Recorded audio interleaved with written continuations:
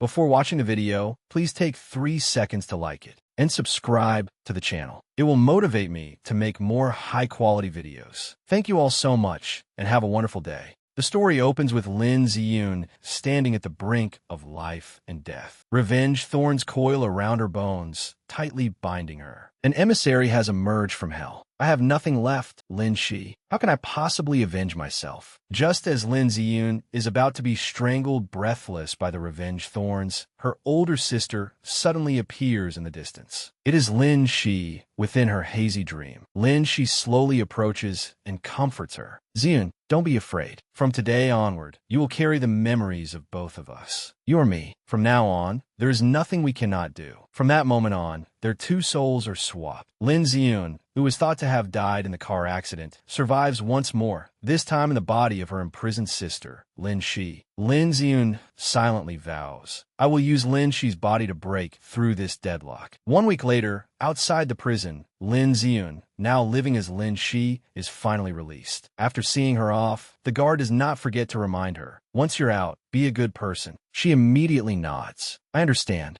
As soon as she says that, she turns and leaves. Step by step, she begins walking down her path of revenge. Just then, a yellow Ferrari sports car suddenly brakes in front of her. The man inside rolls down the window and warmly greets her. Lin Shi, it's been a long time. Lin Ziyun is briefly startled. Who is this man? She hurriedly searches through Lin Shi's memories. Unable to wait any longer, the man gets out of the car and asks, Are you disappointed that your boyfriend didn't come to pick you up? Ah, she remembers now. This man is Qin Yang, one of Lin Shi's persistent admirers and a descendant of the Qin family, a powerful military-political family in the capital. Lin Ziyun finally recalls who he is. She smiles and walks toward him. Yang, let's go. Soon, the car speeds down the road, taking her farther and farther away from the prison that had confined the innocent Lin Shi for so long. Inside the car, Lin Ziyun keeps gripping the seat belt tightly. She seems somewhat frightened by the excessive speed. Finding it strange, Qin Yang eases off the accelerator. Then he brings up the past with her. You used to complain that I drove too slowly. Lin Ziyun breaks into a cold sweat. She thinks Lin Shi was a speed racing expert. This kind of speed was nothing to her. But she cannot expose her identity yet, since she does not know whom she can trust. She immediately regains her composure, turns to Qin Yang, and smiles. Yang, thank you for arranging everything for me these past 3 years.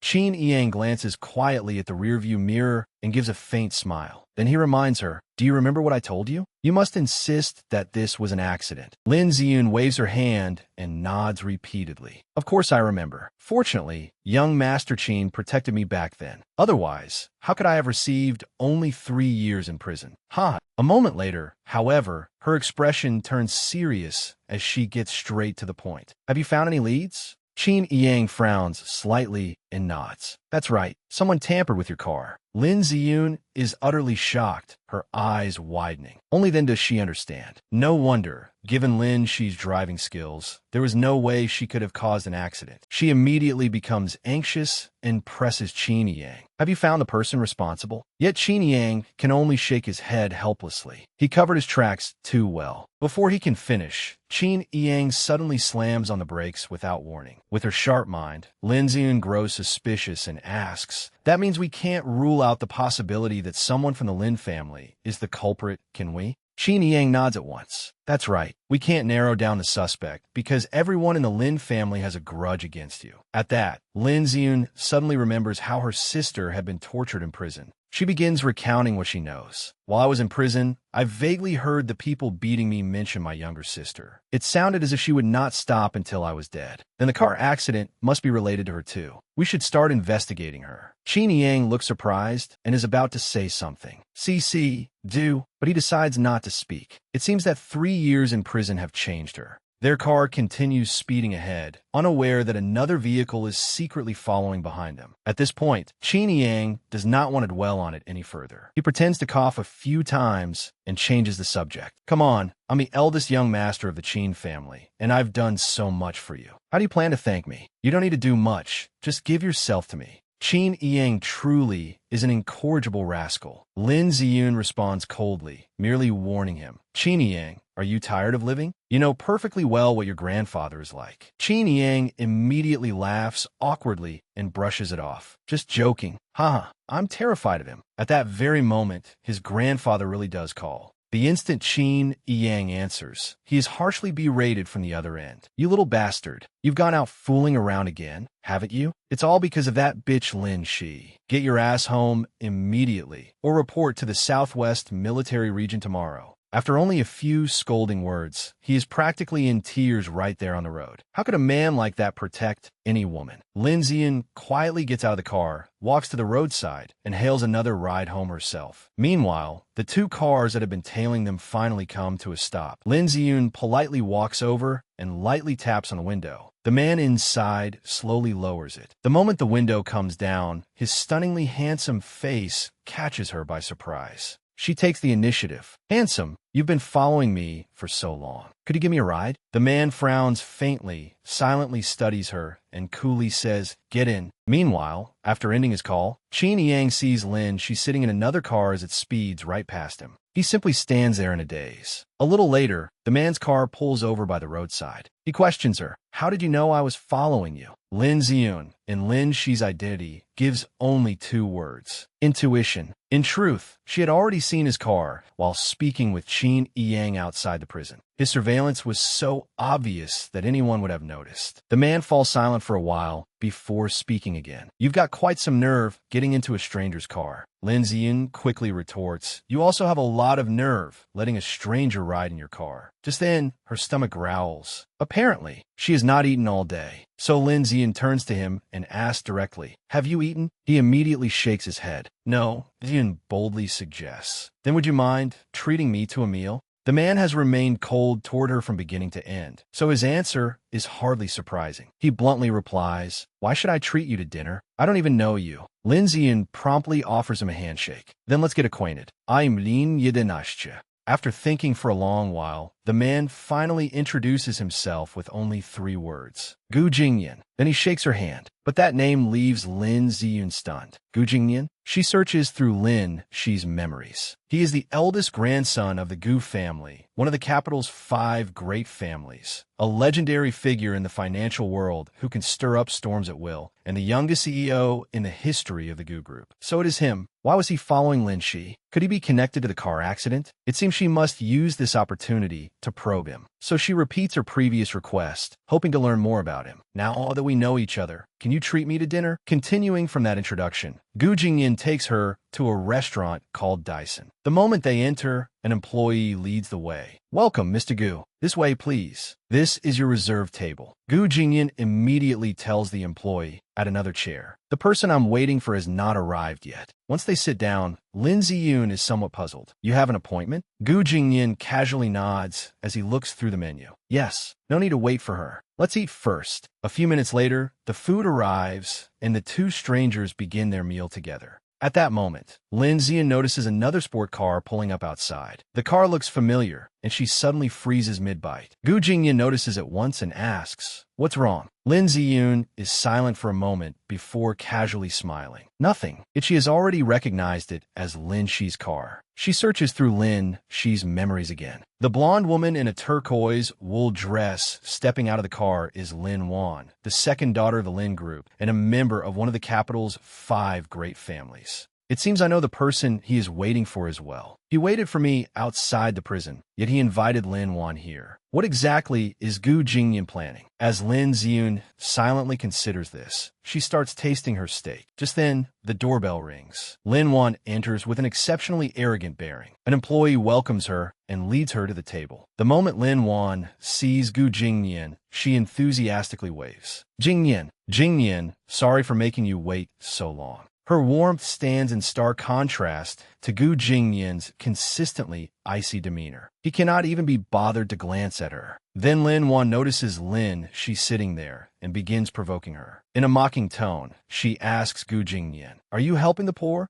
Lin Shi can no longer tolerate it. She stops eating, wipes her mouth, and sneers at Lin Wan. Is your family so rich that you still drive the car that killed someone? Couldn't bear to get rid of it. Lin Wan flies into a rage upon hearing this. What nonsense are you talking about? But then she suddenly recalls something and wonders. That's not right. How does she know about that? Could Lin Shi? No, that's impossible. She should have died in prison. Yet Lin Shi is standing here before her, completely unharmed. Unable to believe her eyes, Lin Wan immediately interrogates her. What are you doing here, Lin Shi? Lin Shi excitedly rises and walks toward her, step by step, bringing up the past. What? You thought I should have died in prison, didn't you? Because of the accident, Lin Wan is terrified. She staggers backward step by step, unexpectedly bumping into an employee pushing a food cart. Food and drinks spill all over her. Lin Wan is utterly humiliated. She lies miserably on the ground, covered in food. Lin Shi merely glances at her indifferently and taunts, "You don't have to kneel, just because you've met your eldest sister." Lin Wan then turns to Gu Jingyan for help. Jingyan Yet Gu Jingyan only gives her a glance and coldly orders, "Go change your clothes." Humiliated and furious, Lin Wan turns and storms away, not forgetting to say, "I'll be right back." But Gu Jingyan bluntly refuses. "There's no need. I have a meeting later." Lin Wan is completely dumbfounded. A short while later, after the commotion passes, the meal resumes.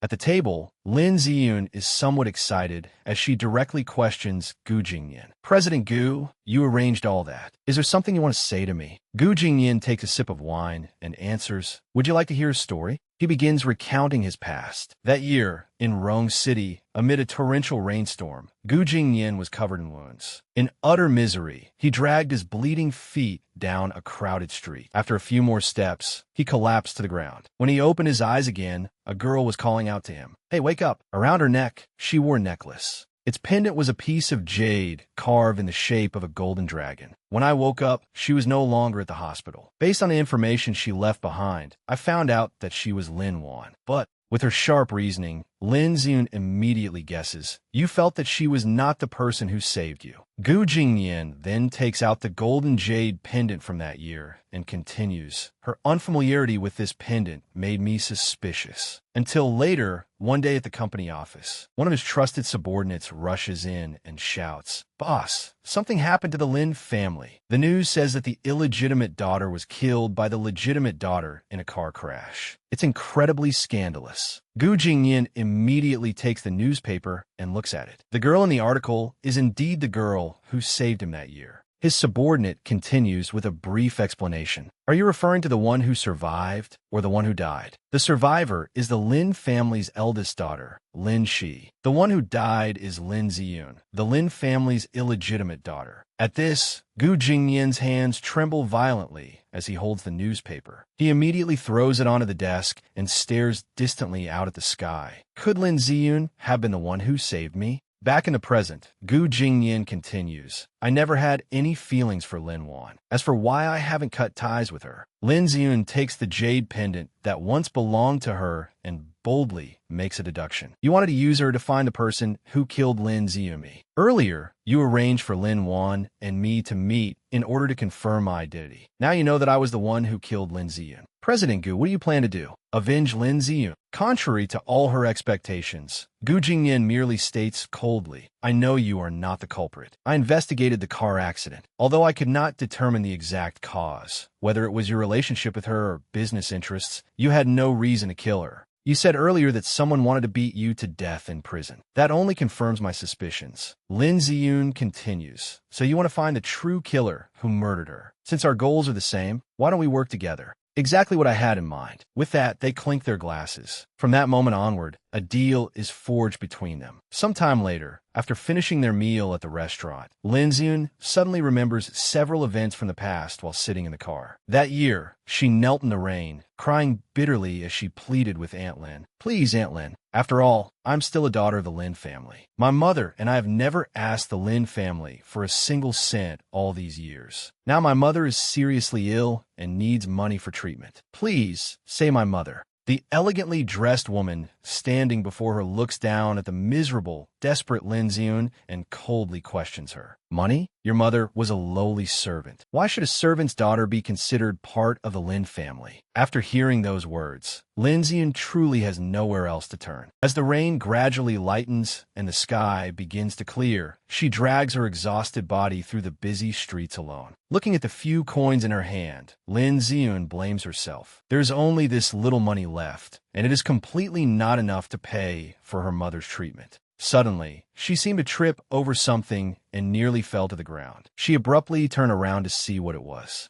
Who would have thought it was a body? And that person was Gu Jingyan, the man who was now quietly helping her. She had been terrified, trembling as she screamed repeatedly, "Someone's dead! Help!" But the man struggled to raise his face and plead for help with his last breath. Lin Ziun quickly realized that he was still alive. That was how the scene in Gu Jingyan's memories came about. She kept trying to wake him up. At the time, Lin Ziun truly had no idea what to do. Screaming was useless. What should she do? If this continued, he would die. So at the final decisive moment, she called emergency services in time and got him to the hospital. Back in the present, she never expected that there was still someone in this world who remembered her, someone who cared whether she lived or died. Gu Jingyan, thank you. Lin Ziun, in Lin Shi's body, stood silently in a corner and watched the man's face. She silently thanked the person who had gone to such lengths to investigate her death that year. But although she had saved him, my mother died because of them. Those painful memories were interrupted by Gu Jingyan's voice. He asked her sternly where she wanted to go.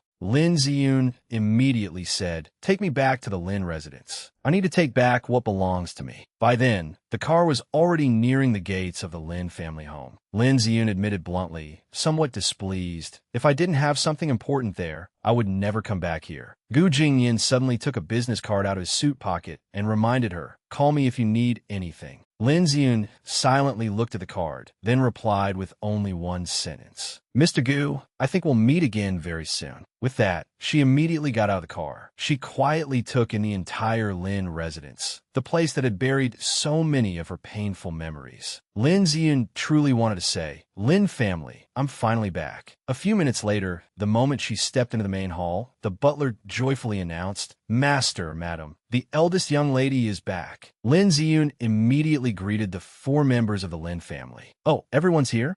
Where's my dear little sister? It seems someone is missing for the dining table." At this, old Master Lin slammed the table furiously and berated her. "You indulged yourself until you became a murderer. You've completely disgraced the Lin family. What are you back for?" This man was Lin Yang, the current head of the Lin family, president of the Lin group, and the father of both me and she. Seeing her husband enraged, Fu Runya, once his mistress but now Lin Yehong's official wife, Lin Shi's stepmother, and Lin Wan's biological mother, immediately went over, gently linked her arm through Lin Yehong's, and tried to calm him down. "Yang, don't be angry. Say a little less." At that moment, Lin Zian, the 3rd young lady of the Lin family, also chimed in. "Big sister, you came back without even telling the family. None of us knew." Then stepmother Fu Runya suddenly approached her, pretending to be concerned. "That's right, Cece. You didn't say a word." Lin Ziun felt utterly disgusted when she saw the woman casually drape an arm over her shoulder. Without saying anything, she bluntly flung Fu Runya's hand off her shoulder in front of everyone. Then she smiled and replied, "What? Didn't little sister tell everyone?" Just then, Lin Wan, standing upstairs, immediately began provoking Lin Shi upon seeing her. "You still have a nerve to come home? You couldn't seduce the young master of the Gu family, so you came home to cry about it? Why don't you look in the mirror first?" Before she could finish, Lin Ziun swiftly took out the business card Gu Jingyan had given her and flaunted it in front of Lin Wan. Unlike someone who rushed over there, only to have no car to ride home in. The scene made Lin Wan so furious that she nearly fell down the stairs. Before Lin Wan had a chance to refute her, Lin Ziun dealt another devastating blow. Come to think of it, this isn't really little sister's fault. Who could blame her? What father lets his daughter drive the car that killed someone to meet her boyfriend? The moment those words were spoken, the entire Lin family was shocked. Lin Ziyun, in Lin Shi's body, looked utterly cool and composed. Fu Runya's tone was no longer as firm as before. She immediately stepped forward to explain. Wan was only borrowing that car temporarily. Don't bring these things up anymore. It's enough that you came home safely. Her hand gently stroked Lin Ziyun's hair, but in truth, it was trembling. Still unwilling to let them off, Lin Ziyun calmly walked over to the Lin family driver, standing nearby. She merely smiled, yet he was so frightened that he trembled and broke out in a cold sweat. Sure enough, just a little probing had made him this nervous. She really couldn't hold back anymore. That evening at the Lin residence, Lin Ziyun wore a silk dress as she leisurely sipped wine and spoke to Qin Yang on the phone. She asked, "Have you found anything?" Qin Yang examined something on his computer and answered, "It was Li Feng, the Lin family driver. I obtained footage from the Lin residence's surveillance cameras and finally spotted him in a corner of the screen." Lin Ziyun paused slightly at the name Li Feng, then continued, "So it's an old acquaintance. I remember Fu Runya brought him here from her hometown." "I understand. Thank you." After hanging up, Lin Ziyun quietly composed herself and slowly thought things over. Fu Runya really was involved with them. If she refused to admit it, then I would uncover every last thing one by one. Just then, another call came in and a message appeared on the computer screen. "Chun Sheng invites you to a video call." Lin Ziyun suddenly remembered after searching through Lin Shi's memories. Chun Sheng was Lin Shi's grandfather, the man in charge of the American Carry Company and a legendary figure on Wall Street. Although he was Shi's grandfather, he had never looked down on my background. He cared for me just as much as he cared for Shi. But because our identities were special, I had never dared to contact him. So she hesitated for a long time before answering. Even after she picked up, she remained silent, until Chun Sheng could no longer bear it and repeatedly urged her, Little one, why aren't you saying anything?" Only then did Lin Ziyun utter 2 words, "Grandpa." Chun Sheng immediately said, "Little one, raise your head." Lin Ziyun, in Lin Shi's body, finally looked directly at the screen and spoke to him. Her face was covered in tears as she sobbed. "Grandpa, I thought you didn't want me anymore." Chun Sheng explained to comfort her. "Little one, don't cry. It was all my fault. Back then, I was angry that you wouldn't improve yourself. You are my only granddaughter. I love you too much to ever abandon you." "What happened? Why did you go to prison?" Lin Ziyun gripped the chair tightly with both hands. Then she took a deep breath and bravely told her grandfather the truth. "Someone framed me. Not only the car accident, even Ziyun's death. I suspect it was all premeditated. And I've just learned that the Lin family is involved." Her grandfather, Chun Sheng, was silent for a moment before speaking. "That girl Ziyun. I remember that when your mother died, she left a will with me." Lin Ziyun suddenly remembered. Shi's mother, Aunt Chin's inheritance? Her grandfather continued, "Once you turn 18, all of Carrie's shares in the Lin Group will be transferred to you." Lin Ziyun exclaimed in shock. "Does Lin Yehong's family know about this too?" Her grandfather nodded. "Yes, Lin Yehong knows about the inheritance. He has tried many times to have Lin Wan take it back. What happened to you may be connected to their attempt to seize your assets. Also, I recently discovered that your card may have been used by someone else." Only then did Lin Ziyun understand everything. So that was it. Lin Wan had always been Fu Runya's knife, hidden beneath a kind facade. If Lin Yang wanted Lin Wan to come forward and take these things, Fu Runya must have incited him. She silently considered it for a moment. It seemed that Aunt Chin's inheritance was the reason they had targeted Shi. At that moment, Grandpa suddenly stared at the screen and unexpectedly called out, "Little one." Lin Ziyun was startled and quickly pulled herself together. Oh no, she had been so lost in thought that she had not noticed him. Her grandfather continued, "You learn from every journey. Now I can see that you've grown up. You're more mature, steady, and thoughtful." Hearing that, Lin Ziyun suddenly felt guilty. "Did I reveal something?" Then he continued, "You even look more like a proper person now. Why did that brat tell me your face always looked like a ghost drawing talismans?" At this, the grandson standing behind him repeatedly shook his head in denial. No, it wasn't me. It wasn't me." It turned out he was referring to Lin Shi's heavy makeup. After hearing this, Lin Ziyun immediately called out sharply to her younger brother, Li Juan. The moment he heard his name, Li Juan enthusiastically ran to the screen and waved. "Sister, there are always bad people trying to hurt you. Why don't you come to America?" Grandpa Chun immediately laughed and nodded in agreement. "That would be good. It would be safer, and you could keep me company while I raise fish and such." "Ha ha ha.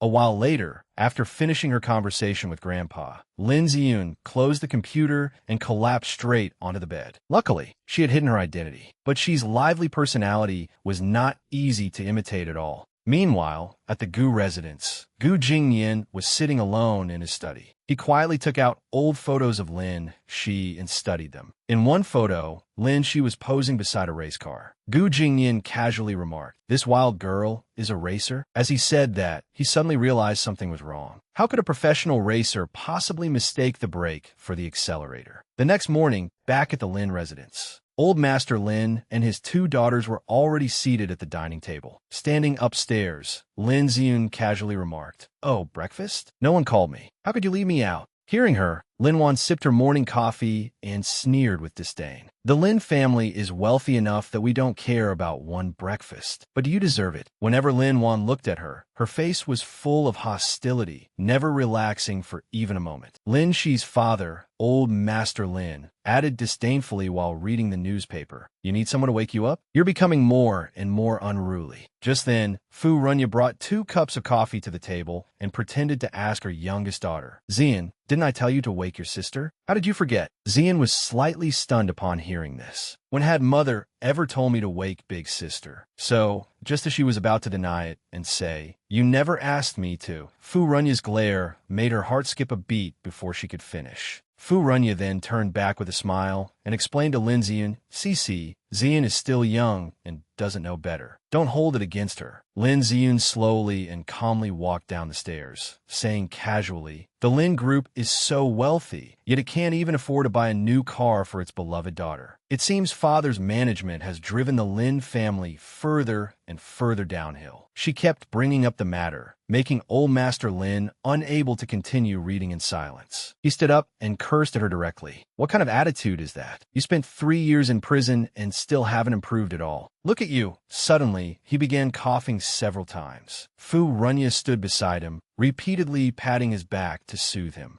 But Lin Ziyun continued to provoke him. She calmly retorted, "What about me? Father should settle accounts with the person beside you who taught me, instead of taking your anger out on me." Lin Wan felt personally attacked and could not help standing up to protest. "Are you blaming my mother? My mother has treated you with nothing but love and kindness for all these years. You were born but never properly raised, and you still blame others." Old Master Lin pointed at Lin Ziyun with trembling hands and directly drove her out. Get out right now. Get out of the Lin house." It seemed Lin Shi's first day back home was not going very smoothly. But that was nothing to worry about. It was entirely within her calculations. Lin Ziyun immediately walked past him, not forgetting to throw out a few parting words. "Don't worry, father. I'll leave as soon as I get my things. I don't want to stay in this filthy place for another second. Oh, right, Annie, my bank card is missing. Do you know where it is?" At this, Lin Wan suddenly stood up in alarm and stammered, "How would I know where you threw your worthless card?" Lin Ziyun became even more excited. She leaned close to Lin Wan's ear and softly questioned her, "You don't know? Or you don't want to return it?" Unable to argue back, Lin Wan could only stammer repeatedly, "I didn't." Lin Ziyun did not press her further and merely made a gentle suggestion. "Think it over, then speak." Immediately afterward, Lin Wan threw herself into her mother's arms and cried, "I don't know anything." Fu Runya stroked her daughter's head and comforted her repeatedly. "Then forget it." Yet Lin Wan had begun to feel resentful to the extreme, silently cursing Lin Shi. "Lin Shi, whatever I took belongs to me. I'll never return it to you." A little later, Lin Ziyun successfully hitched a ride with a truck driver to the cemetery where she herself was buried. "This is fine. Thank you, sir. It was on your way, so don't mention it. I'll be going now." She held a bouquet of white flowers as she went to visit her own grave. Kneeling before her grave, she thought to herself, "There's probably only one person in this world who comes to mourn herself me." As she thought that, her eyes became sharp, cold, and resolute. Lin Ziyun vowed inwardly, "Everything you owe me, I will make you repay in full." The fire burning the paper offerings before the grave seemed like a thread binding together the fates of 2 people in their revenge. In the darkness, her determination for vengeance burned brightly. After a long while, Once she had paid respect to both her own grave and Lin Shi's soul. Lin Ziyun went out to the roadside and tried to hail a ride. But strangely, nearly an hour passed without a single car. It seemed she would have to rely on her poor legs. Yet her phone's map showed that the distance back home was quite far. Lin Ziyun could not help crying out in frustration. You gotta be kidding me. It wasn't this far when I came here. Right, wait. She suddenly searched through her coat pocket. She found the business card Gu Jingyan had given her yesterday. Luckily, I haven't done laundry yet. I am saved. Meanwhile, Gu Jingyan was driving when an unfamiliar number suddenly called him. A stranger calling my personal phone? He quietly considered whether he should answer. Then he suddenly remembered that he had given his card to Lin Ziyun, or rather, Lin Shi, yesterday, telling her to contact him if she needed help. Could it be her? So Gu Jingyan took a chance and answered. Sure enough, the voice on the other end was exceptionally sweet. Jingyan, it's me, Lin Shi. Are you free? Could you come pick me up? Gu Jingyan coldly told her, send me your location and wait for me. This was the perfect chance to test her. Lin Ziyun was overjoyed and repeatedly thanked him. Great, I'm at Wanan Cemetery. Thank you. Gu Jingyan curled his lips into a smile. Then he stepped on the accelerator and sped straight toward Wanan Cemetery. Meanwhile, Lin Ziyun had been waiting so long she felt like she was about to grow roots, yet he still had not arrived. While she was lost in thought, Gu Jingyan finally arrived. The moment he saw her, he immediately told her, get in the car. As soon as the door slammed shut, she was startled to see Gu Jingyan panting heavily, struggling to breathe, and drenched in sweat. She boldly guessed that, judging by the way he had been panting on the phone earlier, perhaps he had been enjoying himself with beautiful women when she interrupted him. So Lin Ziyun assumed Gu Jingyan had been having fun with some beauties and was annoyed by her interruption. While her mind was wandering, Gu Jingyan suddenly shouted at her to put on her seatbelt. Lin Ziyun did not dare disobey and quickly fastened it. Then she boldly got straight to the point. Jingyan, where exactly did you pick me up from? With a mocking expression, Gu Jingyan slowly replied as he floored the accelerator and sent the car speeding forward. I specifically took time out of my precious schedule for you. Was he driving this fast because he did not value his life? Before Lin Ziyun could recover from her shock, several cars began crazily pursuing them from behind. They even had guns. A bullet whizzed past her face, nearly taking her life. Lin Ziyun's face had turned completely pale. She softly called Gu Jingyan's name, hoping he would spare her, then screamed in terror. I must have been possessed to get on this pirate ship. The chase and gunfight continued. Gu Jingyan was not afraid, but Ziyun was terrified. A few minutes later, Gu Jingyan drove onto a highway along the cliffside. Those people still had no intention of letting them go and continued attacking President Gu's car. Lin Ziyun did not dare relax for even a moment, doing her best to dodge the deadly bullets. At that critical moment, Gu Jingyan drove with one hand while swiftly pulling out the gun concealed on him with the other and returning fire. Lin Ziyun felt that shooting while driving was seriously affecting their speed. There happened to be an exit leading into the city ahead, so she quickly shouted a reminder to Gu Jingyan. Turn right, go into the city. Gu Jingyan felt that the time was right, but he needed to test her first. Without warning, he suddenly grabbed her hand and placed it on the steering wheel. Lin Ziyun was so startled that she wanted to resist. What are you doing? Gu Jingyan merely calmly ordered her to drive, while he leaned out of the car to focus on fighting the pursuers. But Lin Ziyun did not know how to drive. Her face turned utterly white. She truly wanted to scream, "No, I can't drive, wait." There was an emergency exit lane ahead, so she took the risk and drove into it. That was how they successfully shook off their pursuers. Wait, was this the body's muscle memory? Several seconds later, once things had calmed down, Lin Ziyun angrily confronted Gu Jingyan. Who exactly did you provoke? After testing her, Gu Jingyan himself felt that someone with such steady control could not possibly have caused an accident by mistakenly hitting the accelerator. But before he could think further, their pursuers had already blocked their path. Seizing the moment when they were not paying attention,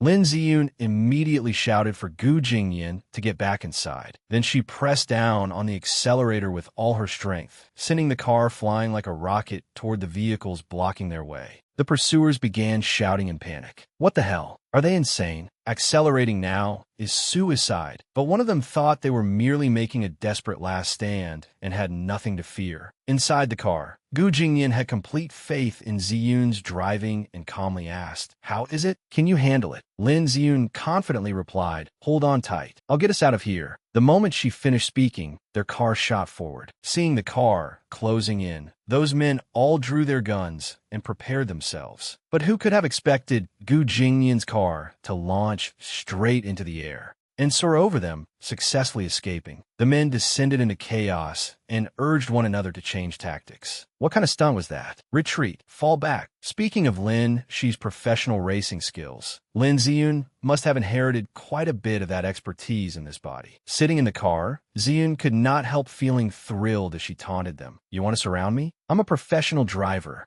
Just then, Gu Jingyan abruptly shouted, interrupting her thoughts. Break! Lin Ziyun finally snapped back to reality. There was a dangerous curve ahead, but it was already too late. Their car crashed through the guardrail and plunged down the cliff toward the rushing stream below, right before the pursuer's eyes. It finally burst into flames. The men began putting away their weapons. The mission could be considered partially complete. That gave me a scare. What the hell? He really thought he was so clever. Then the leader gave an order through the radio. Mission complete. Withdraw. A while later, Gu Jingyan's car was completely submerged, but fortunately, they had escaped from it in time. However, Lin Ziyun kept choking on water and calling for Gu Jingyan's help. Though his right arm was injured, Gu Jingyan fought through the pain and used the last of his strength to swim towards Ziyun and save her. He only had time to shout, Lin Shi. Lin Ziyun was nearly unconscious and gradually sank beneath the surging waters. In her haze, Gu Jingyan finally managed to grasp her hand in time. They struggled ashore together. Gu Jingyan repeatedly called Lin Shi's name, hoping she would hear him and wake up. But her breathing was too weak, and he had to restore her heartbeat immediately. Gu Jingyan repeatedly performed emergency resuscitation on her, desperately praying, Wake up, Lin Shi. Damn it, my body won't listen to me anymore. No, I won't let you die.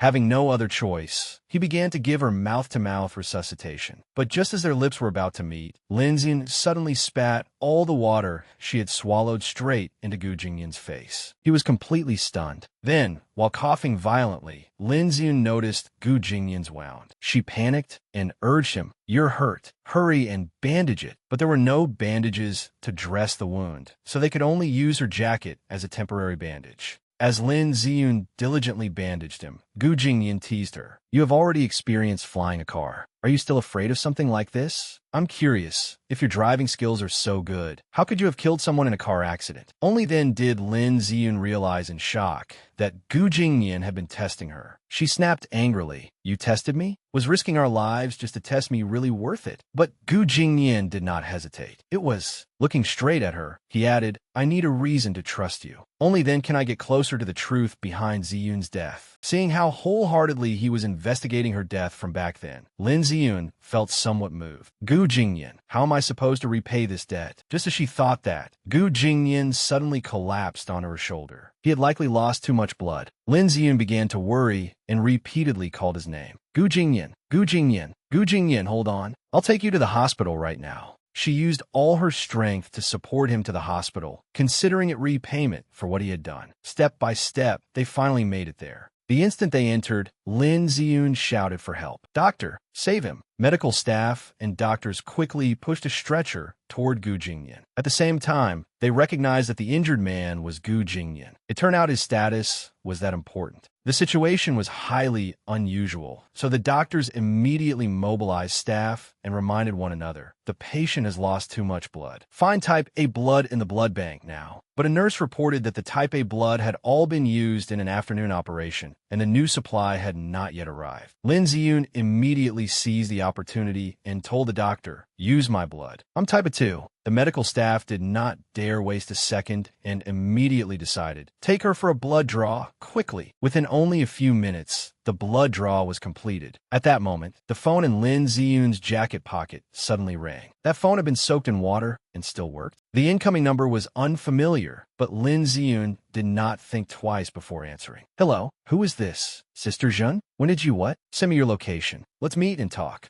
No one knew what the caller had said, but Lin Ziyun looked extremely anxious. As she left, she remained deeply uneasy, silently praying, Gu Jingyan, nothing must happen to you. Just then, the nurse who had tested her blood suddenly ran out, shouting her name. Lin Shi. Who is Lin Shi? Her blood type is wrong. Where did she go? Why is the chair empty? Meanwhile, at Jiangnan residence, A woman on a motorcycle was waiting for Lin Ziyun by the roadside. She had a voluptuous figure, wine-red hair, and an air of mystery. The moment Lin Ziyun ran over and saw her, she cried out, "Sister Jeanne, when did you get out of prison? Why did you only come to find me now?" Sister Jeanne immediately took off her helmet and smiled at her. "I was investigating something, so I was delayed. Shall we go inside and talk?" Her breathtakingly beautiful face was finally revealed. She truly was a peerless beauty. Lin Ziyun seemed very close to her. The moment they met, she threw herself into Sister Jeanne's arms and hugged her tightly, saying excitedly, "Come on, Sister Jeanne. I missed you so much." The other woman immediately questioned her. "If you missed me, why didn't you come pick me up?" Ziyun honestly explained, "You got out earlier than expected. I was wrong, okay? I'll treat you to dinner tonight." A few minutes later, after they entered the living room, Lin Ziyun got straight to the point. "Sister, you said you found out who was behind what happened to me in that freezer." Yizhen quickly set down her glass of water and reported what she had discovered.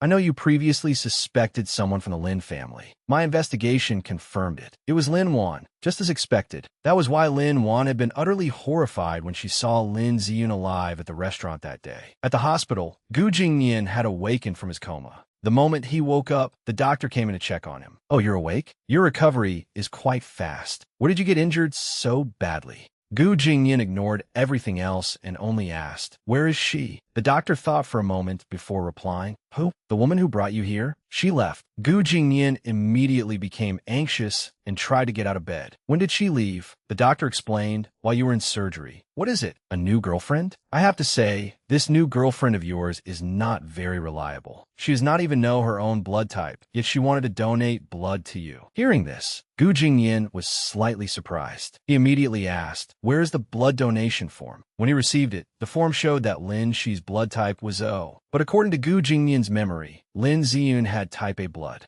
The story returned to when Lin Shi had first entered prison. At the time, she was in the cafeteria. Lin Shi sat eating, but all she could think about was her unfortunate younger sister, Ziyun, who had been murdered. Suddenly, the group who always bullied her deliberately called out to her, "Hey newbie, why don't you come eat with us?" Not used to prison food, Yi Zhen, who was seated across from Lin Shi, began paying attention to what was happening. The leader of the bullies could no longer hold back. She approached, leaned close to Lin Shi's ear, playfully tugged at her hair, and threatened her. "How about I give you my portion to eat? I'm talking to you. Can you hear me?" Lin Shi coldly uttered one word. "Get lost." The group grabbed her hair and yanked it hard, then knocked her from her chair to the ground. They immediately snarled, "You refuse a toast only to drink a forfeit? Beat her!" Just as Lin Shi thought she could no longer endure their bullying, Yi Zhen stopped the blow in time and saved her. The leader of the bullies challenged Yi Zhen. "Hey, yeah, I know you're good at fighting, but we've always stayed out of each other's business. There's nothing in it for you to oppose us over this girl." Standing in front of Lin Shi, Yi Zhen warned her, "You're making too much noise while I'm eating."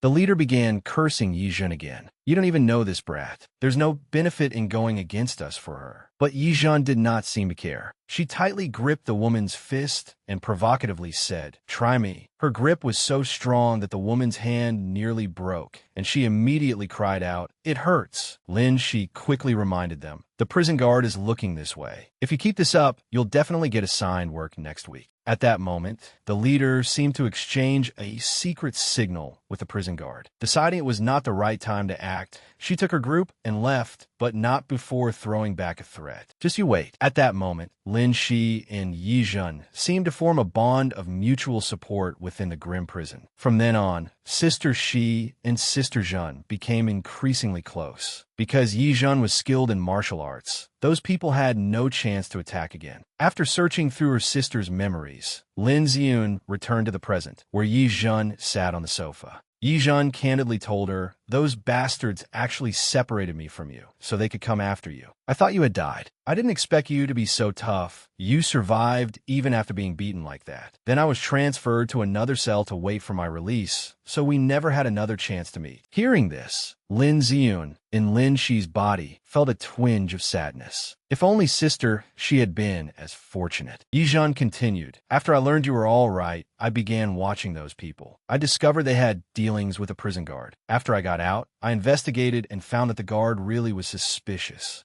I followed him to a restaurant and saw him with Lin Wan. To make sure, Lin Ziyun immediately asked. Are you certain it was Lin Wan? Yijin replied. The first thing I did after getting out was investigate the Lin family. Lin Ziyun finally understood everything. First, they tampered with Sister Shi's car and framed her for killing me. Then they bribed a prison guard to attack Sister Shi while she was locked up. Thinking it over, Ziyun remarked, "Humph, what a plan. Killing two birds with one stone." Yijin did not quite understand and asked, "What do you mean? Have you figured everything out?" Lin Ziyun explained. After returning home, I heard from my grandfather that my mother left me an inheritance after she died. I suspect Lin Wan wants to take my assets. At that, Lin Ziyun laughed and continued, She is not smart enough to come up with that herself. But given her position as the Lin family's second daughter, there are not many people who could use her. Fu Runya is one of them. At the mention of that name, her gaze instantly turned cold and sharp. However, Yijin did not quite understand. You are both daughters of the Lin family. Even if someone wanted to seize your assets, why would they kill your younger sister too? Does your father not care? Lin Ziyun's voice was filled with bitterness as she finally confirmed it. My father? My mother had not been dead for long before he brought Fu Area into the family. They even had Lin Wan and Lin Ziyun. To him, I was nothing special, perhaps even a burden. As for Ziyun, her birth was considered an accident to him, proof of the disgraceful mistake he made while drunk. For the sake of the Lin family's reputation, he never acknowledged Ziyun or her mother. He merely gave them a sum of money and drove them away. Later, Ziyun's mother fell seriously ill, and because they had no money for treatment, since she was talking about herself, she hesitated. Hearing this, Yijin finally understood everything. In other words, Lin Ziyun had little connection to the Lin family and would not inherit any of its assets. Even if her father did not care about her, they would not have needed to harm Lin Ziyun.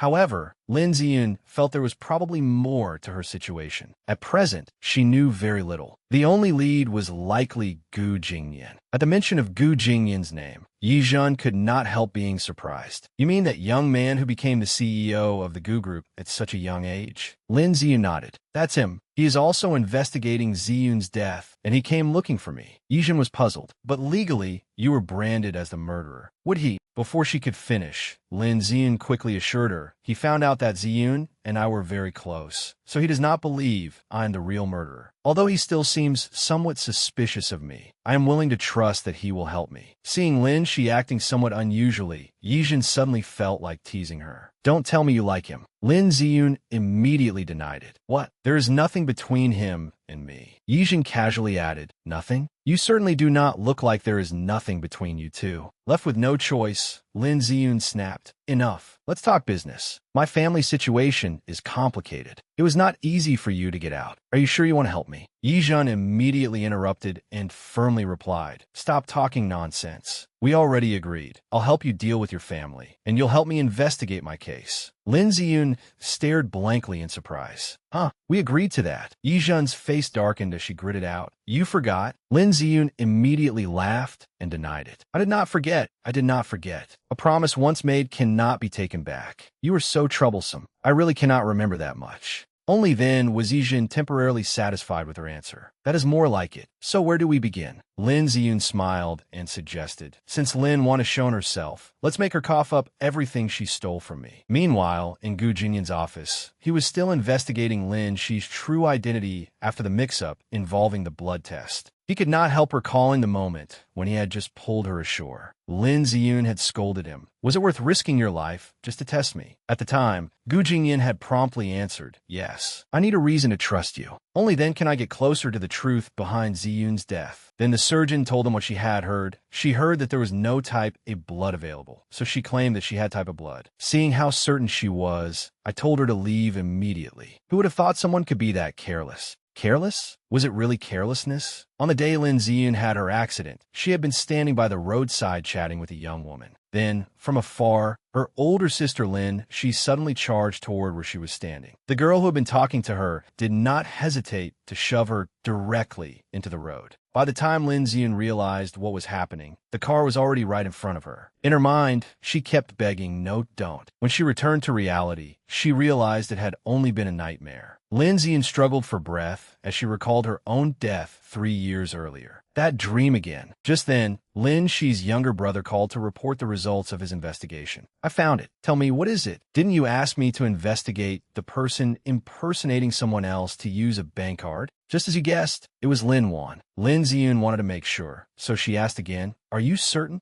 He immediately confirmed it. "I'm certain. That idiot clearly does not know how to use security measures. I found it with a casual check." Lin Ziyun teasingly said, "A casual check? It has been days already." He laughed. "I froze the old card. The replacement card should arrive at your place in around 3 days." Lin Ziyun felt somewhat relieved and immediately thanked her silly little brother. But he reminded her not to thank him yet. "I have also prepared a huge gift for that trashy woman." Ziyun asked curiously, "What huge gift?" Her brother kept it secret. "It would not be fun if I told you now. Besides, it will not take effect for a few more days. When it does, she'll be thrilled to death. Remember to treat me to dinner then. Go to bed early. Bye-bye." With that, he hung up. As expected of Lin Shi's younger brother, his temper was just as fierce as hers. A few days later, at a bustling shopping mall packed with people, Yi Zhen and Lin Ziyun were having drinks at a cafe. Yi Zhen asked doubtfully, "Are you sure Lin Wan is coming here today?" Lin Ziyun winked confidently. "Do not worry. Qin Yang is my good friend, and he owns the Zyka store. Of course he knows when VIP customers have appointments. But no one would have expected that the store originally belonged to Lin Shi. Before going to prison, afraid it would fall into Fu Aria's hands, she had urgently transferred it to Qin Yang. Naturally, only Lin Ziyun knew this. Yijin became curious. "This Qin Yang seems to listen to you a lot. Is he not from a military-political family?" Lin Ziyun became awkward, unsure how to explain. Well, just then, the two targets of their plan arrived. They immediately focused on business and began watching discreetly. Yijin turned to ask, "What are you planning to do?" Ziyun suggested, "Let's follow her and see how she spent her money first." As planned by Ziyun, Lin Wan entered the Zyka store. The sales assistants enthusiastically introduced expensive outfits to her. "This is this year's design by designer Jim Kevin. We only have one pre-order piece, and it has just arrived. Please take a look. It will definitely suit you." Lin Wan hesitated for a moment, then praised the outfit. "It is a design from Zyka's chief designer. How could it possibly be bad?" The sales assistant immediately flattered her. "You are lucky, Miss Lin, and you have excellent taste." At that moment, Lin Wan noticed Yi Zhen and Lin Shi. With obvious disgust, she provoked them. "Why do I run into you everywhere I go?" Lin Ziyun immediately walked up and replied, "You mean enemies are bound to meet on a narrow road?" Lin Wan continued mockingly, "Even narrow roads depend on what kind of road it is. This is a high-end store. You actually have the nerve to come in here." Lin Ziyun retorted, "We are both named Lin. If you can come here, why can't I?" Lin Wan became furious and shouted in front of everyone in the store, "We are both named Lin? Do you deserve to call yourself one? Do you know who she is? She is a murderer who was just released from prison.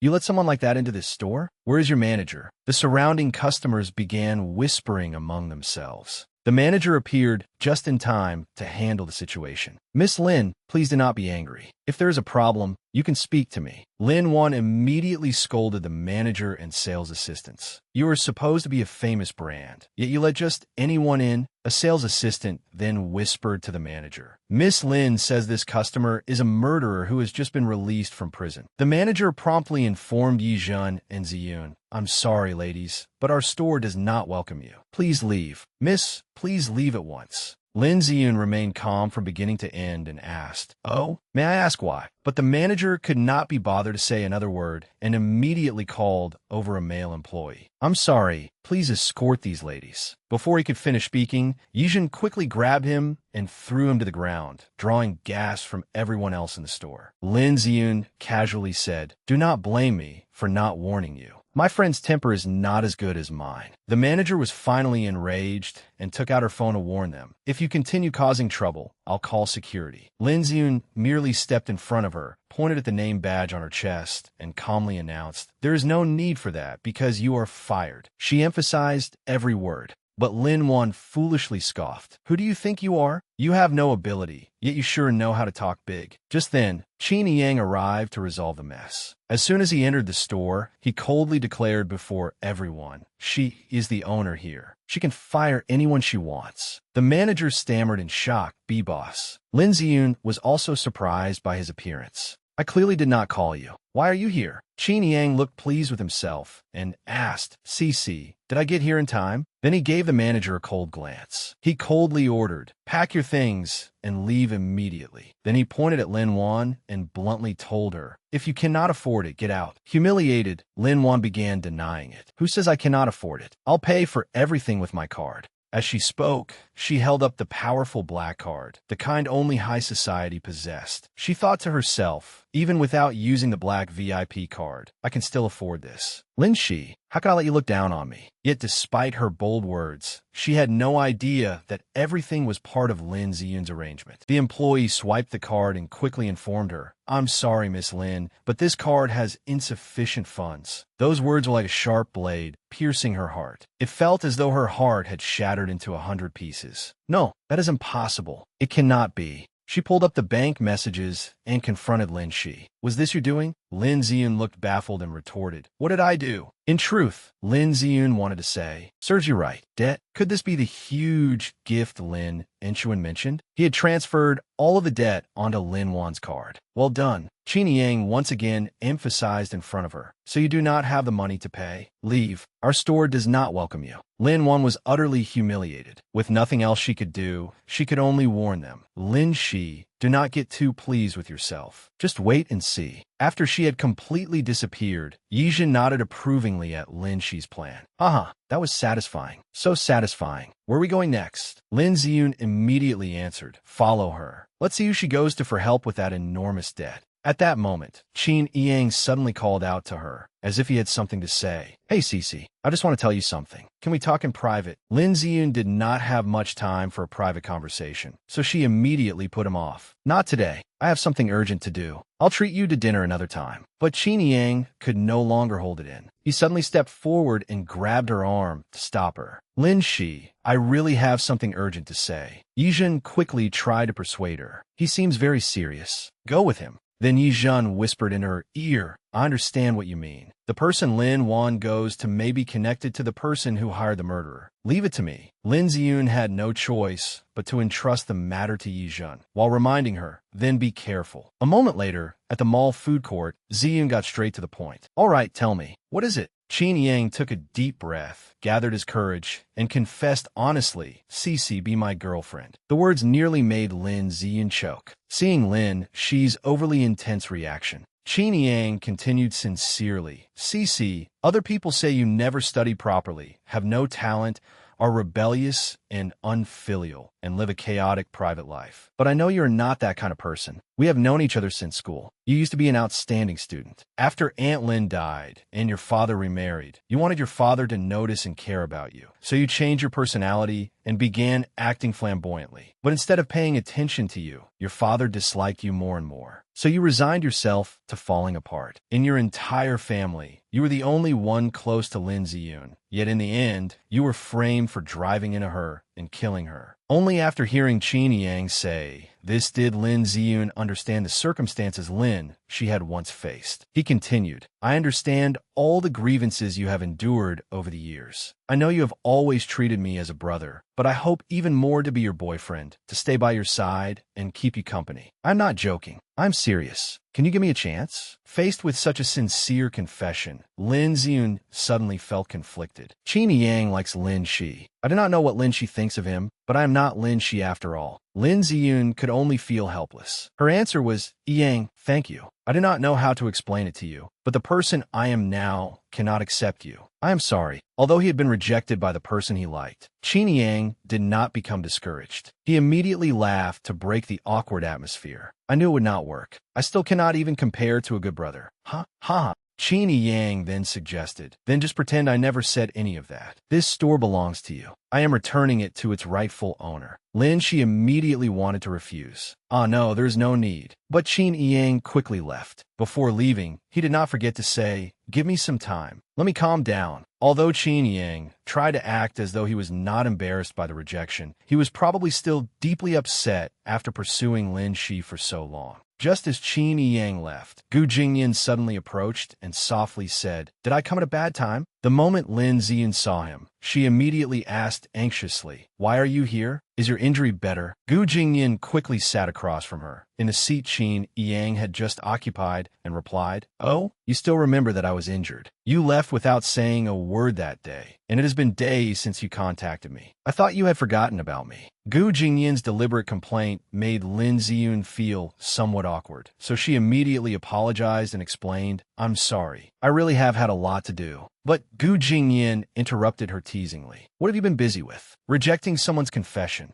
Hearing that, Ziyun became suspicious. No wonder he arrived so promptly. Could he have been following me again? So she directly questioned him, "Have you been eavesdropping the whole time?" Gu Jingyin replied, "I was not eavesdropping. I just happened to pass by." But that was not the answer she wanted, so Lin Ziyun continued probing him. "The car accident last time was a test. This time you followed and listened in. Do you distrust me that much?" Faced with her questioning, Gu Jingyin immediately realized, what is wrong with her today? Is she in a bad mood? He quickly denied it and explained, "Of course not. All right, I was wrong. But actually, I have not had the chance to explain everything yet." Lin Ziyun immediately looked displeased and abruptly stood up to refute Gu Jingyin. "It's true that I originally wanted to investigate some things through you, but I never intended to use you or hurt you." Seeing that she was angry and about to leave, Gu Jingyin quickly grabbed her hand and explained, "Don't misunderstand. I really didn't hear anything just now." But Lin Ziyun had long been disappointed by his actions. Her attitude turned cold as she shook off his hand and replied, "I know you sincerely want to investigate Ziyun's case, and I also know you never truly trusted me. If that's the case, then don't waste any more time around me. There's no point. Our cooperation is over." Having said that, Lin Ziyun turned and left immediately, giving him no further chance to explain. Gu Jingyin watched her retreating figure disappear into the distance, only then questioning himself. Had he gone too far? After leaving the shopping center, Lin Ziyun felt miserable. As she walked down the street, she kept cursing Gu Jingyin inwardly. That rotten Gu Jingyin, probing and probing again and again. He even resorted to eavesdropping. And here I was, feeling indebted to him. Just then, Yi Zhan called to report on the situation. The moment Lin Ziyun answered, she anxiously got straight to the point. "Hello, Sister Zhan. How's it going?" While secretly observing Lin Wan's movements, Yi Zhan said, "Strange. Lin Wan never met Fu Naya. Instead, she spent a long time talking with a man in a cafe." Hearing this strange development, Lin Ziyun asked, "Who was the man?" Yi Zhan immediately replied, "I don't know him either. They're about to leave. I'll take a picture and send it to you." A few seconds later, Lin Ziyun confirmed the identity of the man in the photo. It was Zhibing. The scene returned to the past. Back then, she had taken Lin Ziyun to an exhibition of precious jade pieces. Yet no matter how long they searched, they seemed unable to find any of Lin Ziyun's work. So her older sister, Lin Shi, patted her shoulder to comfort her. "Don't be discouraged. Everyone here has influence and status. You don't have a reputation yet, so you have to put up with this. It's all that fool Tang Yang's fault for failing to arrange a better spot. Next time, I'll definitely find a way to have your work displayed somewhere more noticeable." Just as the atmosphere grew lively, a man in a suit approached the Lin sisters. He looked refined and gentlemanly as he introduced himself. "It is an honor to meet such a young and gifted artist. I'm working on a project to discover talented young artists and provide newcomers with a platform where they can show their work to more people. I highly value your talent, Miss Lin. Would you be interested in joining?" Zhibing entered carrying a bag of food. He asked after her with great tenderness and concern. "Ziyun, you're still working?" As he spoke, he stepped forward and hugged her from behind. "You haven't rested in days, have you? Look at those dark circles under your eyes. Don't overwork yourself." Back in the present, that night at Jianan residence, Lin Ziyun's temporary home after her rebirth, she was unable to escape her tangled thoughts. Sister, she was released from prison, yet Zhibing never contacted her. He must believe Sister, she was the one who killed Ziyun. And because of my awkward identity, I couldn't take the initiative to contact him. But why is he with Lin Wan? Just as she thought of him, Fu Zhibing really did contact her. Seeing his number, Lin Ziyun could not help wondering, is Zhibing calling now merely a coincidence? But she could not avoid reality forever, so she answered. Lin Ziyun was truly surprised by his words and wanted to make sure. "You really believe me?" Lin Ziyun wore a sweet, feminine blue dress, but she still could not stop her thoughts from wandering. Zhibing put so much effort into preparing this charity auction for me. I shouldn't doubt him. But why did he meet Lin Wan? Xiaoling immediately turned to her. Why are you sighing when everything is going so well? What's so regrettable? Lin Wan continued stirring up trouble, directing her attack at Lin Shi. Don't say I didn't warn you. This auction bears both Fu Zhibing's name and my eldest sister's. Aren't you afraid she'll snatch your prize away first? As she walked away, she cursed. What abilities? She's nothing more than a nightclub seductress. A woman with no decency, pretending to be respectable here? I'll make her show her true colors. Xiaoling then deliberately taunted her. Oh dear, I'm so sorry. My hand slipped. What a pity, Miss Lin. You put so much effort into dressing up. Lingling was just careless. Don't take it to heart. Do you need me to lend you something to wear? Lin Shi retaliated by splashing another glass of red wine over her, exactly as Xiaoling had done to her. Both Lin Wan and Xiaoling were furious, but Lin Shi calmly said, I'm sorry. My hand slipped. Those were exactly Xiaoling's earlier words, driving Lin Wan mad with rage. She immediately shouted, Lin Shi, have you lost your mind? You're a murderer. You killed Lin Ziyun, and now you've come here to cause trouble. Do you have no shame at all? Suddenly, while the crowd was still in an uproar, Fu Zhibing appeared and stepped forward to protect Lin Shi. He sternly said, Enough. Miss Lin is my friend and one of the donors to this charity event. As for everyone's speculation, we will explain it later. Until then, I hope everyone will be careful with their words. Cece, let's go. As for Lin Ziyun, seeing what had happened made her feel somewhat relieved. Fu Zhibing is still so gentle. He even came forward to help Sister Shi. The photo must have been a misunderstanding. She kept looking around in a fluster. Every dress was beautiful and sparkling. Which one should I choose? So she called out to Fu Zhibing. Zhibing, which dress is mine?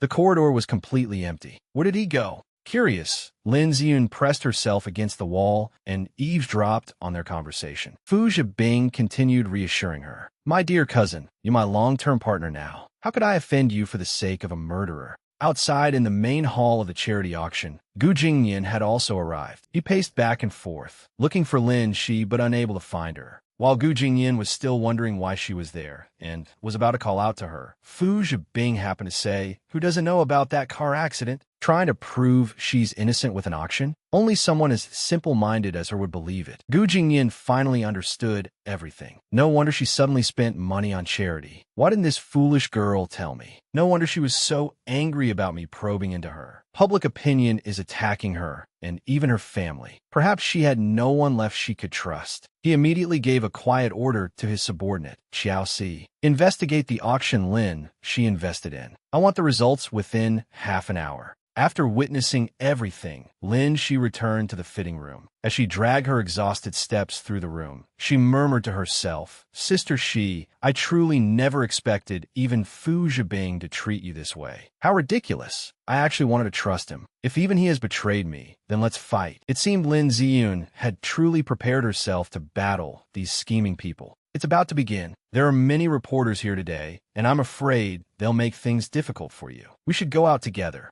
Shishi, it's been a long time since we stood together like this. I remember, if it hadn't been for Ziyun back then, perhaps we would have ended up together. If you hadn't been afraid of upsetting Ziyun and refused to let me break up with her, I wouldn't be caught in such a dilemma now. Shishi, I know it isn't appropriate to say this now, but I still hope you can give me a chance. From now on, will you let me stay by your side? While he kept confessing to her with those overly sentimental, exaggerated words, Lin Ziyun had secretly put on makeup and dressed herself up beautifully, preparing to appear before the public and to begin her revenge. The moment she drew back the curtain and stepped out, nodding in agreement, her dazzlingly glamorous appearance left Fu Zhibing utterly captivated. He froze on the spot, then coughed awkwardly and hurried her along.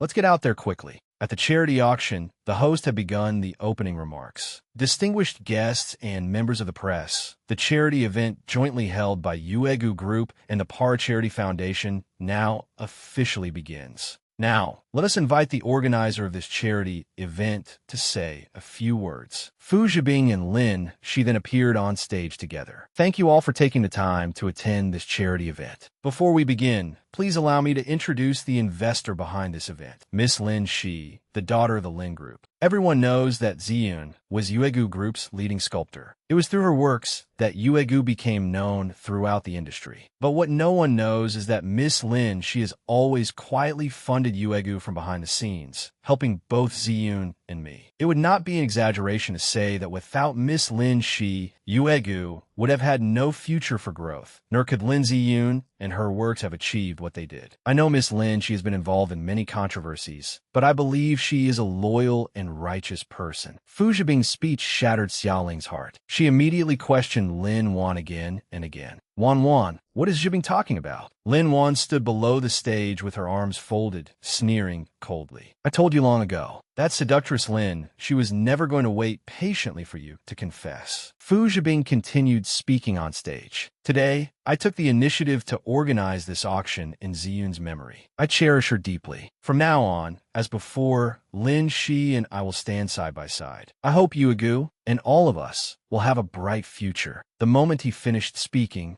a loud smack rang out from the stage, plunging the entire hall into silence. Lin Shi had just given Fu Zhibing a hard slap. His glasses were knocked to the floor. Fu Zhibing stared at her in confusion and could only manage. She. Lin Ziyun sneered coldly as she repeated his earlier words. Stand side by side? Fu Zhibing, you really put on a convincing performance of deep love and devotion. What a waste that you didn't become an actor. Fu Zhibing immediately put his glasses back on and protested in bewilderment. She, what are you talking about? Lin Shi then began exposing his hypocrisy in front of everyone below the stage. When Yuegu was first established, it had no reputation at all. Ziyun worked day and night creating new pieces, helping you build Yuegu's reputation. Yet you say Yuegu was what made her successful. Every time Yuegu faced a financial crisis, Ziyun sold her own works to raise money and persuaded me to invest, which was the only reason Yuegu survived. Yet you say Yuegu would not exist without me. Ziyun valued you and loved you.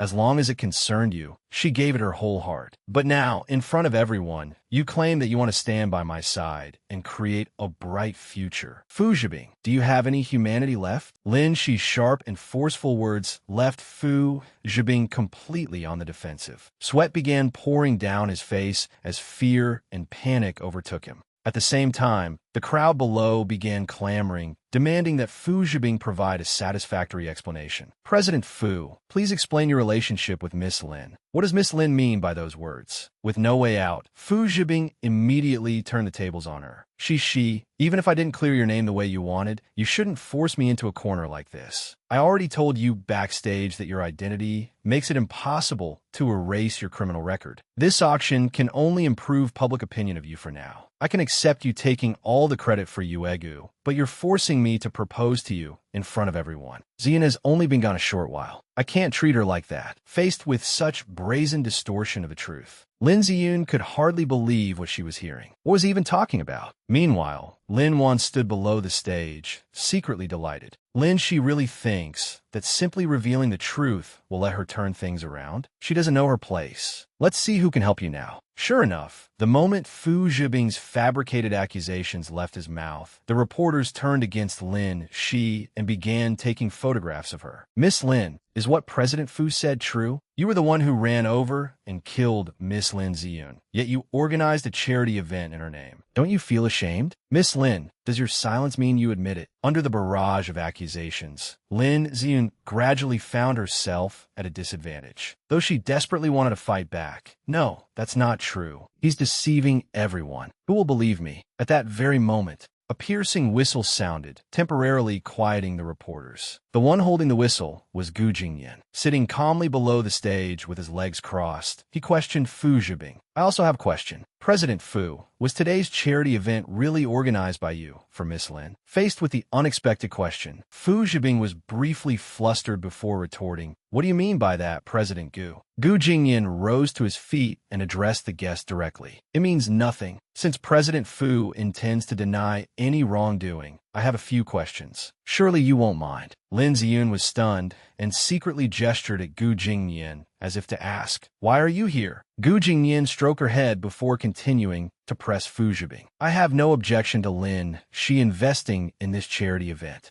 but I happened to uncover something interesting. Hearing this, Fu Zhibing felt a chill run through him. What exactly had Gu Jingyan found? Afraid that too many people would learn about it, Fu Zhibing suggested, "If you have questions, we can discuss them backstage." But Gu Jingyan had no intention of letting him off so easily. In front of all the guests, he questioned Fu Zhibing. "President Fu, are you feeling guilty?" 3 years ago, the Zhaichuan Charity Foundation held a charity auction. Not only were inferior items substituted for the auction lots, but the amount publicly reported differed from the actual proceeds. It was even suspected of being involved in money laundering. The guests and reporters immediately began murmuring among themselves. Wasn't that the auction suspected of money laundering? Didn't it end without any consequences? Gu Jingyan continued recounting what had happened. The news was quickly suppressed, and the Zhaichuan Charity Foundation disappeared from public view afterward. But I discovered that the account Zhaichuan used was linked to another charity organization, the Para Charity Foundation. Gu Jingyan placed special emphasis on those words. At once, everyone turned their suspicious eyes toward Fu Zhibing. Fu Zhibing became visibly uncomfortable as reporters surrounded him with questions. "President Gu, are you saying President Fu was connected to that money laundering charity auction?" "President Fu, please explain why you chose the Para Charity Foundation this time." In his panic, Fu Zhibing repeatedly insisted, "I know absolutely nothing about this. Even if the Para Charity Foundation is connected to what happened before, that doesn't prove I." Before he could finish, Gu Jingyan cut him off. "I knew President Fu would say that, so I thoroughly investigated the linked account and discovered that it has deep ties to you." Fu Zhibing's heart nearly leaped out of his chest. Gu Jingyan, however, looked thoroughly pleased as he elaborated. "Everyone knows President Fu is fond of collecting works of art. The account used to purchase many famous works is precisely that account. How do you intend to explain this, President Fu?" After saying that, Gu Jingyan presented all the documentary evidence of Fu Zhibing's crimes before the guests. The reporters erupted into discussion. Doesn't this mean President Fu was connected to that money laundering auction 3 years ago? Could today's auction also be a money laundering scheme? They hurriedly photographed the valuable evidence to gather material for their reports. Fu Zhibing was so furious that he stammered as he pointed at Gu Jingyan. "Gu Jingyan, you're making false accusations. I suspect that you and Lin Shi are working together to slander me. Everyone knows what kind of person Lin Shi is. The two of you must have some dirty deal going on behind everyone's backs."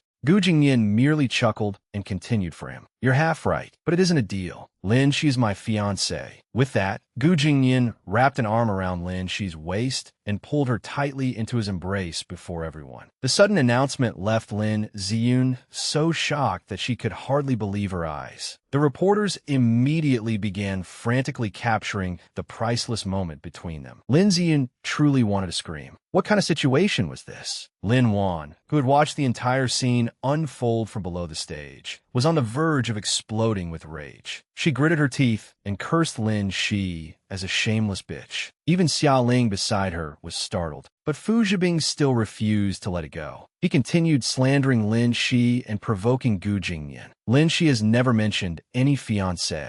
She was seducing me backstage just now. President Gu, don't let her cheat on you without realizing it." Enraged, Lin Shi was about to rush forward and slap him again, but Gu Jingyan stopped her. He then spoke calmly. "Since President Fu mentioned backstage, I remember hearing some rather interesting things when I passed by earlier. If you insist on continuing, I don't mind investigating further." Those words made both Fu Zhibing and Lin Wan feel guilty. Could it be that Jingyan had heard everything? At that moment, a reporter questioned Gu Jingyan. "If Lin Shi is your fiancé, President Gu, why have we never heard of it before? The fact that Lin Shi is a killer is beyond dispute, isn't it? Aren't you afraid that marrying someone like her will affect the Gu group?" The question seemed to echo Lin Ziyun's own thoughts. With her current identity and the label of a killer attached to her, being with him would only be a disadvantage, even a stain on Gu Jingyan's reputation. Yet contrary to everyone's expectations, Gu Jingyan remained perfectly calm and directly refuted the reporter, emphasizing every word. "You certainly know how to manipulate public opinion.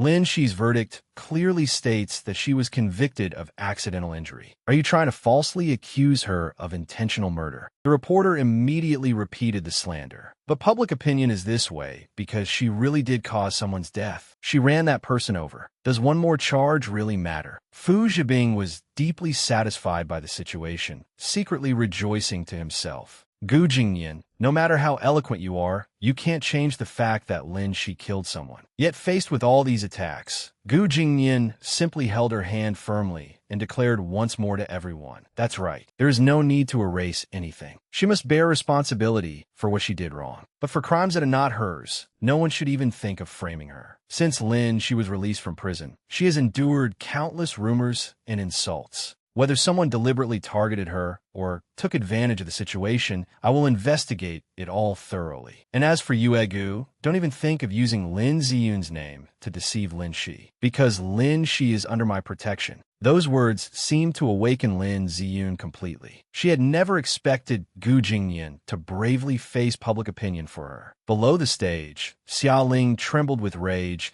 and secretly cursed Lin Shi for two-timing. Then, seeing Lin Wan leave the crowd without looking back, Xia Ling called after her repeatedly, Wan, it isn't over yet. Where are you going? As for Lin Wan, seeing Gu Jingyan so unwaveringly protect Lin, she had finally ignited all the fury in her heart. She swore to herself, Lin Shi, just wait. I will never forgive you. Back on stage, Jingyan held his fiancée tightly in his arms and announced to everyone, it seems President Fu still has quite a few things to explain regarding today's auction. We'll be leaving first. With that, they departed together, leaving Fu Zhibing alone to face the reporter's relentless questions. After getting into the car, Gu Jingyan immediately explained to Lin Shi, what happened today was too sudden. I'm sure you have questions, but there are reporters everywhere outside. Let's leave first and talk after we get away from them. Come home with me. Gu Jingyan continued explaining as he fumbled with his seatbelt until he suddenly turned to check on her. To his surprise, Lin Shi was crying nonstop. Seeing her like that frightened Jingyan, and he anxiously handed her tissues while trying to comfort her. Don't cry, don't cry. Did I scare you again?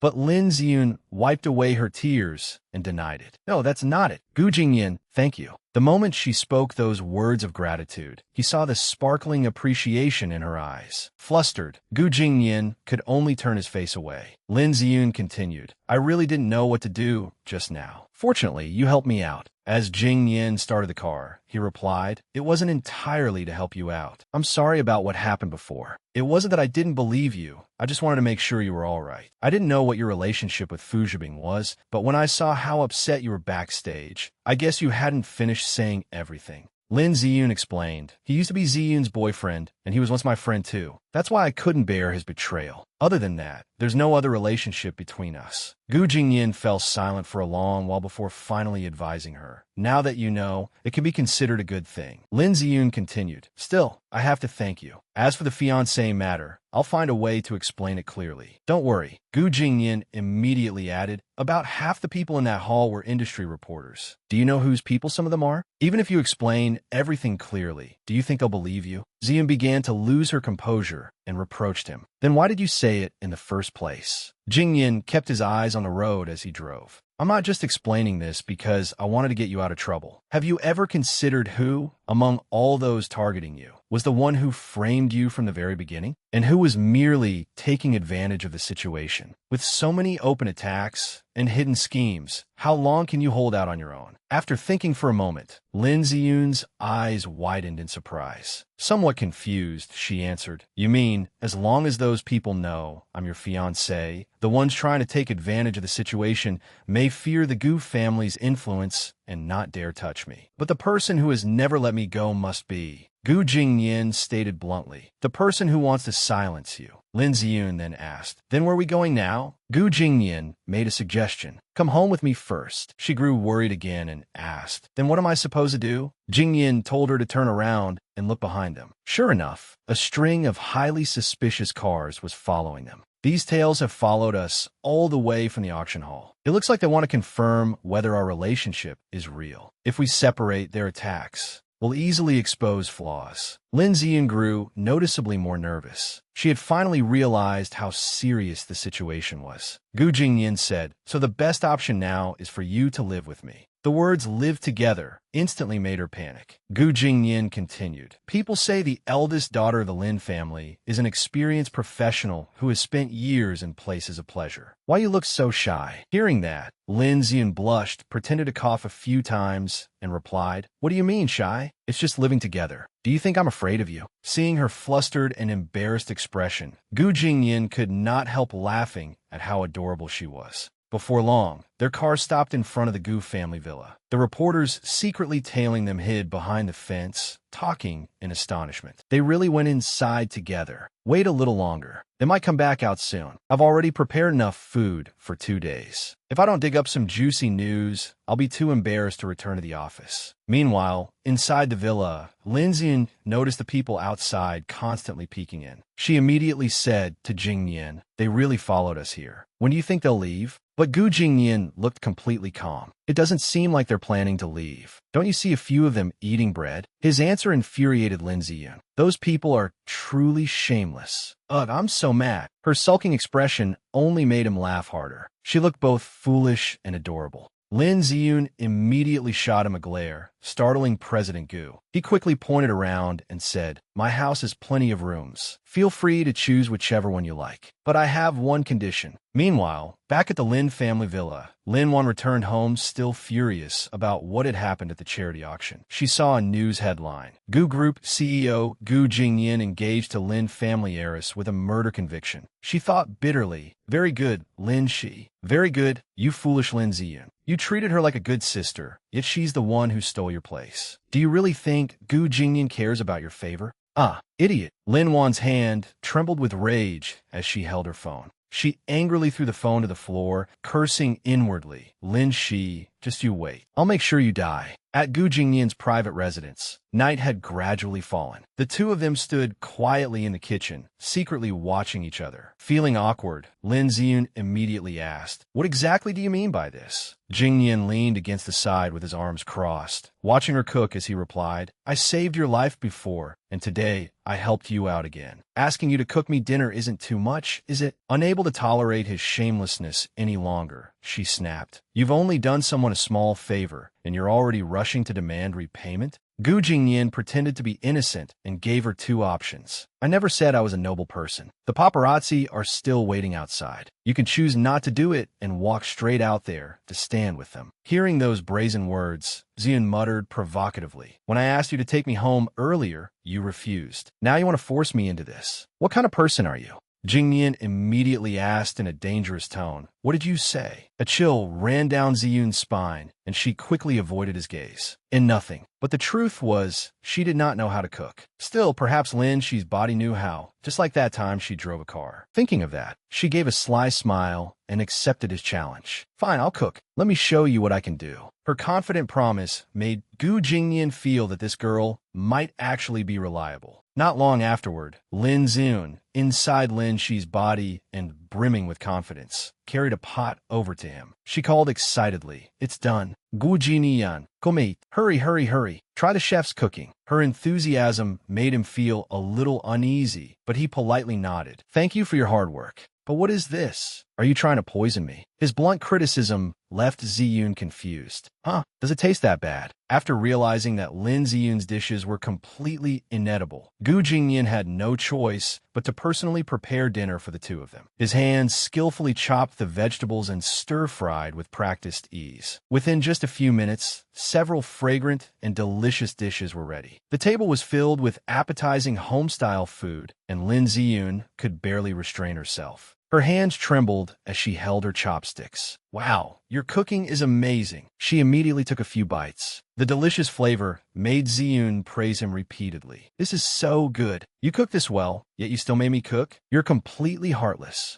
Gu Jingyan calmly replied to her exaggerated praise. I helped you so much and only wanted one meal cooked by you, but you tried to poison me to death. Nothing is more poisonous than a woman's heart. She kept rapidly picking up food with her chopsticks as she teased him. The venomous woman, Lin Shi, is now your fiancé, you know? Be careful. Maybe one day, I really will poison you. With an infuriatingly provocative expression, Gu Jingyan challenged her. So, you mean that if I don't want to be poisoned, I have to be responsible for feeding you for the rest of my life? Lin Ziyun paused, looked at him, laughed and nodded. You're smart. Gu Jingyan immediately handed her some tissues and told her, eat slowly. You're a wealthy young lady, aren't you? Why do you look like you've never had good food before? Xian took the tissues, wiped the food from her face, and replied, if you've eaten prison food before, everything you eat afterward will taste good. Gu Jingyan suddenly stopped moving when he heard that. His expression immediately turned serious as he began recounting his past. I've never eaten prison food, but I have gone hungry. Lin Xian naturally found that hard to believe and gave an awkward laugh as she interrupted him. President Gu, what kind of joke is that? But Gu Jingyan continued the story. Do you remember how Lin Xian saved me? At the time, I wasn't yet the CEO of Gu Group. People feared and shunned me, scheming against me. To avoid being hunted down, I once lived like a stray dog, fighting beggars for a place to sleep and food to eat. I was almost beaten to death. Lin Xian's face was full of sympathy. Only then did she understand how miserable he had been back then. She asked, what happened to the people who harmed you?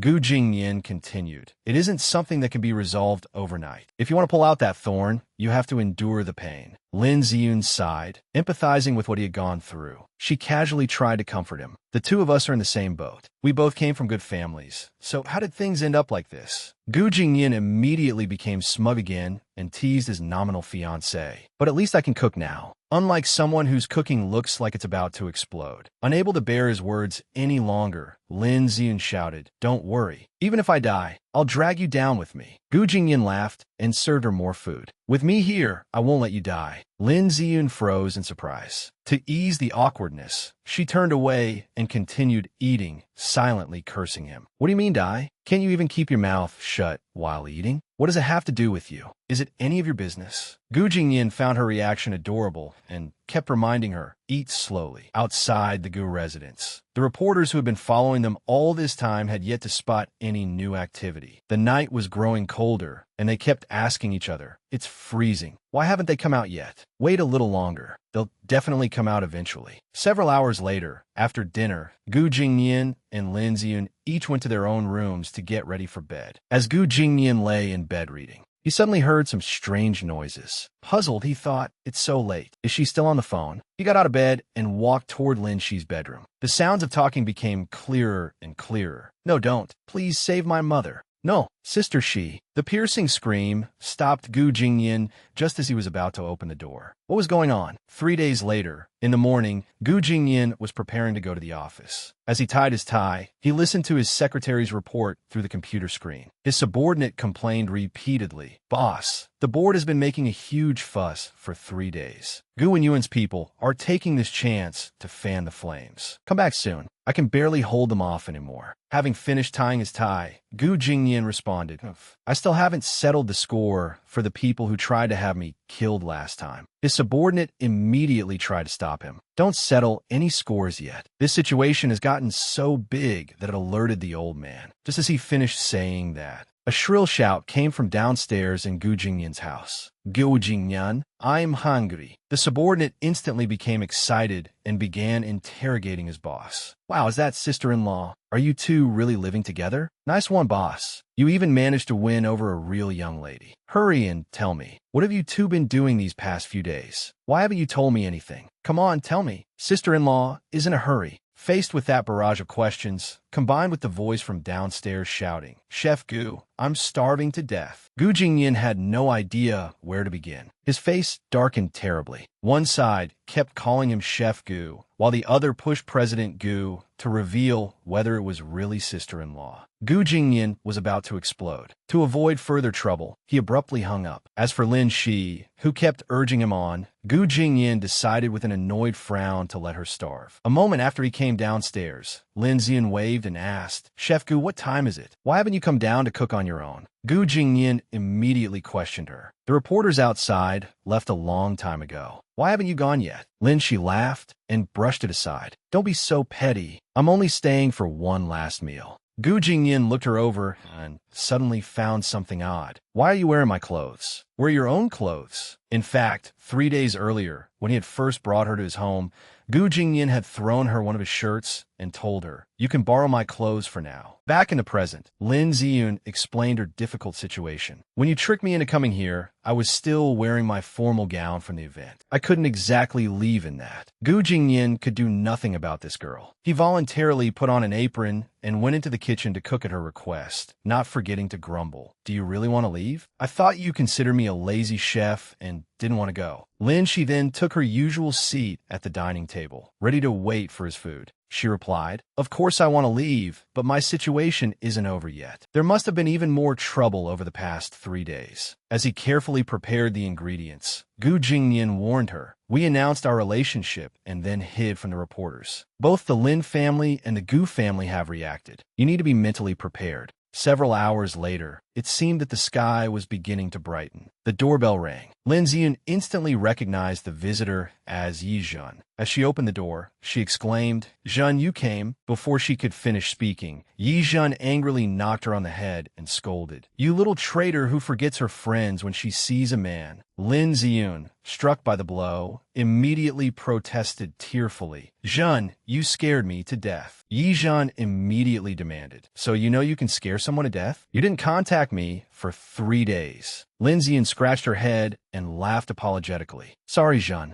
Everything happened too suddenly. I dropped my phone at the venue, so I couldn't contact you." Yi Zhen leaned against the wall and coldly questioned her, "You can still laugh? I'm worried sick about you. Do you know how chaotic things are outside right now?" In the blink of an eye, Yi Zhen showed Lin Ziyun the news spreading online. The headlines read, "Two men fight over one woman. Lin and Gu engaged, spending 3 days and 3 nights together." These stories had become trending topics across social media. After seeing them, Lin Ziyun screamed in shock. "These people write as if they saw it with their own eyes. They've completely made it up." Yi Zhen mocked her. "Completely made it up? You're wearing his clothes. Are you saying nothing really happened?" Lin Ziyun was so wrong that she nearly cried. She kept defending her innocence. "We were only acting. It was an act. I didn't bring any clothes, so he lent me some. Other than eating, he spent all his time working in the study." Seeing how aggrieved she looked, Yi Zhen found her a little adorable. But Yi Zhen soon returned to the main issue seriously. "What about you?" Lin Ziyun thought quietly for a moment before saying, "I've been thinking about something. Fu Zhibing and Lin Wan worked together to organize that auction to get money. If I'm not mistaken, Lin Wan intended to use the money to cover the debt in her account." Yi Zhen was even more confused by this explanation. Wouldn't a pampered heiress like Lin Wan always have her parents supporting her? Why would she go around her mother and seek out Fu Zhibing? Lin Ziyun pondered this and explained, "Unless she has another reason that she can't let her family know about." Yi Zhen continued, "In any case, you ruined the auction. There's no way she can swallow that anger."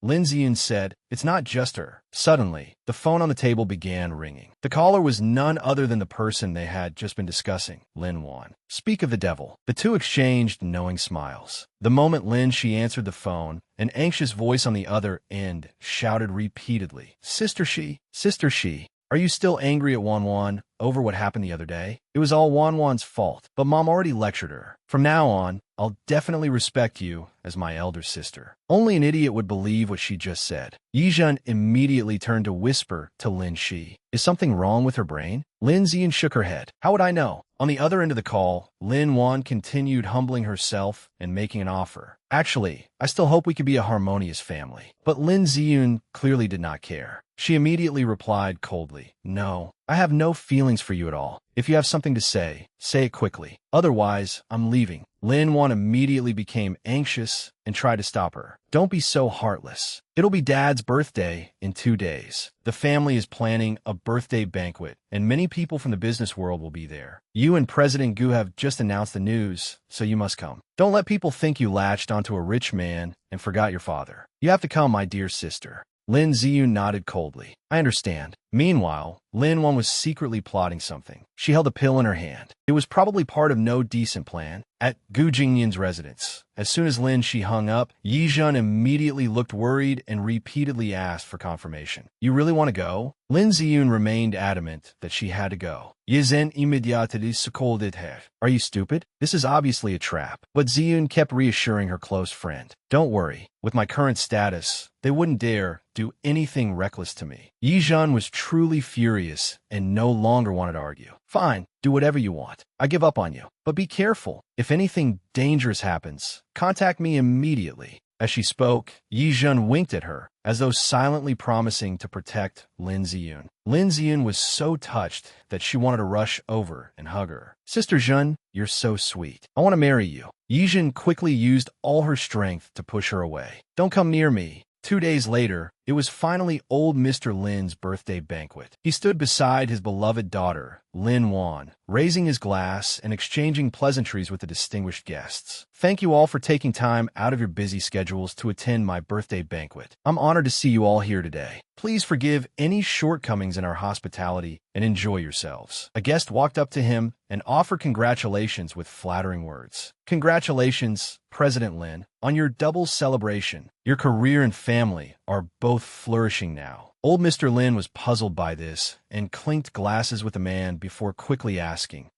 You're too polite, old friend. But what do you mean by a double celebration? Before he could finish, the other man smiled and got straight to the point. Why are you still pretending with me? Everyone knows that Gu Jingnian has become your son-in-law. With President Gu as your son-in-law, the Lin family's business will surely expand even further. Old Mr. Lin looked bewildered. Apparently, no one had told him about this. But to save face, he could only force a smile.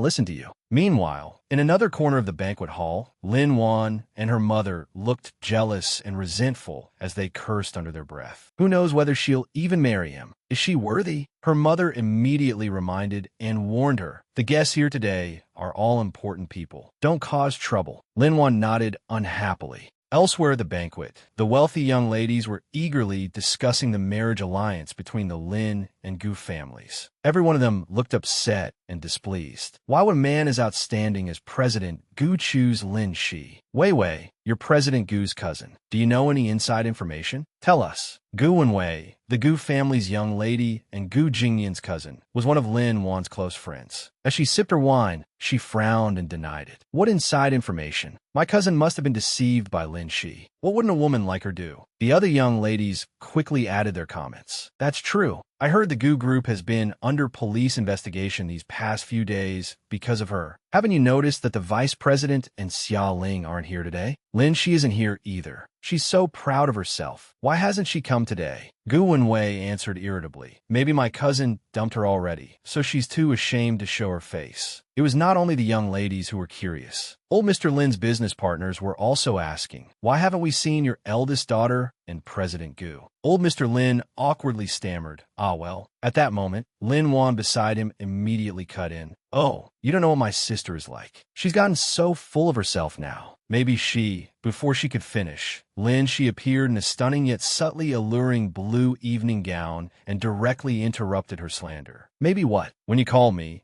Sister Shi so affectionately. Yet the moment you turn around, you tell others that I'm arrogant. Faced with the challenge, Lin Wan could only fall silent. Her mother quickly came over, pretending to defend her daughter. This child has always had no filter. Don't take it to heart. But Lin Ziyun, who is also Lin Shi, completely ignored her. She immediately presented old Mr. Lin with a gift and explained, I'm late, Dad. Please don't be upset. Jingnian was too busy to get away, so he specifically asked me to bring this gift for you. One of old Mr. Lin's business partners spoke up for her. President Gu is always busy. He never used to attend any of our banquets, so it's understandable. Young and successful, after all. Old Mr. Lin and his wife immediately forced smiles and chimed in. That's right. We don't mind at all. We're happy enough that she came. Faced with their hypocritical attitude, Lin Ziyun felt utterly disgusted. Her father was humble, and her stepmother was kind. What a convincing performance. That business partner continued praising her.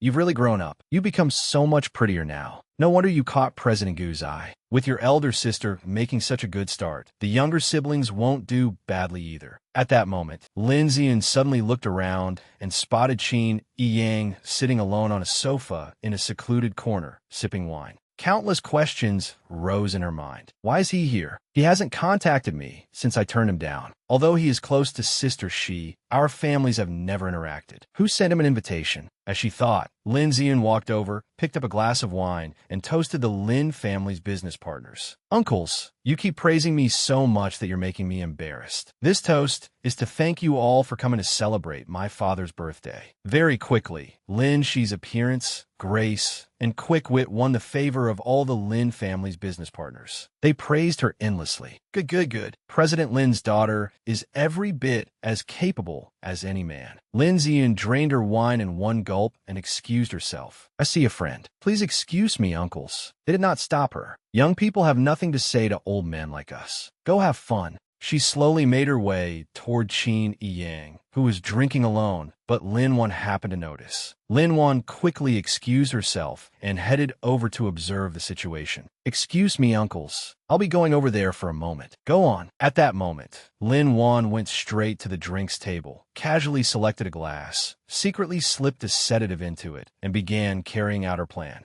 When Lin Ziun reached Qin Yang, she began by asking, "Who made young Master Qin so angry? Tell me, so I can have a laugh too." But Qin Yang seemed to ignore her and kept drinking. When he finally stopped, he questioned her. "Why didn't you tell me about something as major as your engagement? Do you even still consider me your friend?" Lin Ziun was stunned by the question. Even I didn't know the engagement would happen so quickly. How was I supposed to explain it to you? Before she could explain further, Qin Yang interrupted her again. "Fine, then I'll tell you now." At that very moment, Lin Wan suddenly hurried over, calling Sister Shi in an affectionate tone. She brought a glass of wine before Lin Shi and urged her to drink. "I didn't finish what I was saying earlier. I was only trying to tease you. I didn't expect you to get angry after hearing only half of it. It was my fault." Lin Ziun immediately became wary of her. What's she trying to pull now? Lin Wan walked up and handed her the drugged glass of wine, using it as an excuse. "Let this drink be my apology. Sister Shi, please don't hold it against me." As soon as she finished speaking, Qin Yang swiftly snatched the glass and drained it in one gulp, leaving Lin Wan dumbfounded. After drinking it, he handed the empty glass back to her and asked, "Is there anything else?" Although she had missed her intended target, Lin Wan considered her plan half successful. She quickly found an excuse to leave. "No, you two can talk. I'll be going now." As she turned away, joy filled her heart as she silently wished them well. "I won't disturb you any longer."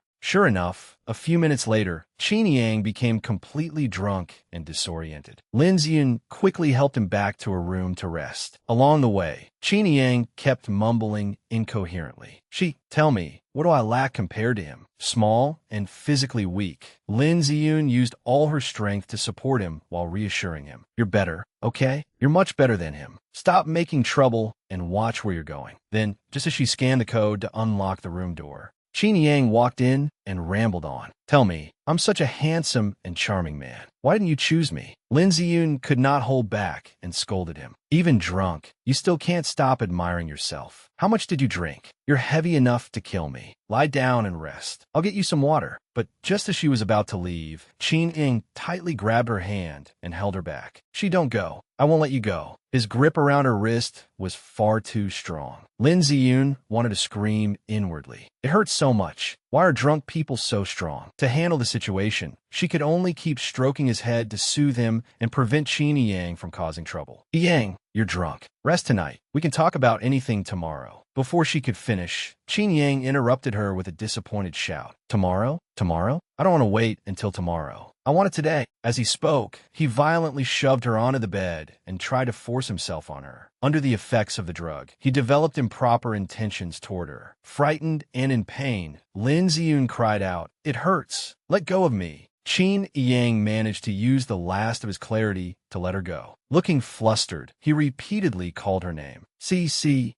Lin Ziun immediately seized the chance and motioned for him to get up. "Yang, get up quickly." But under the drug's effects, Qin Yang's entire body felt hot and his mind was dizzy. He was unbearably uncomfortable. He lunged at her again, attempting to attack her, making Lin Ziun cry out in panic, "What's wrong with you?" No, something is wrong with his reaction. Her eyes suddenly widened as she seemed to realize the flaw in the situation. It was when Lin Wan had brought the 2 glasses of wine over to lure her into the trap, only for Qin Yang to snatch one and drain it in a single gulp. Just then, he suddenly acted impulsively and violently toward her clothes. Lin Ziyun was terrified and kept shouting in an attempt to awaken his consciousness. "Hey, Qin Yang, are you crazy? Qin Yang, stop right now." She put all her strength into that final shout, hoping to awaken his reason. Qin Yang did stop temporarily because of her cry. Then he stared into her eyes darkly and confessed, struggling to catch his breath as he explained. You don't know that I've always liked you."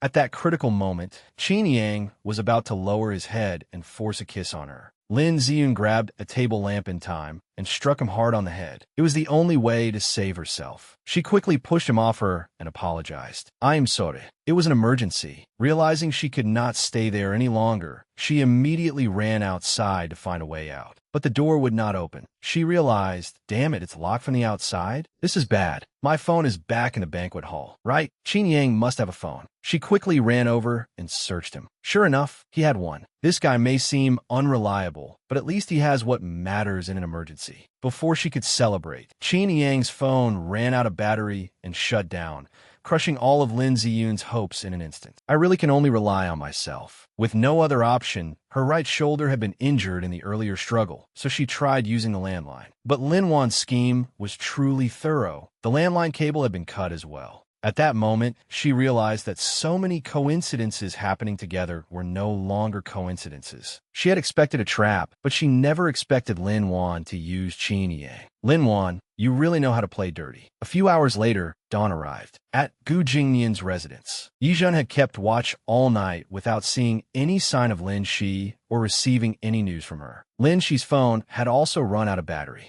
Yizhen began to feel uneasy. Why hasn't Lin Shi come back yet? Oh no, she's been gone all night. She picked up her phone and called Lin Shi, but only heard, "Sorry, the number you have dialed is currently switched off." With no other choice, she decided to go to the banquet herself to see what was happening. Something must have happened. I have to go check. Meanwhile, in the room left in chaos the previous night, Lin Ziyun had only dozed for a short time when noisy sound from outside woke her. She suddenly saw Qin Yang sleeping soundly on the bed and began questioning herself. Why did I fall asleep like this? The moment she stepped outside and looked down, she saw a sea of people below, making a loud commotion outside the Lin family villa. Realizing the urgency of the situation, she hurried back in to wake Qin Yang. "Qin Yang, get up. Stop sleeping." But sleepy Qin Yang was still groggy and kept asking, "Huh? What is it, Shi?" Lin Ziyun had no time to explain and urged him, "There's no time to explain. We need to figure out how to get out first." Qin Yang continued questioning her. "No, what exactly happened?"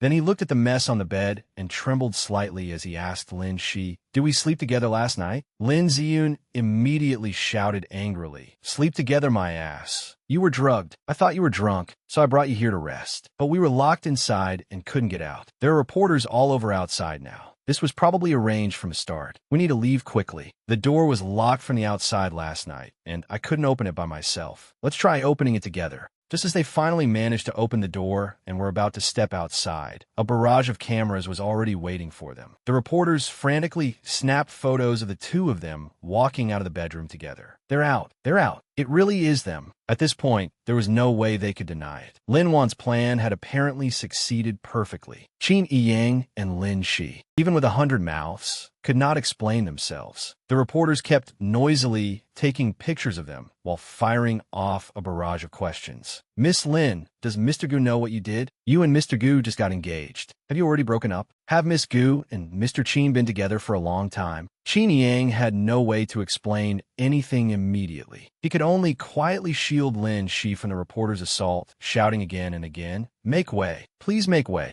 Then, at that very moment, someone suddenly grabbed Lin Shi's coat and yanked it down, fully exposing the wound on her shoulder to the cameras, along with the torn pieces of her clothing. The reporters became even more agitated. "Look, there's conclusive evidence." While Lin Shi was still flustered and unsure what to do, Qin Yang began responding to the reporters. "Please make way. We have nothing to say." Just when the situation seemed beyond saving, Yijun suddenly came roaring in on a motorcycle, shouting, "Anyone who doesn't want to die, get out of my way." She immediately looked at Lin Shi and ordered, "Get on, hurry, get on." At that instant, Lin Shi felt as though a ray of hope had appeared to save her. Behind them, however, the reporters kept trying to stop them. "Stop them! Don't let them run!" Qin Yang and Lin Shi quickly jumped onto the motorcycle and escaped with Yi Zhun through the reporters' encirclement. In only a few short minutes, news of Lin Shi's alleged affair had flooded every headline, complete with clear, realistic photos of Lin Shi standing shoulder to shoulder with Qin Yang. Social media was filled with comments. "What a slut. With evidence this solid, she's a modern-day adulteress. I feel so bad for President Gu. A good man like him isn't rich enough for her. I heard the man she cheated with is some wealthy young master too.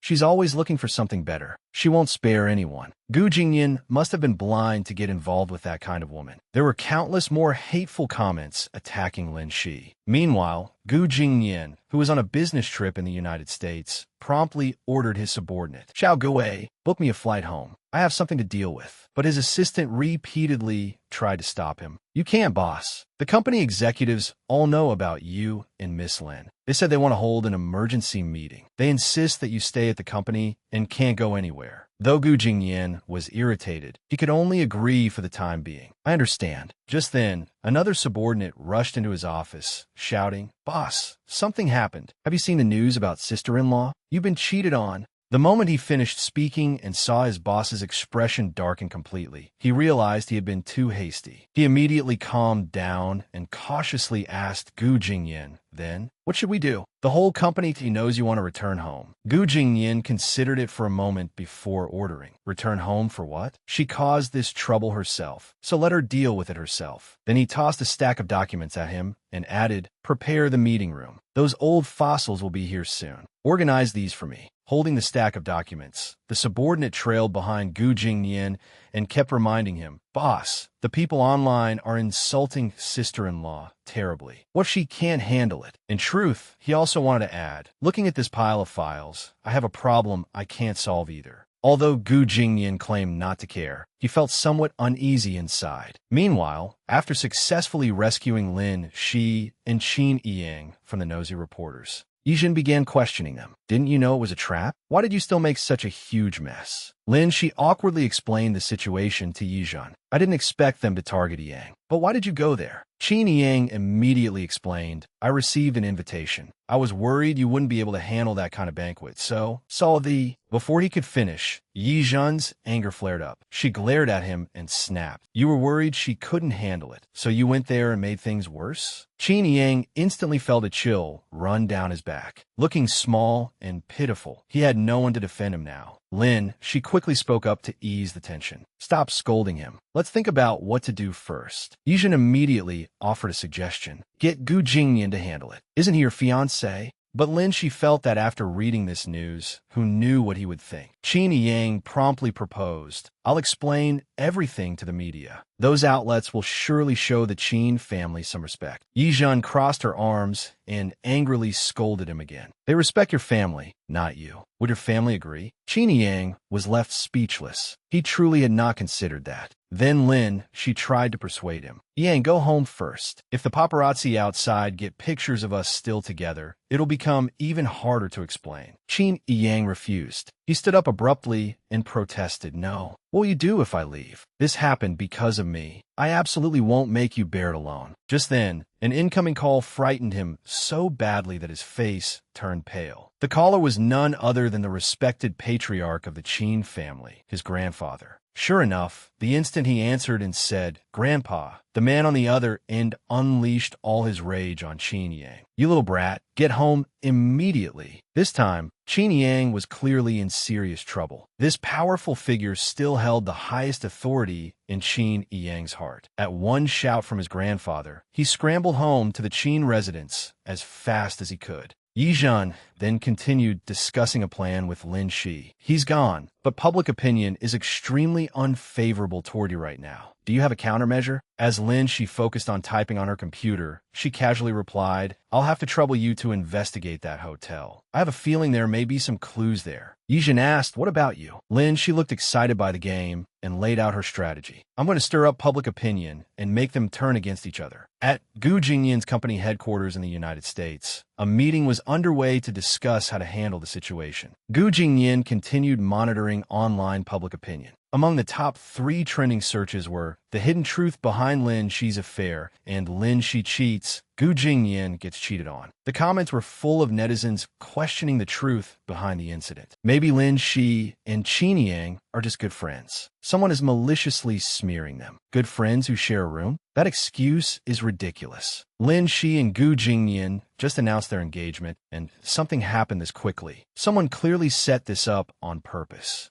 After reading just a few posts, Gu Jingyan immediately recognized the handiwork of his little fox. Just then, the company's shareholders began pressing him about the current situation. One after another, they tensely demanded, President Gu, please clearly explain the issue we just raised. Gu Jingyan remained calm and asked, explain what? The shareholders immediately pressed him again. What is going on with your engagement to Lin Shi? Why didn't you discuss it with the board? Now Lin Shi is having an affair back home. Do you expect the entire Gu group to clean up after the 2 of you? Gu Jingyan acted as though their words had gone in one ear and out the other. He lightly asked, so what do you want? A shareholder quickly proposed a solution. Immediately release a statement calling off your engagement to Lin Shi and protect the company's image. Hearing that proposal, Gu Jingyan narrowed his eyes at them, clearly displeased. Meanwhile, at home, Lin Shi's younger brother asked her suspiciously through the computer screen, is this really okay? There are still lots of people online insulting you. But Lin Shi calmly countered, I didn't have you post those things to prove I'm innocent. I want to stir up the chaos. As long as one person raises doubts, others will follow along. At that, her somewhat naive younger brother quickly understood her intention and added, you mean to steer public opinion a few times and make them start contradicting each other so they'll stop focusing on you.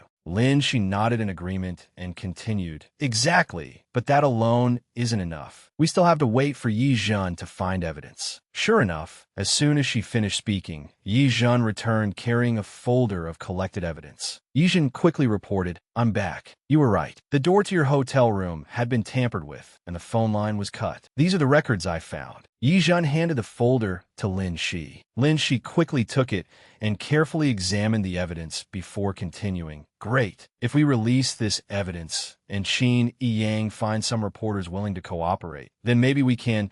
Before she could finish, her younger brother urgently cried out, this is bad. Sis, look at this. Yi Zhen and Lin Shi hurriedly opened the news. They found an article titled, The Affair Scandal Takes Another Turn. Lin Shi used Qin Yang to attract attention. Qin Yang proves his innocence. It stated that guests at the event had seen Qin Yang drinking alone. Later, Lin Shi helped him upstairs to rest. At the time, Qin Yang had clearly been completely drunk. After reading it, Yi Zhen added, the reporters also found that the hotel room's doorknob had been damaged that day. It could only be opened from the outside. Qin Yang said that after entering the room, he lost consciousness. The 2 of them did not engage in any inappropriate physical contact. But because the room lock was broken and they could not get out, they had no choice but to stay in the room together overnight. The Qin family suspects that Lin Shi took this opportunity to call reporters and spread the story, hoping to use Qin Yang to draw attention to herself. Upon hearing the report, Lin Shi froze completely. She had clearly been a victim in this incident, yet the narrative had turned around and she was now suspected of being the mastermind. Meanwhile, at the Qin residence, Qin Yang furiously pounded on the door and questioned his grandfather. Lin Shi and I were framed. Why won't you believe me? Are you all going to make me hide like a coward? Inside the living room, old Master Qin was discussing how to deal with this unnecessary scandal with his subordinates. The secretaries reported one after another. We've just sent away the 3rd group of reporters. That should be enough. Old Master Qin thought for a moment before making a decision in front of everyone. Listen carefully. Do not let him leave for 3 days. Cut off his phone and internet. Other than the person bringing meals, no one is allowed to contact him. His subordinates all nodded in agreement. Yes, sir. Old Master Chin then expressed his displeasure toward all the controversy surrounding Lin Shi. Who does Lin Shi think she is? She's been no good since childhood. What decent young woman dresses up every day and flaunts herself around everywhere? Not to mention that she is a murderer. Upon hearing this, Qin Yang kept pounding on the door outside and denied those false accusations. Grandpa, Lin Shi went to prison because she was framed, but old Master Qin was not so easily convinced. He replied irritably, who framed her? The eldest daughter of the Lin family. Who would want to harm her? Standing outside the door, Qin Yang shouted himself hoarse as he tried to defend Lin Shi's innocence. Who else could have been? The Lin family has always treated her badly. She was closest to Lin Wan. How could she possibly have stabbed her own sister to death for no reason? The Lin family has plenty of wealth. Her stepmother and half-sister are still alive and well. If the other two died, who would benefit the most? Grandpa, don't you understand? But no matter how much he explained, old Master Qin remained utterly unconcerned. He coldly dismissed him. That is someone else's family matter. It has nothing to do with you. At this point, old Master Qin was truly furious. He slammed his cane against the floor, abruptly rose to his feet, and declared with all his authority to his disappointing grandson, "You are the eldest legitimate grandson of the Qin family. I will not allow you to become involved with that chaotic family any longer. Stay home obediently. Without my permission, no one is to let him out." Old Master Qin's display of authority frightened his subordinates into trembling. Qin Yang, confined in his room, continued pleading, "Grandpa, Grandpa, let me out. Grandpa, Grandpa." At this point, every shred of hope in Qin Yang's heart had been extinguished. His helpless fist slowly slid down the door, and he silently apologized to Lin Shi. "Shikshi, I am sorry." Meanwhile, after having another bucket of blame thrown over her, the atmosphere around Lin, she became terrifyingly quiet. Lin, she remained silent. Sitting beside her, Yi Zhen boldly speculated. Qin Yang's statement completely clears him of any involvement. Now all the accusations are aimed directly at you. What does he mean by doing this? Is that brat tired of living? As she spoke, Yi Zhen angrily cracked her knuckles. But Lin, she still kept a cool head and quietly considered the truth behind it. It may not have been him. The Qin family is controlled by old Master Qin, and he has always disliked me. Yi Zhen continued probing. Then what do we do now? Should we still release our evidence? Lin, she thought for a moment before answering. Public opinion is very unfavorable to me right now. If we release the evidence, people may say it's a scheme I came up with to frame Qin Yang. After considering it, Yi Zhen returned to her original suggestion. How about contacting that fiancé of yours and having him step forward? Lin Shi's younger brother, still on the call, curiously urged, "That's right, sis. You still haven't told me about my brother-in-law." Lin, she was instantly furious. She grabbed a pillow as though she wanted to smother him with it, though she could only see him through the computer screen. She shouted, "What brother-in-law? He and I only have a cooperative arrangement. The engagement is just a strategy." A strategy, understand? Lin Shi's firm reaction made her younger brother panic. "Sis, calm down." Yi Zhen had to rush over and pull her back, preventing Lin Shi from doing anything rash. At the same time, she kept soothing her. Fine, it's a strategy. But now that something has happened to you, why can't your partner step in?" Lin Shi thought for a moment before explaining to Yi Zhen, "I'm afraid I may have caused him even more trouble. He may not be willing to help me." Only then did Lin and Juan, her younger brother on the other side of the screen, voice his opinion. How could he just ignore you? He personally said you're his fiancé. Stepping forward to help you now would also be helping himself. It's better than silently accepting being cheated on. Besides, hasn't Qin Yang already withdrawn from this? It wouldn't be difficult for him to say a few words for you. Sure enough, as soon as this plan was proposed, Lin, she was astonished. "Lin and Juan, you're pretty smart. If the Qin family clears this up, it will prove that Qin Yang and I have no improper relationship. If Gu Jingyan is willing to help me, it means he trusts me. If our relationship is stable, everything will be much easier to handle." Having made up her mind, she immediately took out her phone and called someone important. At that very moment, at the Gu Group headquarters in the United States, Gu Jingyan had just faced a barrage of questioning from the shareholders. Gu Jingyan disagreed and immediately stated his position. "Lin, she is my woman. If you tell me to cut ties with her, am I supposed to obey? No matter what public opinion says, it's a trivial matter. Money can solve it. You've all spent years in business. Don't you even understand such a simple principle? As soon as he finished speaking, an older-looking shareholder slammed his hand on the table and stood up. He bluntly refuted Gu Jingnian's view and gave him two choices: either immediately sever all ties with her or resign voluntarily. Gu Jingnian merely frowned and replied, "What if I choose neither?" As he spoke, President Gu slowly walked closer to the elderly shareholder in a deliberately provocative manner. Sure enough, the shareholder was left speechless. The atmosphere grew increasingly tense. Just then, Gu Jingnian's phone suddenly rang. Not knowing how to respond, the shareholder flew into a rage. The moment Gu Jingnian answered the call, he knocked the phone from his hand, smashing it into pieces on the floor. On the other end of the line, Lin Shi heard the crash and mistakenly thought Gu Jingnian had thrown away his phone. It seemed that her last glimmer of hope had been extinguished. After the call, Lin Shi became even more unsettled. She lowered her head and remained silent for a while. Seeing his sister so distressed, Lin and Juan immediately tried to comfort her through the screen. "Sis, maybe my brother-in-law has something urgent to deal with." But Yi Zhen, who had been standing in the corner, could no longer hold herself back. She snatched the pillow from Lin Shi's hands and scolded her. "Enough, Lin Shi. Since when did you become so weak? Fight fire with fire. Wasn't that what you always used to say?" Faced with Yi Zhen's anger, Lin Shi looked stunned and quietly reflected on everything. Memories came rushing back. When Lin Shi and Lin Ziyun were little, the two sisters had been very close and often played together. Back then, Ziyun had been bullied by a boy because she was alone and defenseless. Lin Shi had appeared like a savior, standing in front of her to protect her and sternly warning the boy, "If you dare bully Ziyun again, I'll beat you every time I see you. Get lost."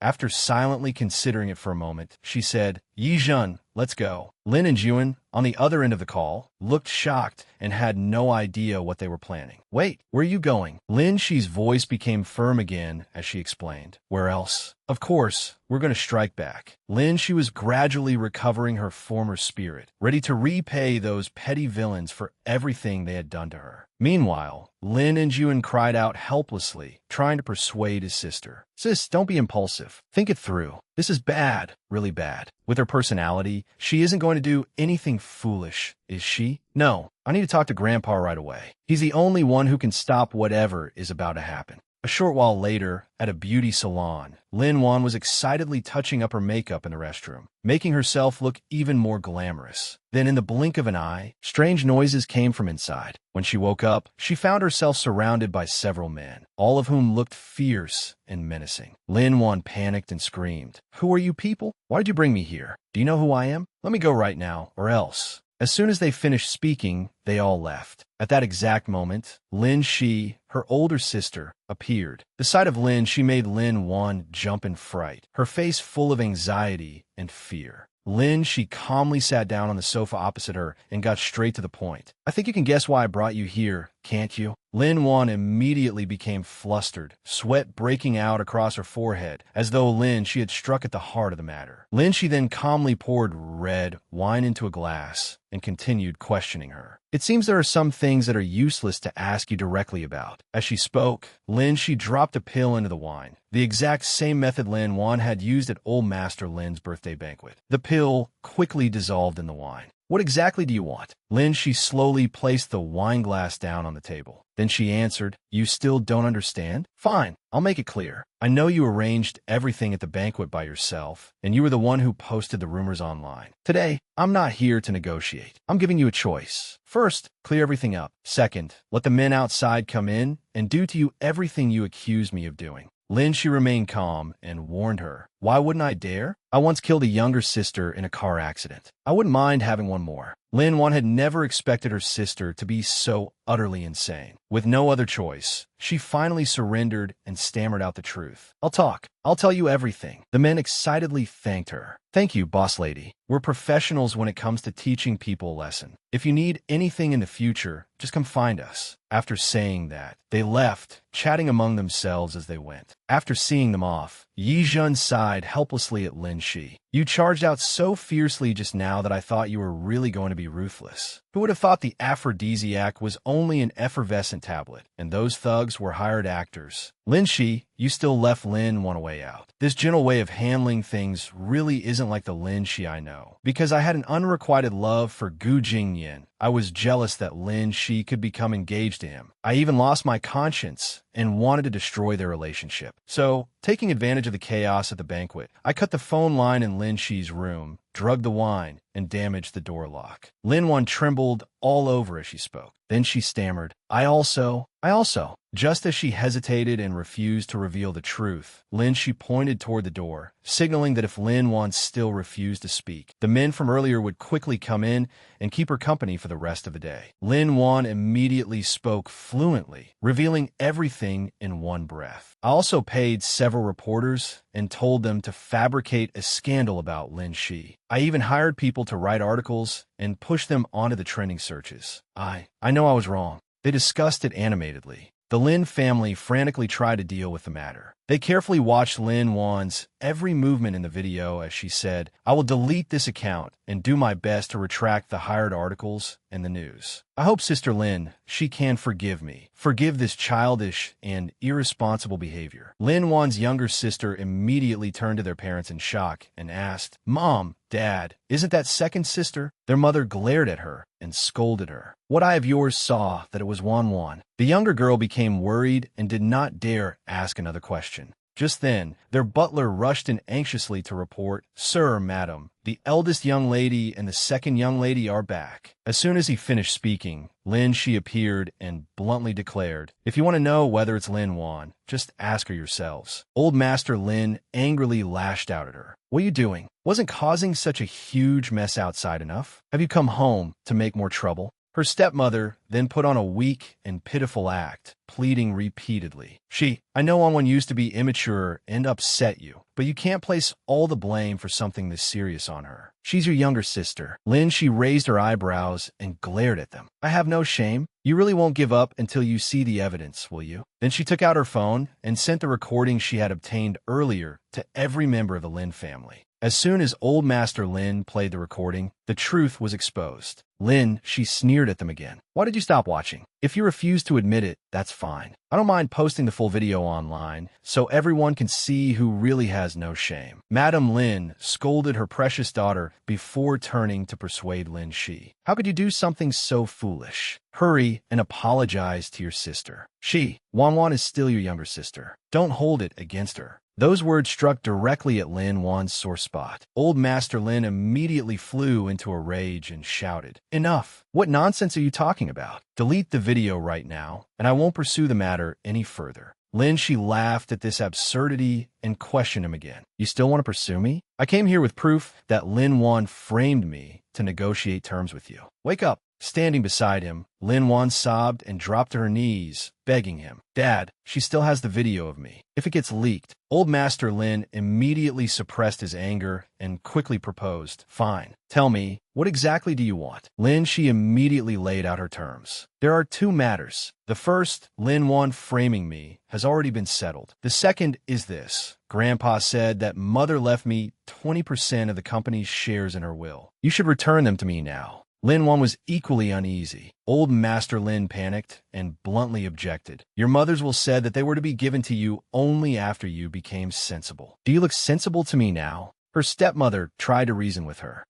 Matters involving the company are important, after all. It will be better to let your father handle them. Besides, we're family. Whose hands the shares are in makes no difference. Lin, she placed the phone containing the recording in front of them all. It was her strongest evidence against these unreasonable people. She merely smiled and replied, Of course not. But I can post Lin Wan's video, along with everything you just said, online. Then everyone will know exactly how shameless the famous Lin group truly is. Lin Yexiong was about to slap her when a voice suddenly called out his name in time. He began making excuses for his own actions. This rude, ill-mannered girl has no respect for her elders. She even dares to shout at me. Am I not allowed to discipline my own daughter? Gu Jingyan frowned and firmly retorted. Mr. Lin, you may discipline your daughter, but you may not lay a hand on my fiancé. Gu Jingyan's imposing presence successfully came to Lin Shi's rescue. Then, he turned back to her, gently stroked her head, and asked with concern, Are you all right? Lin Shi was stunned by his sudden appearance and asked, Why are you here? But Gu Jingyin reassured her repeatedly. Don't worry, leave the rest to me. Then he turned to Lin Yexiong and presented the evidence before him. Mr. Lin, it would not have been appropriate for me to interfere in your family affairs. But while I was in the United States, I happened to meet Shi's grandfather, Old Master Chun. This is the will left behind by Lin Shi's mother, Chun Chun. There were originally 2 copies of this will. The other copy should be in your possession, Mr. Lin. And there is also this authorization letter from Old Master Chun. He has given me full authority to handle this matter. Lin Yexiong immediately took the will, his face full of bewilderment. Lin Shi too was puzzled. Why had her grandfather authorized Gu Jingyin?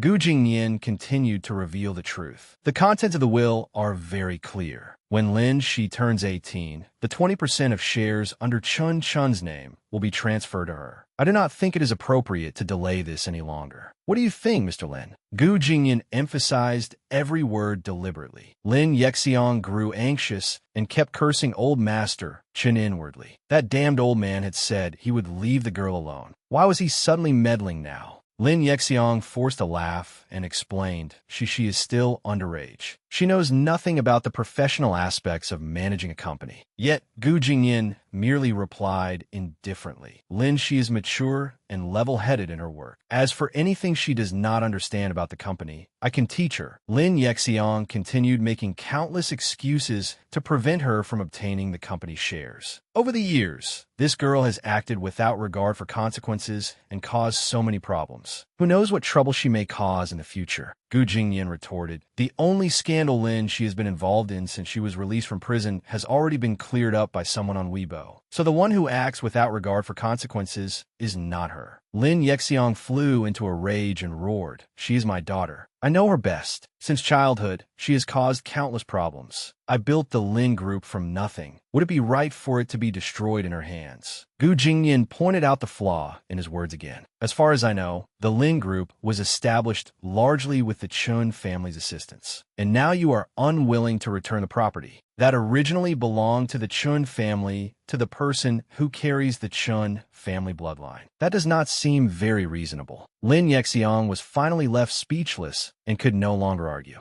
Lin Shi laughed at his appearance. It was the first time she had seen the old man looking so miserable. Gu Jingyin immediately turned to her and told her to be serious. Lin Shi promptly nodded. Lin Yexiong quietly continued.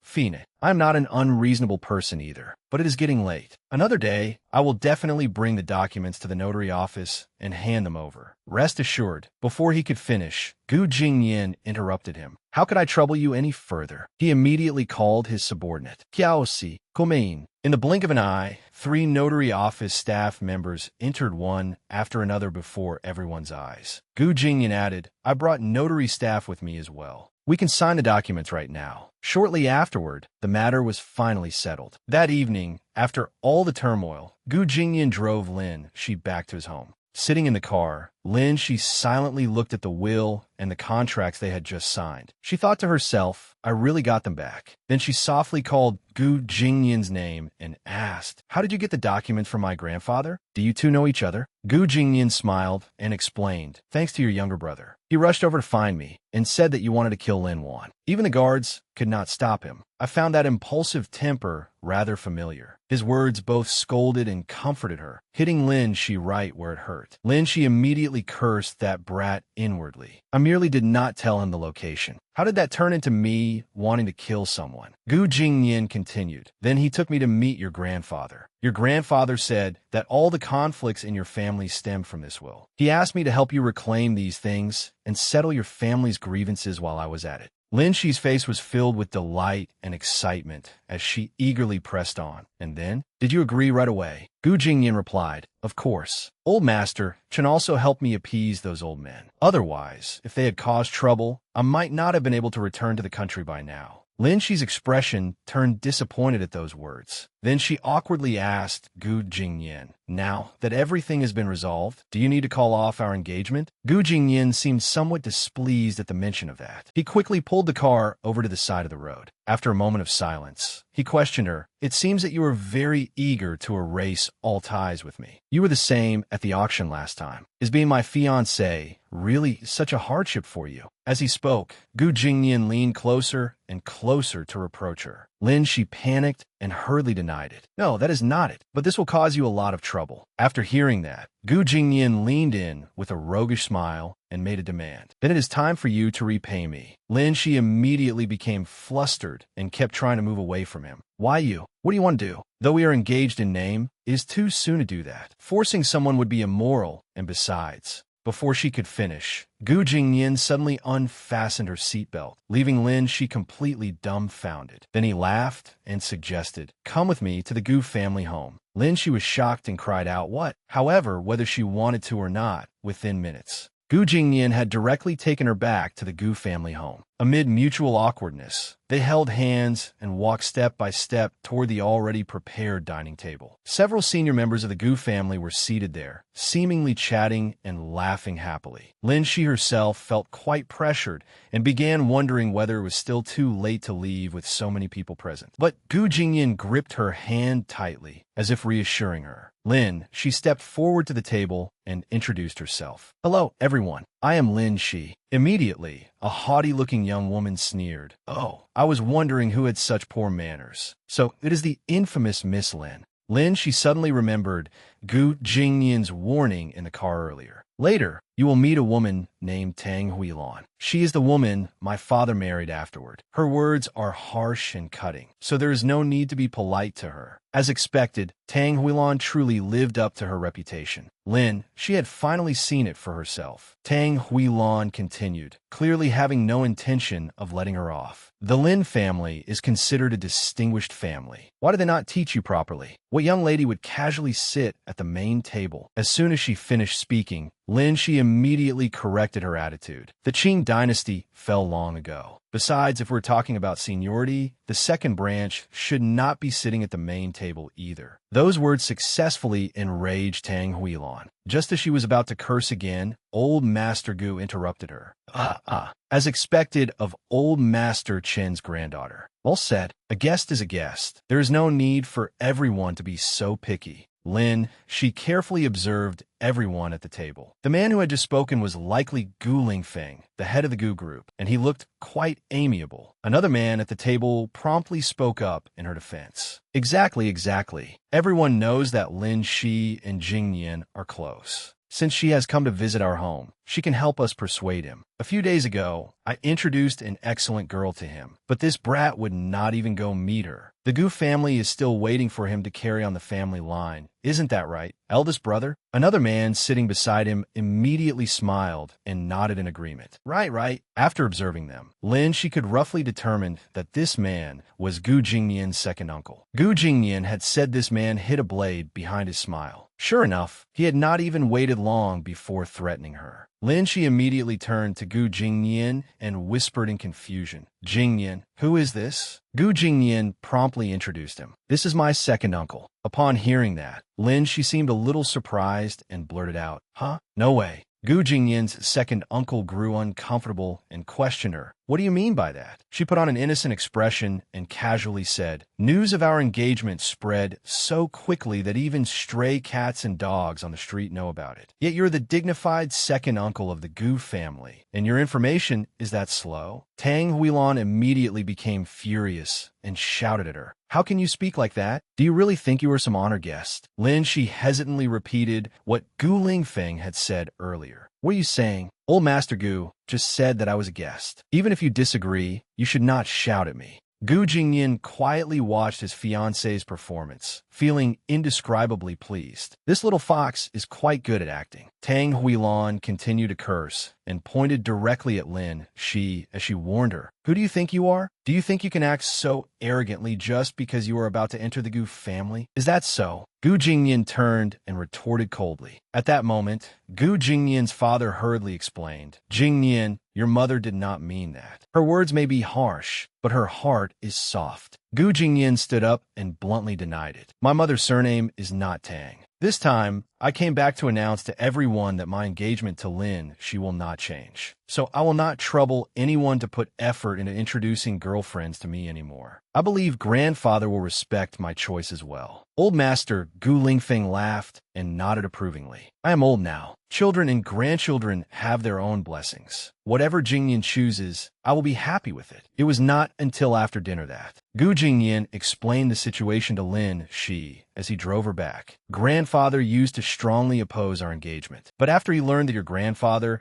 is the famous old Master Chun of the financial world, he no longer objected. Lin, she continued asking, then why did I still need to come home with you? Gu Jingyan immediately replied, so the others will understand the situation clearly, especially my second uncle. All these years, he has been fighting me for control of the Gu group. He even went so far as to send people to assassinate me. Lin Shi's doubts deepened. Could it be that the incident you mentioned from 5 years ago, when those people chased us until we fell into the sea, they were the ones behind it? Just as she had guessed, Gu Jingyan nodded firmly. That is right, but they did not object to our engagement. After all, your reputation was poor before. If you could drag me down with you, they would have been delighted. But you're not a pawn they can control. They are afraid they cannot control you, so they will find a way to break us apart, replace you with one of their people, and force her on me instead. As long as grandfather acknowledges our relationship, they will temporarily hold back. That will give me some breathing room to do a few things. So will you help me? After hearing about his situation, Lin Shi's mood sank slightly. She fell silent for a while, giving herself time to think.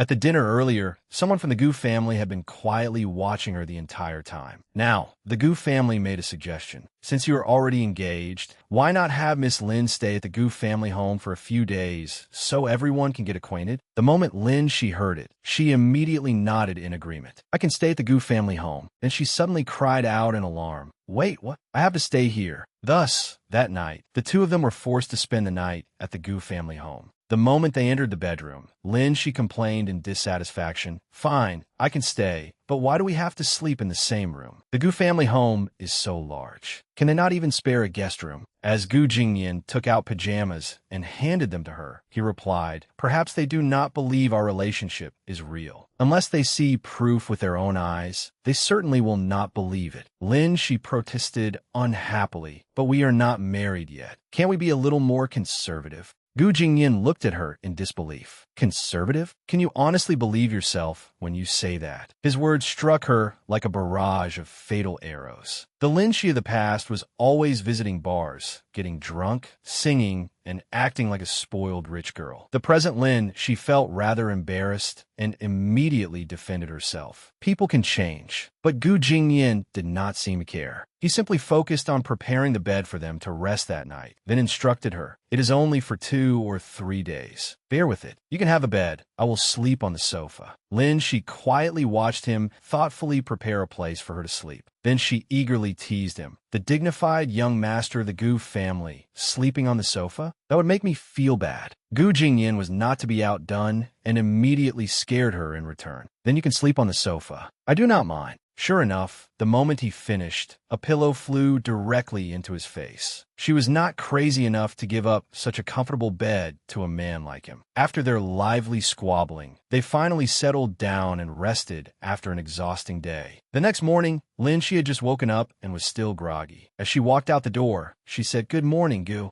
Before she could finish, she saw that the sofa was neat and tidy, while its occupant had vanished. Hey, where did he go? Then her phone suddenly rang, startling her. Lin, she looked at the loudly ringing number in panic and scolded herself. Oh no, I forgot to tell Yi Zhen that I did not come home last night. I am doomed. It was not just a call. Yi Zhen had also left her a string of warning messages. Where did you run off to again? You brat, answer me now. Lin, she immediately called her back. Sure enough, the moment Yi Zhen answered, she exploded into the phone. You still remember to call me? Lin, she could not defend herself, no matter how many excuses she had. She could only admit her mistake tearfully. I was wrong. It was not until half an hour later that she was finally able to sigh in relief. She had finally managed to soothe Yi Zhen. Her personality is just like Sister She's. No wonder they are such good friends. But why has Gu Jingyan not returned yet? I should hurry up and find something to eat, or I will definitely starve to death. However, she was wearing Gu Jingyan's clothes and was wondering how she could go outside without bringing any clothes of her own when the doorbell rang. A very attentive maid asked from outside, "Miss Lin, are you awake? May we come in?" Lin, she immediately replied, "I am awake. Please come in."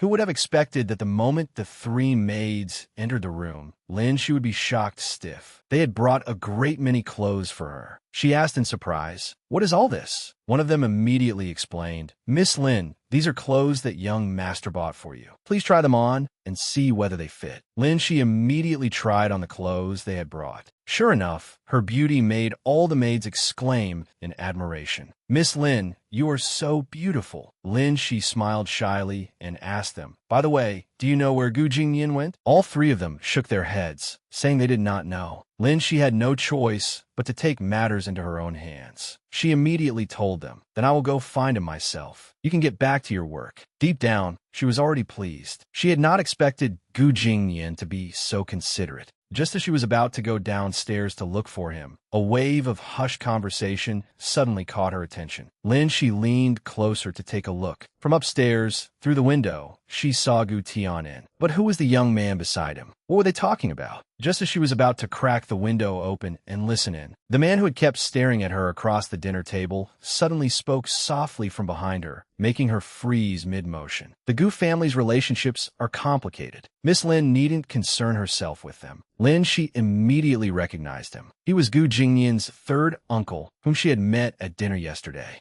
Gu Jingyan had said that this uncle was only a few years older than him. Sure enough, he looked very young and very handsome. She promptly greeted him. "Hello, third uncle." Then third uncle introduced the man below to her. "That is Gu Wenyuan." Jingyan had mentioned him to her before. Only then did Lin, she understand. So he was the Gu family's flirtatious second young master. Yijin had run into him quite a few times at bars before. Sure enough, the two of them never appear together. Lin, she turned to answer him. "Yes, Jingyan did mention him. Why didn't I see him yesterday?" As soon as she finished speaking, Gu Jingyan's third uncle abruptly shut the window and explained, "He rarely comes home." Lin, she immediately felt uncomfortable and cursed inwardly. Damn it, no wonder he suddenly came over. He had noticed that she was trying to eavesdrop. Embarrassed, she hurriedly explained, I just felt a little stuffy and wanted some fresh air. I definitely wasn't trying to eavesdrop." Third uncle laughed at her adorable reaction and suggested, "The Gu residence is indeed a little stifling. Jingyan was just called away by his eldest uncle. If Miss Lin doesn't mind, you can take a walk in the garden with me." Lin, she felt that it would be somewhat inappropriate for her to stroll through the garden alone with an older man of the opposite sex. Just then,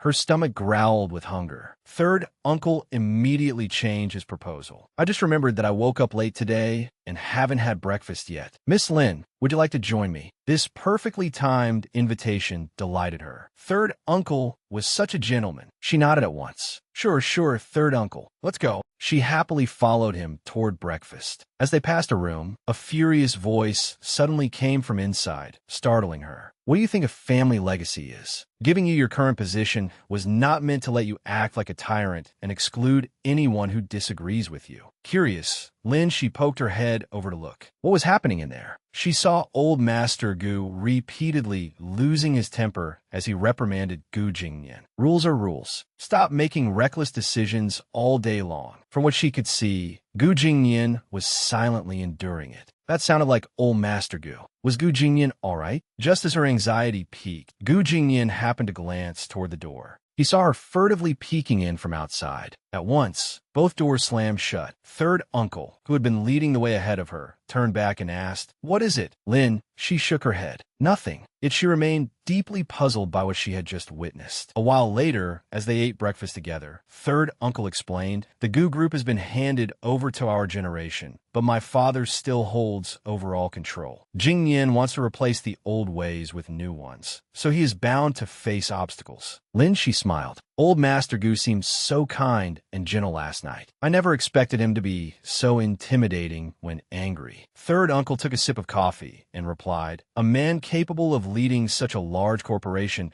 could not possibly be merely kind and gentle." Lin, she nodded in agreement. "That's true. I still don't know what position you hold at the Gu group. Third uncle. His answer nearly made her choke. I'm a high school Chinese teacher. I have nothing to do with the Gu family business. Lin, she stared at him in astonishment. Are all wealthy young masters this willful? Your family owns a company, yet you go out to teach? Third uncle. Does this count as some kind of charitable art? Third uncle laughed at her words. He handed her a napkin and praised her warmly. Haha, Miss Lin, you're very humorous. No wonder Jingyan likes you so much. Lin, she could only laugh awkwardly at the compliment. What she really wanted to say was, likes me. I was dragged here by him to be a shield. The Gu family's muddy waters ran far deeper than the Lin family's. As if I wanted to get involved. Why on earth had she gotten into his car in the first place? Just then, Tang Huilan appeared out of nowhere and began sarcastically mocking the two of them. What sort of performance are you putting on, little brother-in-law and sister-in-law? Third uncle immediately said, Sister-in-law, you're here. Would you like to join us? But Tang Huilan continued stirring up trouble. You're merely having breakfast, yet third uncle's hands are already all over Miss Lin's face. Unable to hold back, Lin, she casually replied while eating her pizza, most people don't air their dirty laundry in public, but you insist on creating a commotion even when there's nothing to make a fuss about. Is that how you pass the time when you're bored? Tang Huilan sneered and provoked her further. Flies don't swarm around spotless eggs. If you have a clear conscience, why fear what others say? Lin, she remained perfectly composed. She focused on finishing her breakfast and replied between bites. If you insist on being a fly, what can I say? As long as you're happy. Her words successfully infuriated Tang Huilan. Unable to tolerate it any longer, the woman snapped. You little bitch who crawled out of prison. I'll tear your face apart. Just as Tang Huilan raised her hand to slap her, Gu Jingyan appeared in time and shoved her away. He coldly warned her, Aunt Tang, what are you doing? Tang Huilan pointed at Lin Shi and angrily ordered, throw her out of here immediately. The Gu family has no room for this shameless bitch. Gu Jingyan ignored her words and calmly questioned her. First, Lin, she's my fiancée. I hope you can show her respect. Second, the Gu family is not yours to command. Lin, she's my guest. Whether she stays or leaves is not for you to decide. And one more thing, my patience is limited. I advise you not to provoke me. As he spoke,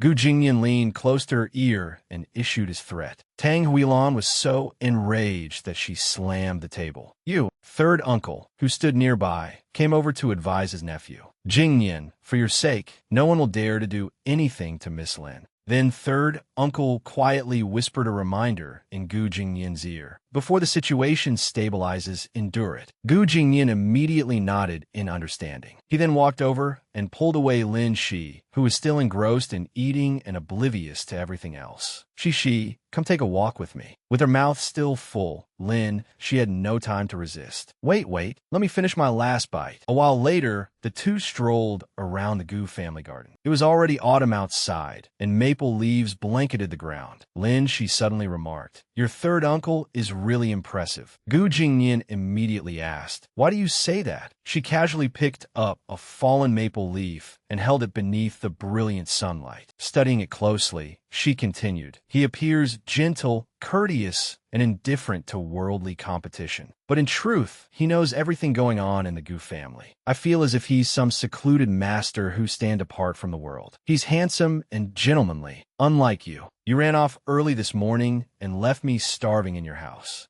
Gu Jingyan felt a little guilty after hearing that. He truly had not done well enough. But then she added, still, since you gave me something, I'll forgive you. Gu Jingyan was confused by her mention of a gift. Lin Shi promptly reminded him, didn't you buy these clothes for me? President Gu, is your memory really that bad? Or are you embarrassed? While Gu Jingyan was still thinking about it, she suddenly called out to him, by the way, Gu Jingyan, there's something I need to discuss with you. Jingyan was irritably typing away on his phone as he casually answered, go ahead. Using Lin Shi's identity, she made a request. I want to use my own capital to establish a company. Gu Jingyan looked surprised. Start a company? Open 2 nightclubs. Lin Shi immediately flew into a rage and shouted at him. Can't I run a more respectable business? Gu Jingyan smiled at her adorable expression, then became serious again. For example, Lin Shi proposed jade carving. For some reason, the sight of her saying that felt strangely familiar to him. Just then, third uncle's phone suddenly chimed with a message. The sender was Gu Jingyan. It turned out that his nephew was feeling a little jealous. He had directly transferred 10,000 yuan and demanded, "Third uncle, you needn't worry about her clothes from now on. Also, please keep your distance from my wife." After reading the message, third uncle laughed. His nephew was truly amusing. It seemed the boy had learned how to be jealous. After Lin, she expressed her wish to build a career of her own. Gu Jingyan helped make that wish come true. One beautiful morning, after arriving at Lin Shi's company, Gu Jingyan generously bought milk tea for every employee. The employees immediately went wild with praise. "President Gu is so handsome today," Gu Jingyan instructed them.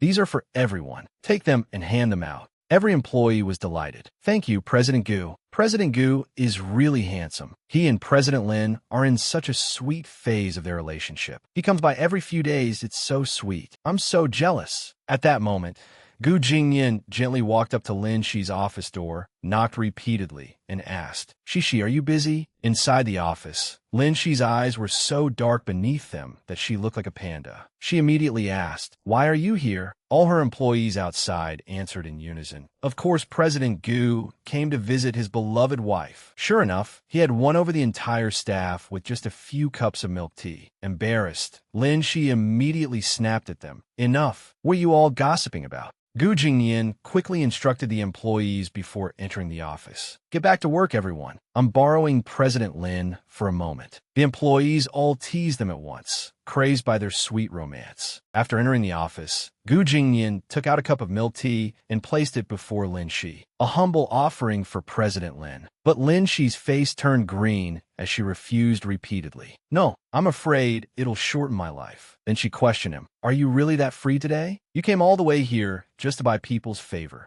Gu Jingyan curiously opened her office window and looked outside at the employees diligently working away. "In less than a week, you've turned this place into something impressive. I really underestimated you before," she confidently replied. "You gave me a week free of interference from the Gu group. I couldn't exactly make you lose face, could I?" Just then, an employee knocked on the door looking for Lin Shi. Seeing that Gu Jingyan was inside as well, the young woman became flustered and stammered as she reported, "President Lin, there are some reports and documents here that need your signature." Lin Shi smiled and gently nodded. "All right, just leave them there. I'll look at them later." As soon as the young woman placed the documents on the desk, she hurriedly fled, not daring to disturb them for even another second. "I won't disturb you any longer." Lin Shi, with her dark circles, felt a little exasperated and reminded Gu Jingyan, "Look at that. You're being here puts so much pressure on my employees." Gu Jingyan continued advising her, "This company isn't small. Why not hire someone to help manage it? Are you doing everything by yourself?" Lin Shi explained, "I originally planned to ask Yizhen to help manage it, but she isn't good at this sort of thing. I had no choice but to handle it myself." Gu Jingyan asked skeptically, "You're good at this?" Lin Shi reaffirmed confidently, "Of course. I'm still the eldest daughter of the Lin family. I know a thing or two." Gu Jingyan thought silently for a moment before advising her again. "You only know a thing or two, yet you've managed the company this well. You truly have a talent for business. Why not spend more money to hire an experienced senior manager?" Lin Shi helplessly made him understand. "Do you think my little company is like your Gu group? Hiring people is difficult, especially experienced ones. It's not as if you can hire them just because you have money.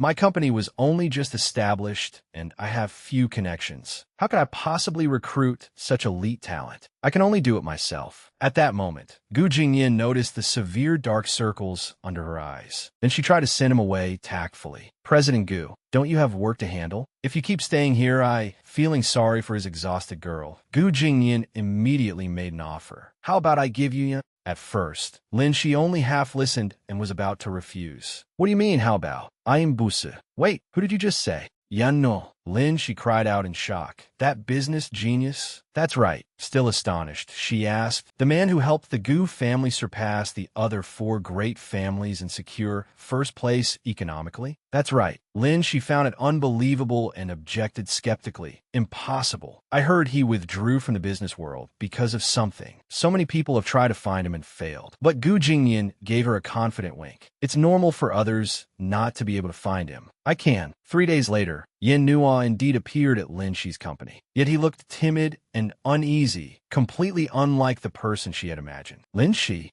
was somewhat doubtful. She secretly pulled Gu Jingyan aside and questioned him. Even if you couldn't find the real person, you shouldn't have randomly dragged someone here to fool me. Gu Jingyan immediately retorted. You don't believe he's Yin Nuo? Lin Shi shook her head clearly. I don't. He continued, trying to prove himself. I am the president of the Gu group. How could I possibly deceive? Before he could finish, Yin Nuo interrupted. There's a problem with the money in this report. A very large sum has been taken. Lin Shi was immediately alarmed and rushed over to inspect the accounting records. What? It's an order from Kylie under the Lin Group. So someone inside has embezzled company funds. But Yin Nuo repeatedly rejected that conclusion. No, we can only determine that after checking. I merely suspect it. Yet at that moment, Lin Shi completely cast aside all her previous doubts about him. She thought to herself, he spotted something I had missed with just one glance at the accounts. He truly is a genius in finance. Yin Nuo, I shouldn't judge a book by its cover. Then she worriedly asked him, Yin Nuo, can you tell who took that money? Yin Nuo answered at once. This account has never had any dealings with the company before, yet it suddenly appeared here. It is very likely this one. Lin Shi followed the direction of Yin Nuo's finger across the documents. To her surprise, she discovered that the account number belonged to Lin Wan. Within minutes, Yijin hurried to the company to help Lin Shi deal with the matter. At that time, only Lin Shi, Yijun, and Gu Jingyan were in the office. Yijun considered it quietly for a moment, then boldly ventured a guess. Then we can confirm that it was Lin Wan. After carefully studying the stack of files, Lin Shi quickly nodded in agreement. There's an 80 to 90% chance that's the case. But this time, Lin Wan would rather take such a huge risk than ask Fu Rui for money. That's really strange. If she has been secretly manipulating the company's finances like this, there may be an even larger scheme behind it, several times bigger perhaps. However, Yijun was hot-tempered and could not think that far ahead. She was burning with righteous indignation and cared only about one thing. Forget all that. We've caught her red-handed now. At last, we can make good use of this opportunity. Yet contrary to Yijun's expectations, Lin Shi decided to hold her position and do nothing. She calmly stated, no, we won't do anything. Her answer left the previously fired-up Yijun completely bewildered. Gu Jingyan then voiced his thoughts. This isn't a small amount. If we act now, even if we can't recover the money, at least Lin Wan won't dare touch you again. After hearing his suggestion, Lin Shi repeatedly assured the other two, a 3-foot sheet of ice does not form in a single day. If you want to pull out the thorn, you must endure the pain. Didn't you tell me that yourself? Upon hearing those words,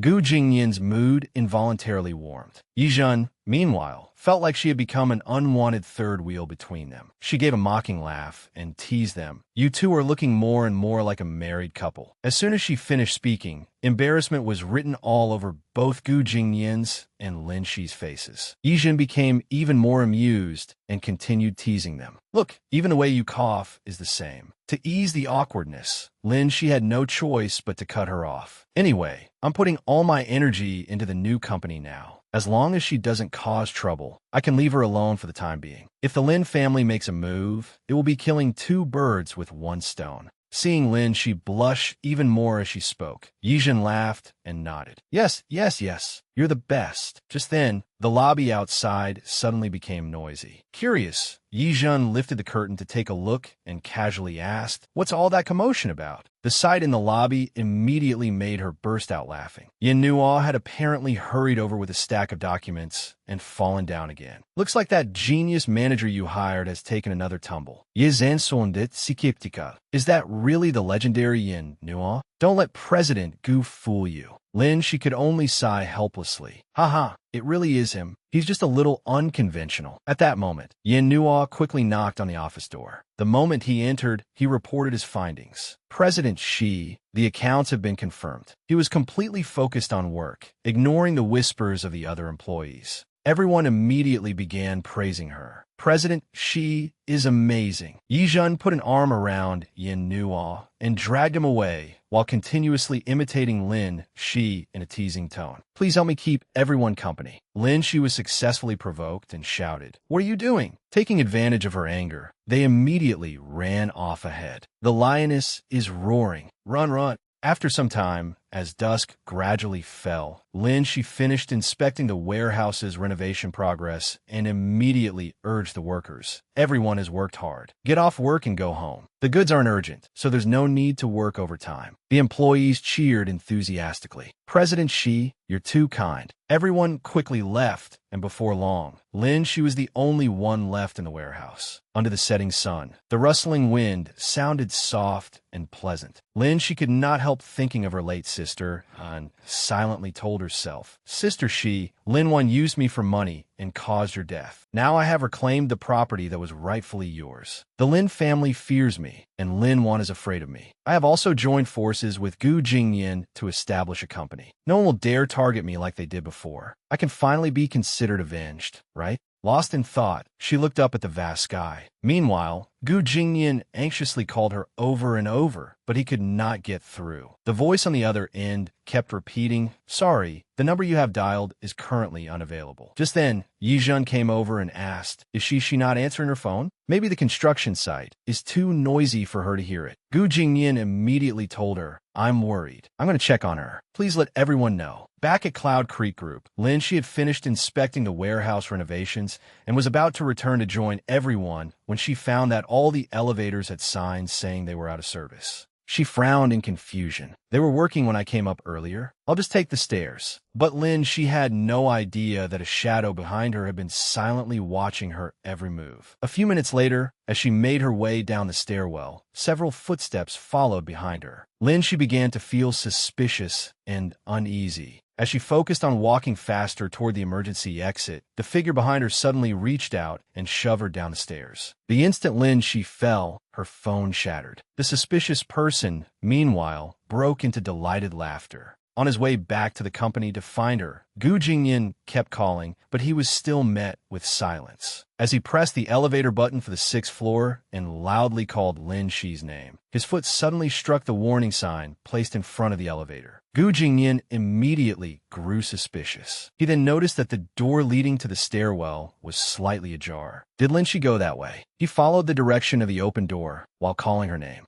Then he discovered her unconscious at the bottom of the stairs, blood streaming from her head, her shattered phone beside her. Gu Jingyan panicked and repeatedly shouted her name. He quickly called an ambulance, and within minutes, Lin Shi was rushed to the hospital for surgery. Inside the operating room, the machines monitoring her vital signs beeped incessantly while doctors and nurses worked urgently together, calling for hemostats and wiping away sweat. Beneath the surgical lights, Lin Shi seemed to be swallowed once again by the vast, illusory world she had encountered in the past. In her daze, amid that endless ocean, Lin Shi gradually pieced together everything that had happened to her. Lin Shi's car malfunctioning and crashing into her, and then someone pushing her from behind today. At last, the truth about what happened that year began to emerge. Back then, Lin Wan had suddenly come looking for her and made an unreasonable demand. Hand it over. Lin Shi looked confused, not understanding what she meant. Lin Wan became impatient and shouted at her, I know Gu Jingyan has already investigated your background. It's all because of those damned earrings of yours. If you don't give it to me today, don't blame me for being ruthless. It turned out that what Lin Wan wanted was the jade necklace her mother had left her. Naturally, Lin Shi refused. She gripped the necklace tightly, refusing to give Lin Wan a chance to take it, and resisted. No, my mother left this to me. President Goot doesn't know me either. The moment she said that, Lin Wan gave her a resounding slap and berated her. Still pretending? You think saving him means you can marry into a wealthy family? Give it to me. Enduring the pain, Lin Shi continued to resist fiercely. I really can't give this to you. Lin Wan laughed and provocatively said, Really? Fine. Whether I get it today or not, I never intended to let you go anyway. Lin Shi, her face swollen from the slap, cried out in confusion. What? Just then, she turned her head and looked behind her. Lin Shi's car came speeding toward the place where they were arguing. Seizing the opportunity, Lin Wan shouted, Die, and pushed her down toward the roadside. At that very moment, her sister lost control of the car and drove straight toward where she had fallen. As Lin Shi remembered this memory, she suddenly woke up in reality and screamed sharply, Kill her! Kill her! Kill her! It was her! Her delirious cries shocked Gu Jingyan, who was standing watch beside her. He tried repeatedly to wake her. Lin Shi, what's wrong? Yizhen also rushed over and repeatedly called, Shi. Seeing that she still could not regain consciousness and kept screaming, Gu Jingyan immediately told Yizhen, call the doctor. Yizhen quickly nodded. All right, I'll go. Meanwhile, Lin Shi continued shouting frantically, I'm going to kill her, kill her, kill her. I have to. At the height of her agitation, Gu Jingyan swiftly pulled her into his arms and comforted her again and again. It's all right, Lin Shi. I'm here.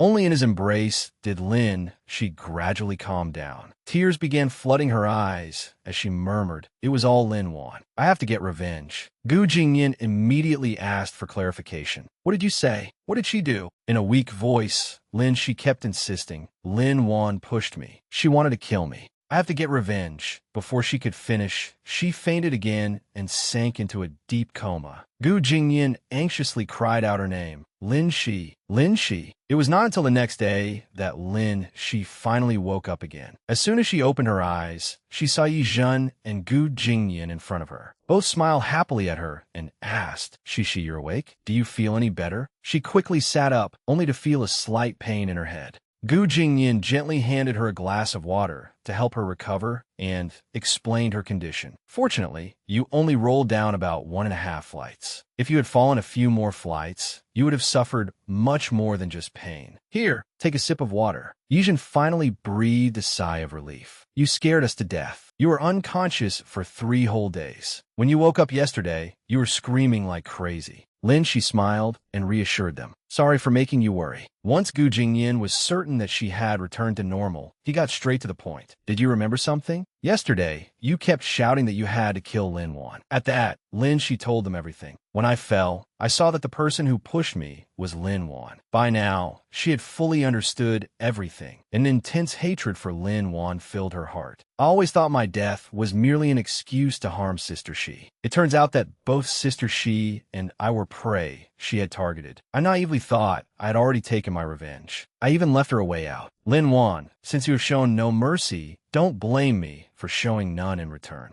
Back in the present, Yizhen saw Lin Shi sitting there absent-mindedly all day and could not help asking, Shi, what are you thinking about? Why are you spacing out? Lin Shi shook her head. Oh, nothing. Yizhen continued. You haven't been doing well these past few days. You even had us tell everyone outside that you were at death's door. What exactly are you planning? Lin Shi had already thought everything through, so she immediately replied, I've figured it out. Then she unconsciously looked out the window. She saw a bee's stinger pierce directly into a grasshopper on a tree and murmured, If you repay resentment with kindness, how will you repay kindness? Meanwhile, news about her company appeared on the large screen in the building. Recent reports claim that Lin Shi, president of Cloud Creek Group, fell down a staircase and is now in critical condition. After seeing the news, all the employees began discussing it anxiously. President Shi? Just then, Lin Wan arrived with several mysterious men in black suits and brazenly stormed into the company, sneering. So this is the shabby little place Lin Shi opened? Such a prestigious place, as the Gu Group was reduced to this by her. How outrageous! Dressed in an elegant pastel pink gown, Lin Wan was stopped by the receptionist. Miss Lin, President Shi is not here. You can't go inside. Lin Wan immediately shouted at her. She's practically dead. I'm here to take over the company. Who are you, a mere receptionist, to meddle in this? As soon as she spoke,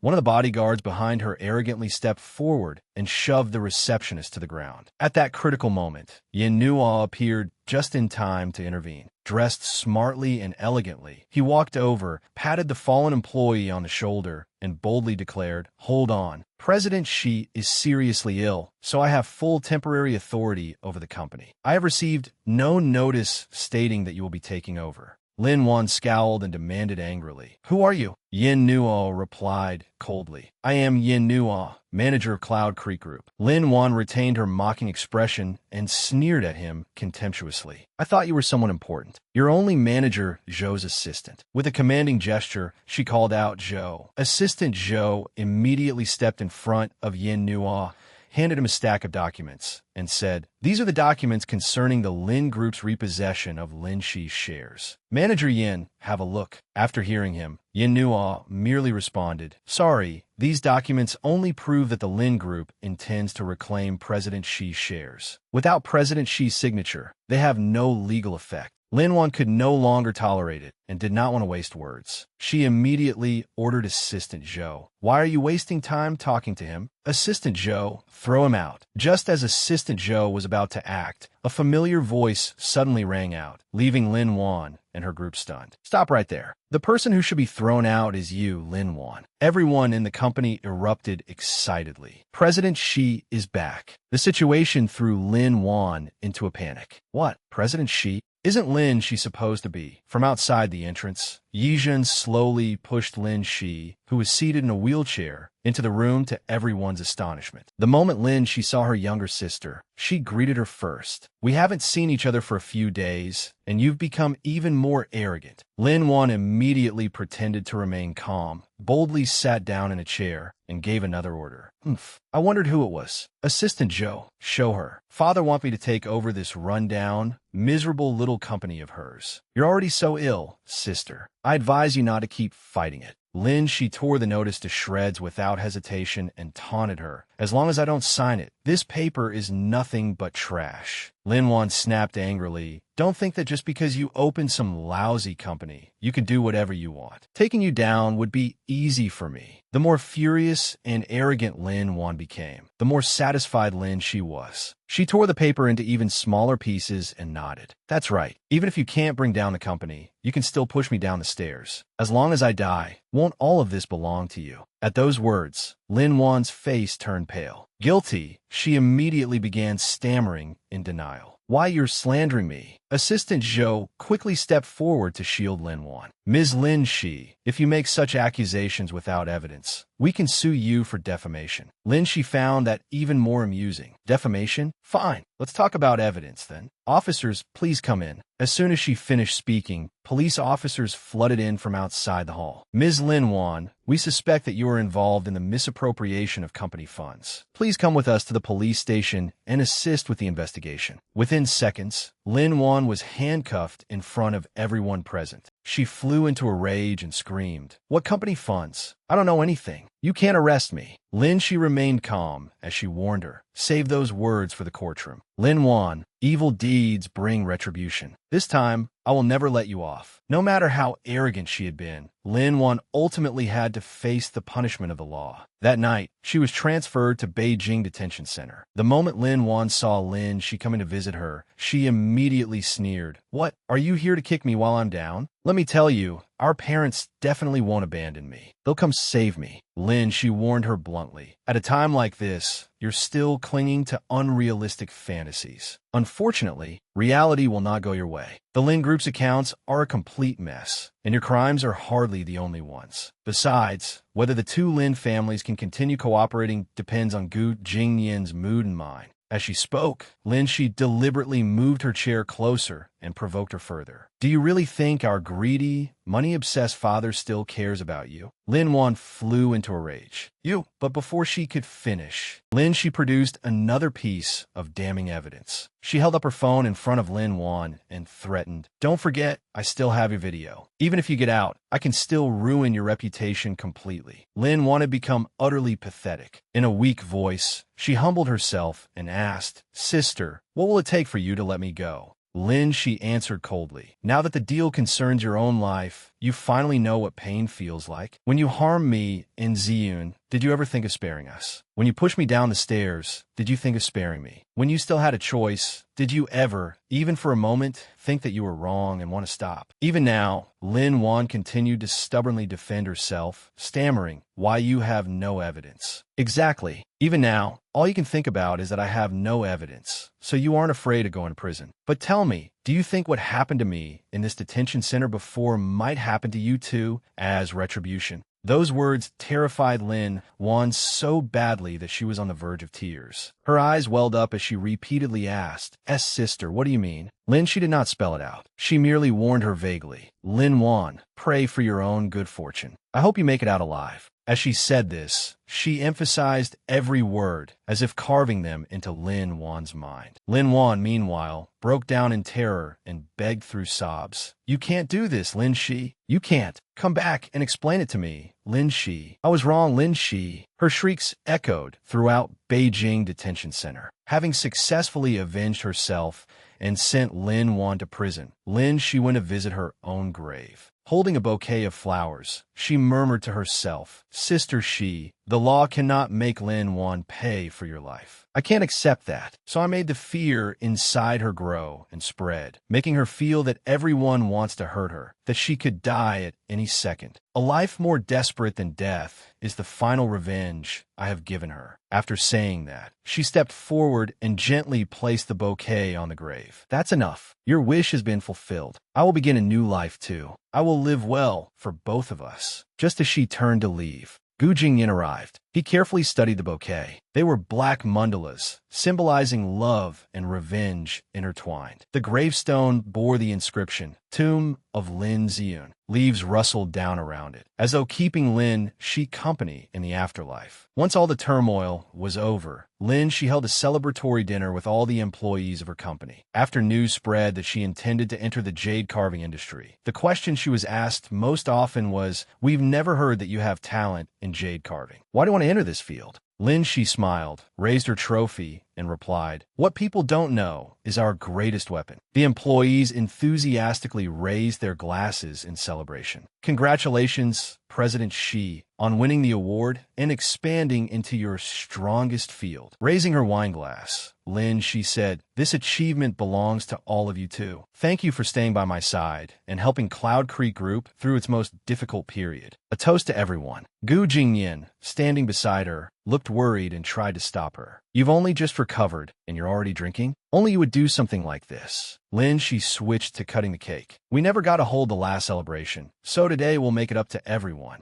Gu Jingyan stood quietly in a corner, watching her every move with a proud expression. Suddenly, Lin Shi made an announcement. "Oh right, while the award is still getting attention, I want to launch the jade jewelry collection we prepared earlier." Yijin supported every decision Lin Shi made. With a glass in one hand, she eagerly agreed. "The timing, location, and people are all right. It's a great opportunity, President Shi." Lin Shi hesitated slightly before adding, "But this time, I want to invite a celebrity to be our spokesperson. I'm just afraid our company's standing isn't high enough for her to agree." Gu Jingyan naturally understood what she meant. This little fox wanted him to step in and make the invitation. So he immediately asked, "Go ahead. Who do you want to invite?" Lin Shi promptly gave her answer. "Sierraine." The moment the suggestion was made, everyone immediately agreed. "Wow, my goddess. Boss, you're amazing. If we can really get her, our company will definitely blow up. I heard Xiaoren's fee is insanely high. Her endorsement fee is at least 8 figures. What are we afraid of? Don't we still have President Gu?"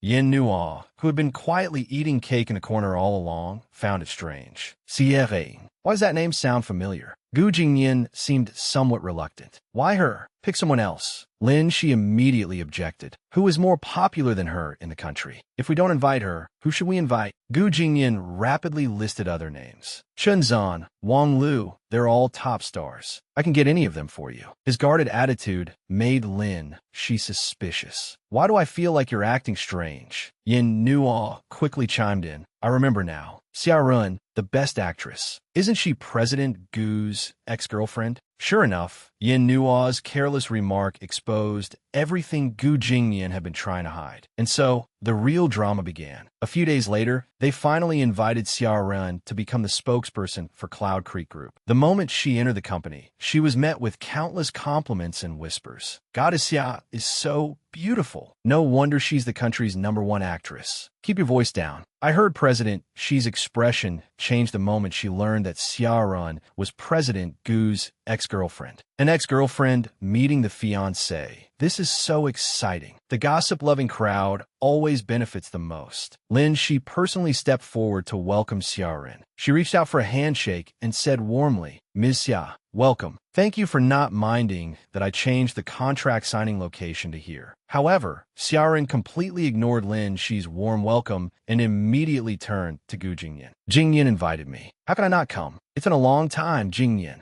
Gu Jingyan merely gave her a cold, perfunctory nod. The bystanders surrounding them immediately sensed the tension. Oh my God, the smell of gunpowder. Isn't she openly ignoring President Xi? President Xi is her sponsor. Clearly, she thinks President Gu is the real sponsor. And she's his ex too. This is going to be good. Lin, she was not about to be outdone. She smiled and said, I heard President Gu and Ms. Xia have an extraordinary relationship. I suppose I get a share in that good fortune. I deliberately invited President Gu today so the two of you could catch up. After signing the contract, Ms. Xia, you can stay here and relax. The phrase, extraordinary relationship, could also imply that their feelings ran deeply. Her words were truly subtle and cutting. Hearing them, Gu Jingyan's face darkened. Lin Shi immediately took out a resort access card and offered it to Xiaorun, clearly intending to force Gu Jingyan into an awkward position. This is one of the more famous resorts in Beijing. It has every kind of entertainment. I've arranged a premium full-body spa for you at 8 tonight. If you get bored, you can call me anytime. President Gu will also be here for 2 days. If you find it dull alone, you can look for him. After all, everyone knows each other. Xiaoran found Lin Shi's enthusiastic attitude somewhat strange. However, a second later, she changed her expression, grabbed Gu Jingyan's arm, and refused to let go. Then I won't trouble President Xi any further. I have so much to talk about with Jingyan. Every other word out of her mouth was Jingyan, and she said it with such intimacy. Lin Shi did not want to say anything more and immediately nodded. Fine.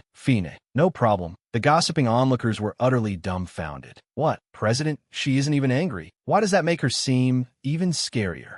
Lin Shi added a few more instructions for the actress. That works too. Our rooms are right next to each other, so just call me whenever you need anything. For the next 2 days, I'll do my best not to disturb you too. Taking the card, Xiaoran deliberately turned to Gu Jingyan and asked, but would this inconvenience Jingyan? Gu Jingyan's face clearly displayed his irritation. In a cold voice, he frankly admitted, it would be very inconvenient. But Lin Shi became even more enthusiastic. How was it inconvenient? It's not inconvenient at all. Ms. Xia, go back and settle into your room first. I'll make arrangements for President Gu. Xiaoran obediently returned to her room, replying sweetly, all right then. I'll go back and wait for you, Jingyan. The moment Xiaorun turned and left, Gu Jingyan angrily scolded Lin Shi. Lin Shi, what exactly are you trying to do? Lin Shi merely laughed, unfazed. Business. Gu Jingyan continued criticizing her. Business by offering up your fiancé? Did falling down the stairs damage your brain? Lin Shi immediately draped an arm over his shoulder and whispered teasingly into his ear, she doesn't like anyone else's looks anyway. Besides, this fiancé is only a title. It's not real. What am I afraid of? Gu Jingyan stormed off after throwing out one final sentence. You said it yourself. Don't regret it later. Lin Shi watched his irritated figure leave, silently apologizing in her heart. I am sorry,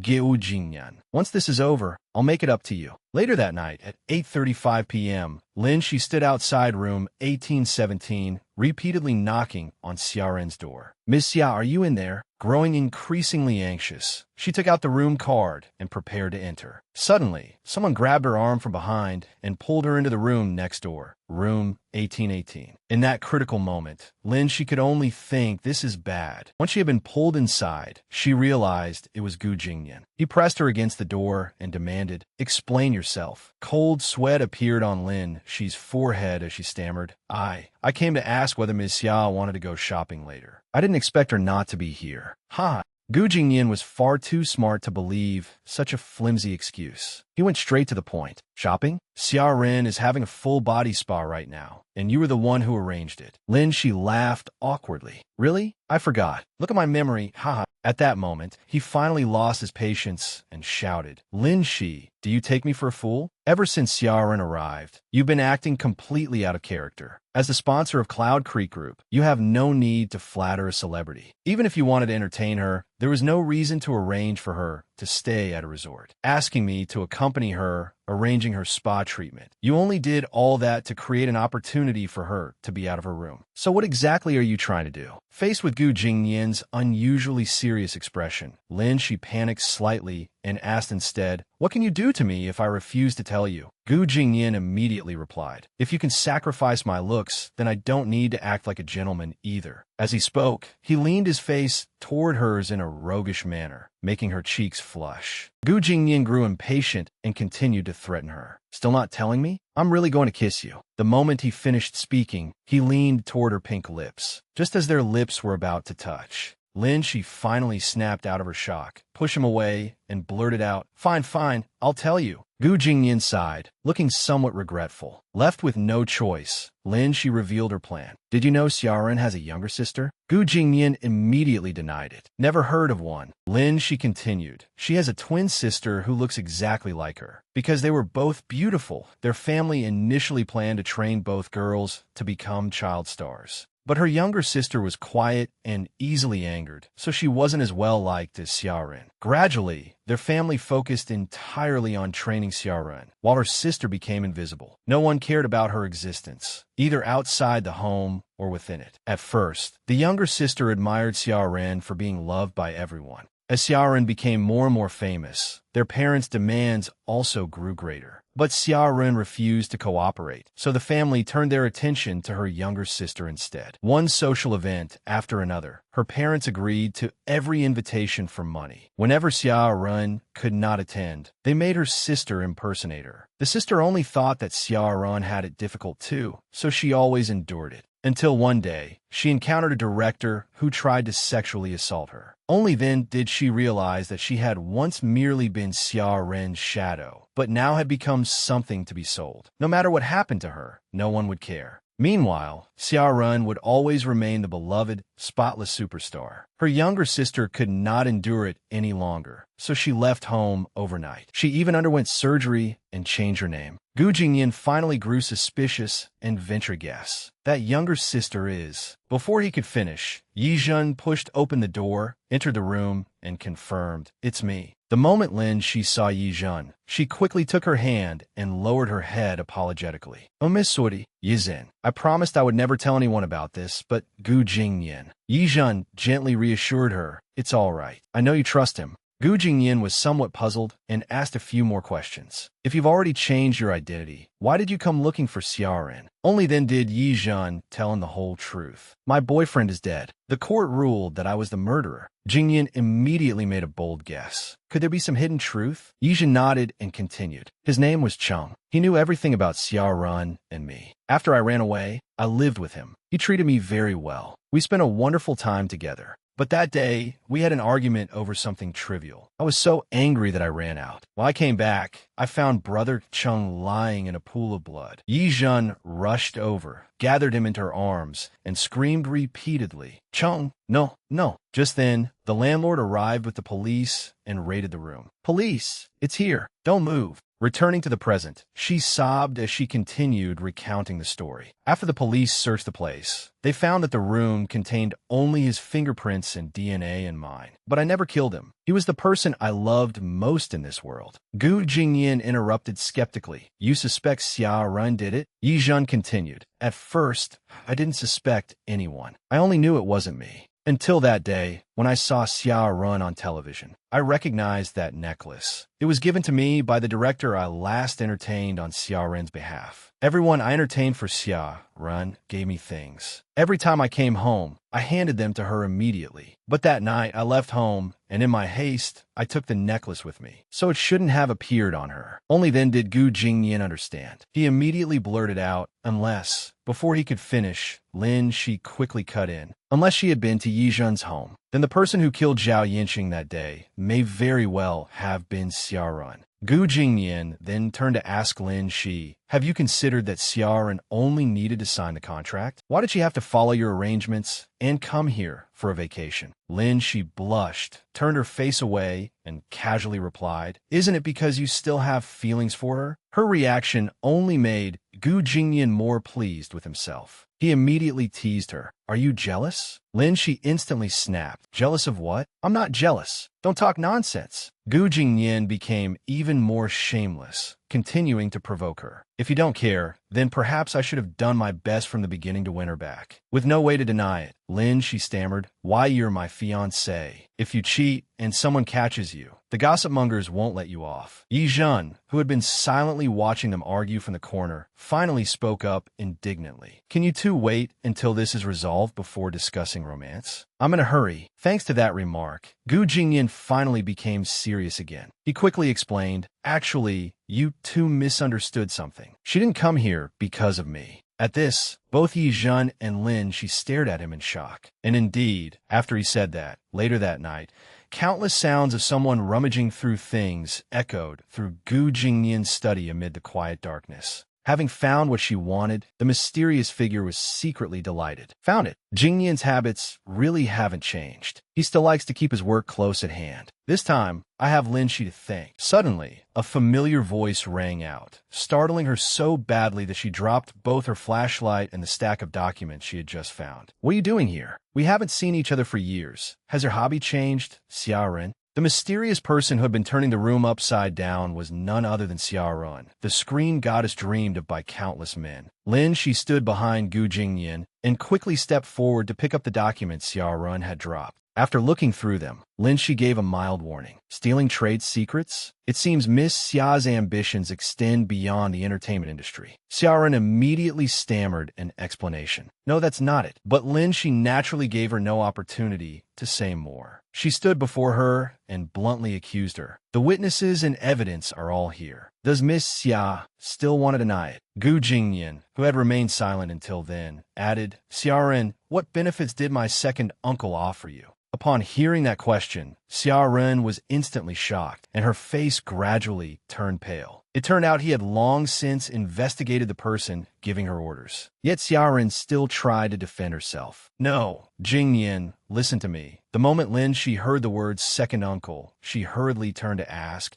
is she connected to Gu Tianin? Gu Jingyan swiftly exposed Xia Ren's secret connection. I investigated and found that the two of you have been in contact. Do you want to tell me yourself? Or shall I bring you before second uncle and have you confront him? Choose. As expected, Xia Ren began trembling at once, her face deathly pale as she sobbed and pleaded with Gu Jingyan. Don't. Please don't. Her reaction left them both confused. Then she became even more weak and helpless, crawling to Jingyan's feet and begging, please, spare me. If he finds out I failed, I'll die. My whole family will die. Hearing this, Lin Shi walked over and calmly confronted her. Wait, what exactly is going on? Get up and tell us. Xiaoren turned to Gu Jingyan and explained, Jingyan, I know you're not a heartless person. You helped me before. Can you help me once more this time? Gu Jingyan remained silent for a moment in response to her plea. After a while, he crouched down in front of her and replied, You haven't told me anything. How am I supposed to help you? Xiaoren trembled and said fearfully, I don't dare. He's extremely ruthless. You're no match for him. As soon as she said that, Lin Shi angrily grabbed her arm and demanded, Is Gu Jingyan that useless in your eyes? He's fought Gu Tianin for years and gradually gained control over half of the Gu group. What do you think he relied on? Gu Jingyan would never cowardly avoid a problem. Those words defending Gu Jingyan's honor made him see Lin Shi in a different light. At that moment, she continued explaining the bigger picture to the screen goddess, Xiaoren. If Gu Tianin is threatening you and you have nowhere else to turn, then Gu Jingyan is the only one who can save you. At this point, there's no other choice. Xiaoren had no choice but to tell the truth. I've been a child star since I was young, and everything in my career seemed to go smoothly. But no one knows that the truth behind my fame is far from honorable. The person behind me is Gu Tianin. Ever since I was 7, he's held my fate in his hands through a contract. He gave me opportunities and made me one of the most popular leading actresses. In exchange, I had to meet the people he arranged for me to meet and get things for him. Yi Zhen, who was secretly listening outside the room, heard every word of this confession. Xiaoren gradually revealed everything she had been forced to do in the past. Gu Tianin made me as famous as an unparalleled superstar, only to turn me into a poison lurking in the darkness. Every day, I had to meet those disgusting clients and pass many things to Gu Tianin. I'll use blackmail records and evidence of gambling. Lin Shi was curious and immediately asked her, The things you have are leverage against Gu Tianin. Why not use them to fight back? At the very least, you wouldn't have to keep doing such dirty things. Xiaoren shook her head sorrowfully and helplessly through her tears. It's useless. On the surface, Gu Tianin is always smiling and kind to everyone. But behind the scenes, his power reaches the heavens. He holds my family's lives in his hands. I don't dare gamble with their lives. As she spoke, she suddenly looked at Gu Jingyan and continued. You helped me once. After Gu Tianin found out, he told me to get close to you. Originally, he wanted me to become your wife, so he could control you more easily. But he never expected you to become engaged to Lin Shi. Gu Jingyan then boldly deduced. This time, when I asked you to come here, he saw it as a good opportunity, so he arranged for you to steal these documents. Xia Ren trembled in fear and repeatedly told him, I'm sorry. I wronged you, but I was truly afraid. Lin Shi proposed, if I have a way to get you out, but you can no longer have the rich and comfortable life you had before, or even set foot in the entertainment industry again, would you agree? Xiaoran did not need time to think. She immediately nodded. I don't need to be some glamorous superstar. I only want my family to live in peace. I don't ask for anything else. But why would you save me? Lin Shi felt this was the right opportunity and went straight to the point. Because there's something only you can answer. Xiaoran asked, what is it? Lin Shi immediately brought up the past. Do you remember your twin sister? The moment the words twin sister were mentioned, Xiaoran froze in shock. Lin Shi seized the chance to press her further. It seems you still remember. Then tell me, why did her boyfriend die? Xiaoran fell silent for a moment. At last, the truth about what happened years ago, the death of Yizhen's boyfriend, was finally revealed. On that fateful night years ago, Gu Tianin repeatedly urged her, why haven't the things been delivered yet? Xiaoran anxiously pleaded with him. This time, let me go myself. She ran away from home. Give me a few days, and I'll find a way. Gu Tianin used his power to threaten her. I'll give you 3 days. If I don't see the things by then, you know what will happen to you. Xiaoran panicked and interrupted. Uncle Len, listen to me. But the call had already been hung up. Furious, Xiaoran clenched her fists and hurried to Yizhen's private residence that very night. She went there to find Yizhen and make her do the dirty work in her place. Xiaoran knocked for a long time, but no one answered. As it happened, the door was unlocked. So she boldly let herself in and searched around. After looking for a while, she finally found what she needed. Just as she was secretly rejoicing to herself. Found it. Great, it's still here. Yizhen's boyfriend suddenly burst in and caught her red-handed. Who are you? What are you doing in my home in the middle of the night? Panicked, Xiaorun grabbed something from the table and struck him hard on the head. That was how Yizhen's boyfriend died. Back in the present, Xiaoran spoke bitterly and remorsefully. I know Zhenjin suffered so much in my place. When she chose to cut ties with the family, I thought that was for the best, but I never expected. I wronged Zhenjin. Afterward, I planned to turn myself in, but Gu Tianin said I was still useful. So he arranged for it to look like Zhenjin had accidentally killed him. I regret it so much. I have no face to see her again. Lin Shi fell silent for a moment after hearing this. Whether it had been intentional or accidental, what happened could no longer be undone. She finally interrupted. I understand. Wait here. With that, she walked straight out the door. Xiaoran turned to Gu Jingyan in confusion.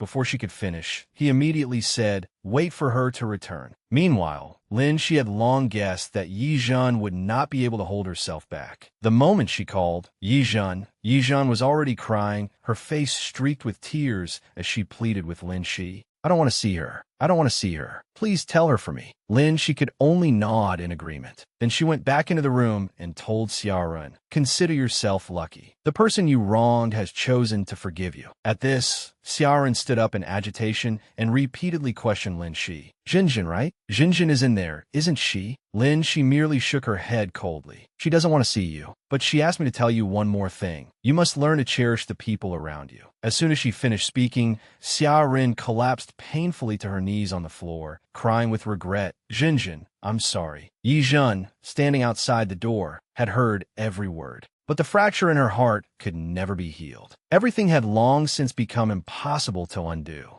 After some time had passed, Gu Tianin was leisurely sipping coffee and reviewing documents in his office when his secretary suddenly rushed in to report. Vice President Gu, this was sent by Xiaoran. She said she wanted you to look at it personally. Gu Tianin accepted the folder and smiled with satisfaction. They say actresses are heartless. That brat Gu Jingyan is still too inexperienced. Yet only seconds after he smugly said those words, the contents of the letter made him fly into a rage. It read, warrant for the arrest of Gu Wenyuan. Gu Group Director Gu Wenyuan has been accused of embezzling company assets for personal use. The relevant authorities are hereby authorized to investigate. The Gu Group is expected to cooperate. Gu Tianin slammed his hand on the desk and ordered, where is Xiaoran? Bring that bitch here. The secretary trembled in fear and hurriedly replied. Xiaoren said that after this was done, you agreed to let her take some time off. I'll immediately check her flight. Just then, his nephew, also his right-hand man, rushed in to report. Onkel, Sierenis Menediakot. He said Xiaoren just posted a scheduled announcement stating that she is retiring from the entertainment industry as of today. Her manager wants to know whether this was your decision. Before he had time to deal with that, the female secretary from earlier rushed in again and breathlessly reported. Vice President Gu, I just checked. Xiaoren's plane ticket was fake. We can't contact her. Upon hearing this, Gu Tianin gritted his teeth and suppressed the fury in his heart as he cursed inwardly. Damn it, I've been played by that brat, Gu Jingyan. For the moment, the matter was finally resolved. The next morning, at Jingyan's private residence, where Lin she was temporarily staying, Lin she was diligently preparing breakfast while keeping up with the news on Weibo. The headline read, Best Actress Xia Ren suddenly retires from the entertainment industry. Her current whereabouts unknown. Staring at the screen, Lin she sighed, what a storm.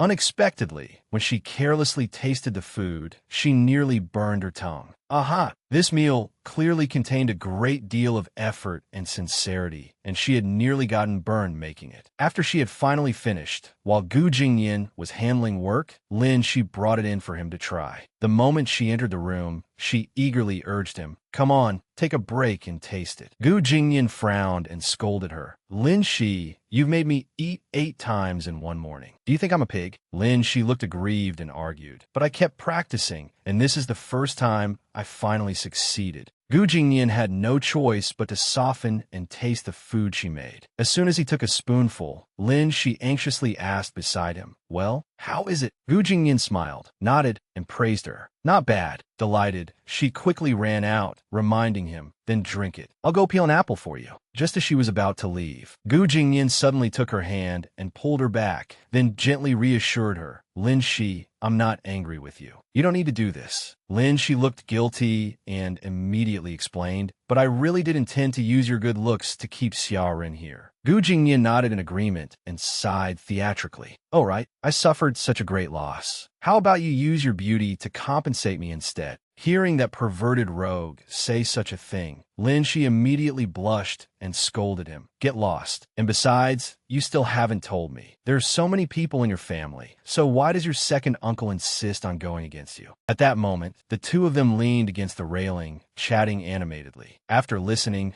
Gu Jingyan immediately explained, my second uncle is a lot like my grandfather. He was very capable when he was young. My father, on the other hand, was rather weak and couldn't hold onto the Gu group. So everyone in the family, as well as the company employees, believed that second uncle would surely be the one to take over the Gu group. Lin she looked surprised and continued asking, so you suddenly came out of nowhere and took the position? Gu Jingyan continued. He never expected his own son to be completely useless. Lin she abruptly interrupted. Gu Wenyuan? Gu Jingyan nodded and went on. Perhaps second uncle was unwilling to accept it. Gu Wenyuan couldn't accomplish anything worthwhile, yet his useless older brother gave birth to me, someone who could compete with him for the position. Hearing this, Lin she sighed helplessly and remarked casually, some people only want to live peaceful lives, yet they get dragged into a filthy mess by people chasing fame and profit, unable to escape. That person is innocent. Gu Jingyan suddenly looked at her suspiciously, carefully observing every movement she made. Out of curiosity, he abruptly asked, Lin Shi, there's always been a question in my heart. Why did the notorious spoiled heiress everyone in the city knew before? She was released from prison, never do anything reckless again? Why does a hot-tempered rich young lady who always retaliates in kind always leave her enemies a way out? Why did you write down the wrong blood type when you gave me a transfusion? Why are you so skilled in jade jewelry carving? Clearly, those are not skills one can learn in a day or two. As he spoke, he suddenly moved closer to her and stared directly into her eyes as he continued questioning her. Once all impossibilities are eliminated, whatever remains, no matter how absurd, is the truth. No matter what you say, I'll believe you. I only hope you can answer my question honestly.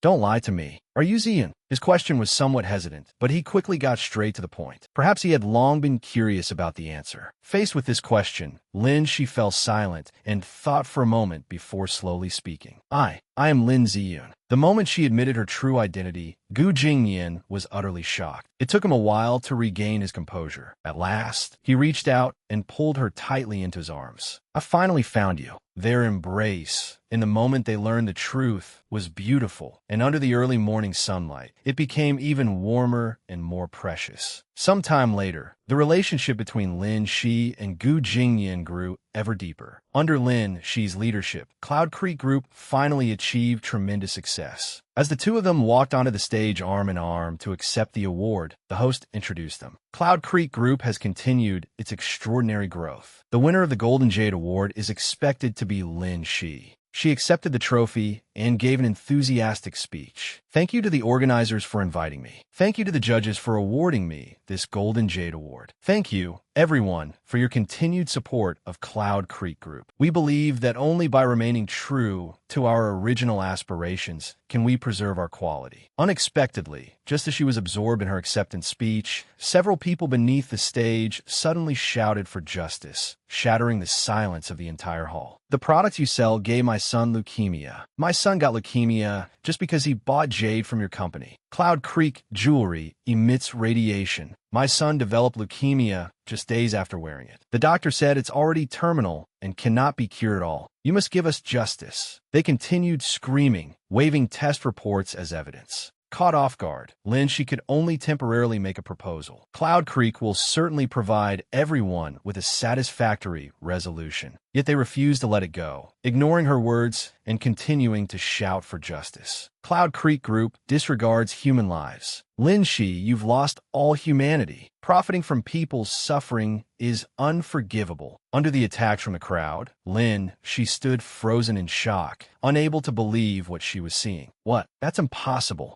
Just then, while the crowd remained in chaos and disrupted the entire award ceremony, Gu Jingyan slowly walked over from a corner, picked up a sheet of paper, and examined it carefully. Meanwhile, Lin Shi was being bombarded by questions from reporters. President Lin, this test report states that the radiation level in this jade pendant exceeds the permitted standard. Why did Cloud Creek Group sell this type of jewelry? Now that a customer has developed leukemia, with conclusive evidence before us, how does Cloud Creek intend to explain this? Cloud Creek Group must disclose all its products and submit to a comprehensive inspection. Otherwise, Cloud Creek must be concealing something. Before Lin Shi could answer the barrage of questions, a man below the stage threw a bottle of water directly at her face, screaming, "You still dare accept an award with products like these? Lin Shi, have you no shame? Cloud Creek will never recover from this." Fortunately, Gu Jingyan arrived in time and stood firmly in front of her. He immediately turned to the reporters and responded, trying to calm the situation. This incident happened suddenly. We need to conduct a thorough investigation before we can provide everyone and our customers with a proper answer. Please excuse us. After speaking, Gu Jingyan turned and quietly told Lin Shi, "Leave first. We'll think of a solution afterward." However, she suddenly grabbed hold of him.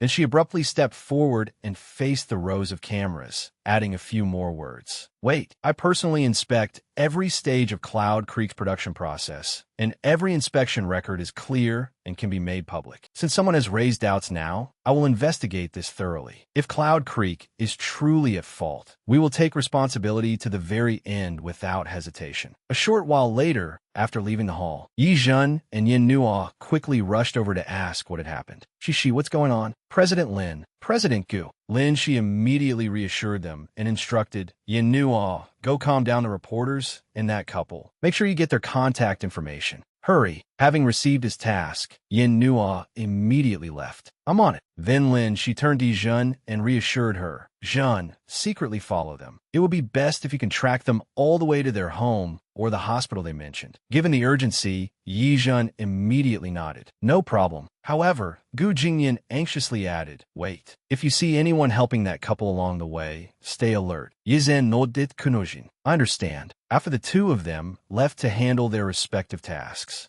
Lin Shi suddenly turned to Gu Jingyan and asked, "You thought of it too?" He immediately nodded. "Yes. There aren't many people in the company now, and everyone's background has been investigated, unless someone is causing trouble from within." Lin Shi pondered silently for a moment and murmured, "Who could it be?" It seemed that both of them had arrived at the same conclusion. Meanwhile, the disturbance caused by that couple had escalated dramatically. News outlets were now reporting extensively on the incident. The radioactive jade scandal had dealt a severe blow to Cloud Creek Group. Overnight, Cloud Creek Group's stock fell 5 points, while major stores were flooded with people returning their purchases. Who would have thought Cloud Creek would rise so quickly? I wonder whether its person in charge, Lin Shi, can... Just as Lin Shi was intently watching the news on the screen, Gu Jingyan gently came up from behind her, worriedly draping a coat over her shoulders. "Be careful not to catch a cold. Don't worry, you still have me." Just as they were speaking, the office door was suddenly pushed open.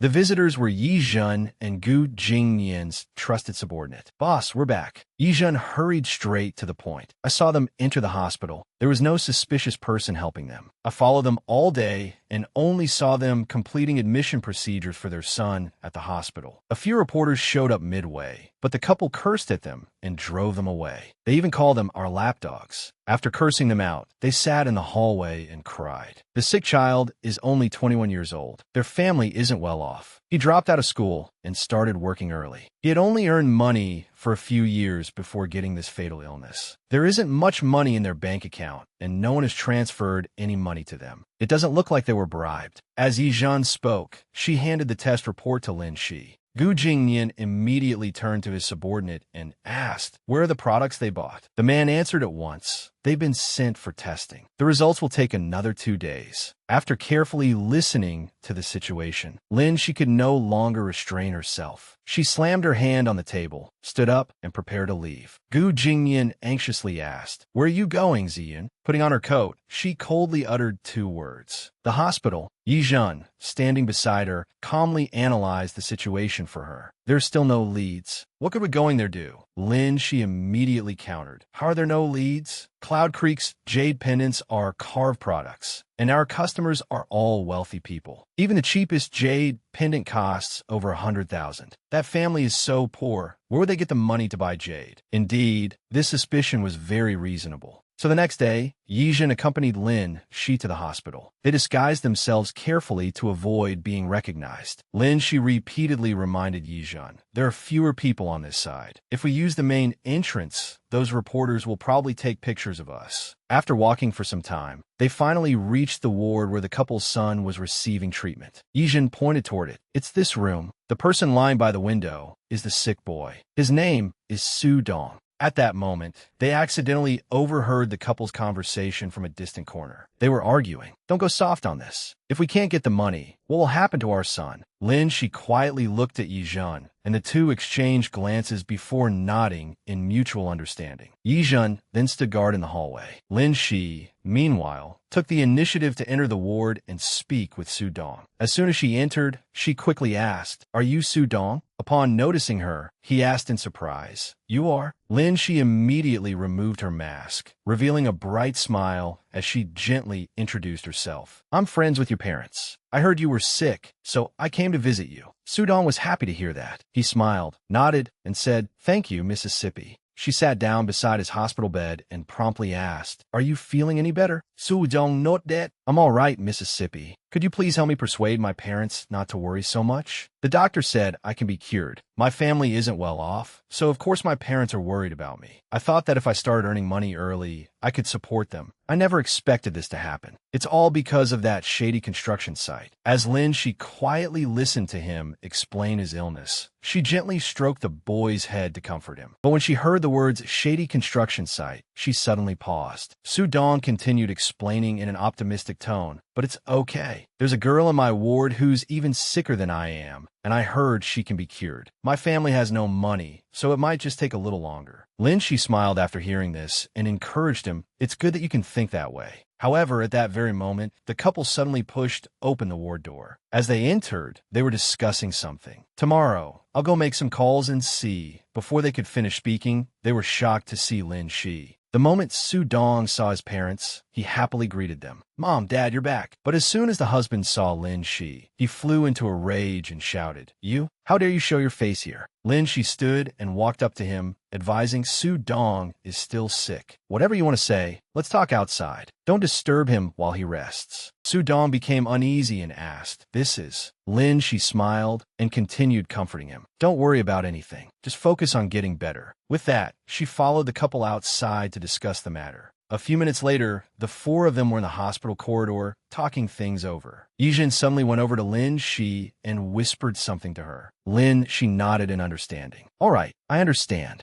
Lin Shi turned to negotiate with the couple. "I came here to solve this problem. I think the two of you want it resolved even more than I do, don't you?" Her words successfully caught their attention. Hearing this, the couple exchanged glances and hesitated. A short while later, they went together to the hospital cafeteria to negotiate in more detail. The husband impatiently got straight to the point. "Let's be direct. How much compensation are you planning to give us?" Lin Shi sighed and continued reasoning with them. "Sir, I understand that your son is seriously ill and urgently needs money. But can you truly use money gained by falsely accusing someone else with peace of mind? What you would not want done to yourselves, you should not do to others. At your age, you should understand that better than I do." As soon as she finished speaking, the man became furious. He slammed the table, stood up, and retorted, "Don't talk nonsense to me. So you're not giving us money, right?" Fortunately, his wife still had a trace of conscience and repeatedly urged her husband to calm down. "Keep your voice down. Miss, we only want money. We don't want to cause trouble." Hearing this, Lin Shi continued negotiating, striking directly at their weak point. "If I wanted to fight you, I would have brought lawyers here already. The evidence you produced is forged. At best, you would have to pay compensation. At worst, you could go to prison. What would Su Dong do then?" Hearing her words, the man immediately shouted, "What exactly do you mean?" Lin Shi calmly continued, "The person who contacted you and told you to cause this scene never transferred the money he promised you, did he? But I don't intend to hold you accountable for this."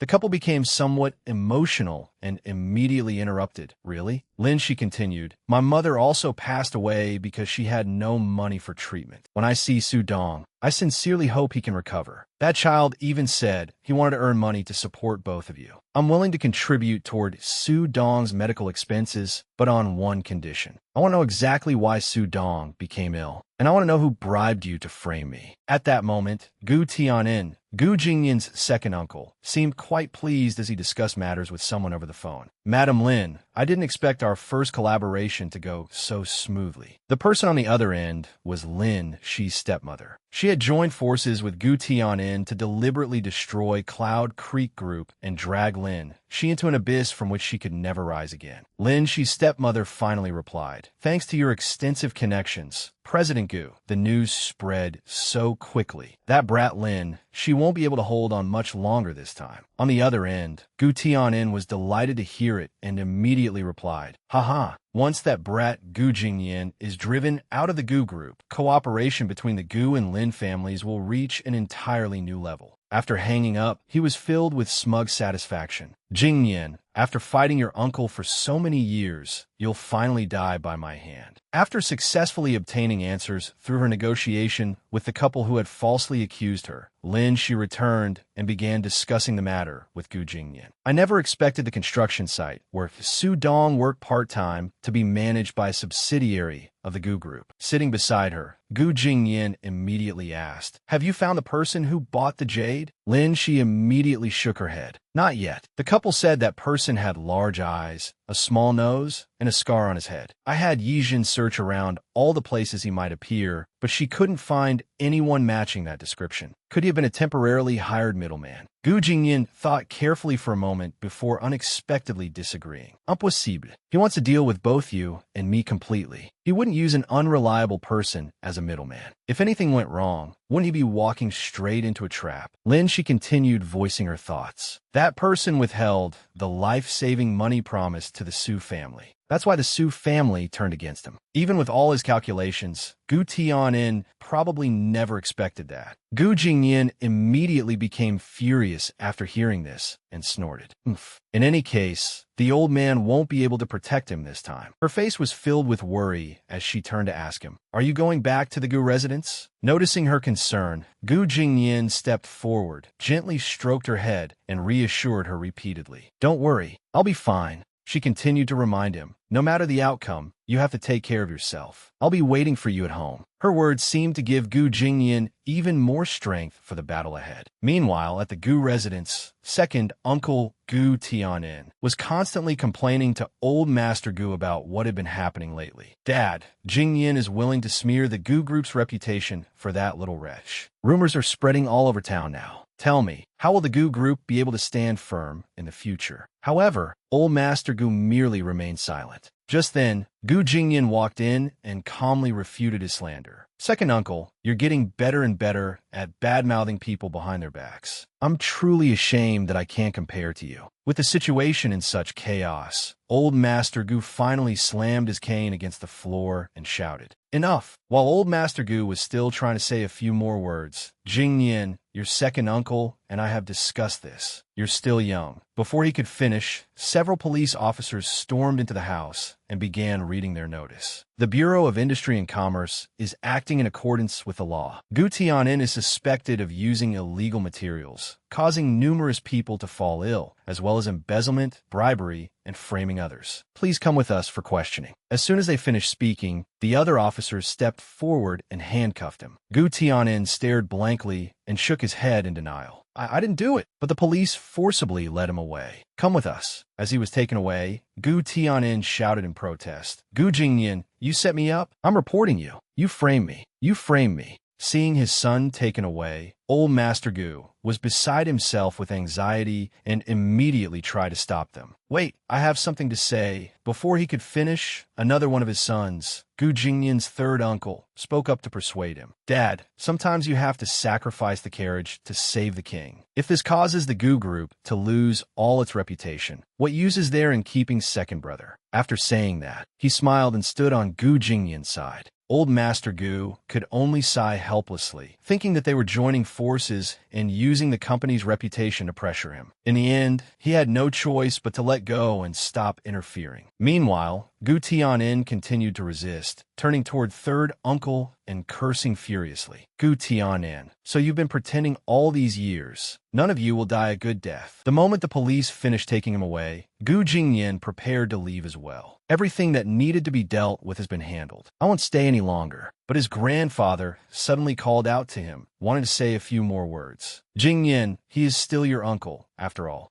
Gu Jingyin no longer concealed anything and spoke plainly. "Grandfather, when he hired someone to kill me, he never considered me his nephew. You don't need to worry that I'll take the Gu group from you. The Gu group will always be yours." Hearing this, old Master Gu's expression immediately darkened as he questioned him. "What do you mean?" Gu Jingyin finally voiced all the resentment he had suppressed for so long. "Your entire life, you have only cared about balancing the Gu group. You trust no one in this family. You let me and second uncle fight so that power would always remain firmly in your hands." Old Master Gu put on a kindly smile and denied it. "Jingyin, you're overthinking it. You're a very capable child, just like Tianin when he was young. But when people obtain things too easily, their character changes." Gu Jingyin could no longer remain calm and immediately retorted forcefully. "So, even when he wanted to kill me, you thought it was something I needed to learn from? You could clearly have taken my hand and led me down the right path, but instead, you let second uncle force me into a corner. You watched me crawl back to the right path step by bloody step. Isn't that ridiculous? I am tired. I don't want to play along with you anymore." With that, he left at once, unwilling to remain there for even another second. Meanwhile, Gu Tianan, the most thoughtful member of the Gu family, quickly approached old Master Gu and advised him. "When you first left the Gu group, it seemed that you told me something. So, have you finally decided to trust that boy?" After all the matters had been resolved, the media began reporting new developments. The The recent counterfeit goods incident involving Cloud Creek Group has seen new progress. The jade pendant connected to the case has passed inspection. The person who filed the report has apologized, and the patient's medical records have also been clarified. The primary cause of the patient's illness was the use of substandard materials at the construction site where the young man worked part-time, resulting in many workers falling ill. The construction site involved in the case has now been sealed off, and the relevant supervisors have been taken in for investigation. Our channel will continue following and updating this story. Cloud Creek Group has set aside past grievances and agreed to establish a charitable fund to help the sick workers pay for treatment. In addition, 5% of the profits from every jade product sold by Cloud Creek Group will be donated to the charity fund. As soon as this news was released, Yijun excitedly called Lin Shi, who was lounging leisurely on the sofa, to ask about the situation. Have you seen Weibo? Cloud Creek's reputation is soaring. The reviews of Cloud Creek's charity fund are excellent. We won this round beautifully. Just as Lin Shi was speaking on the phone with Yijun, the doorbell rang. She immediately ran to open the door. Coming.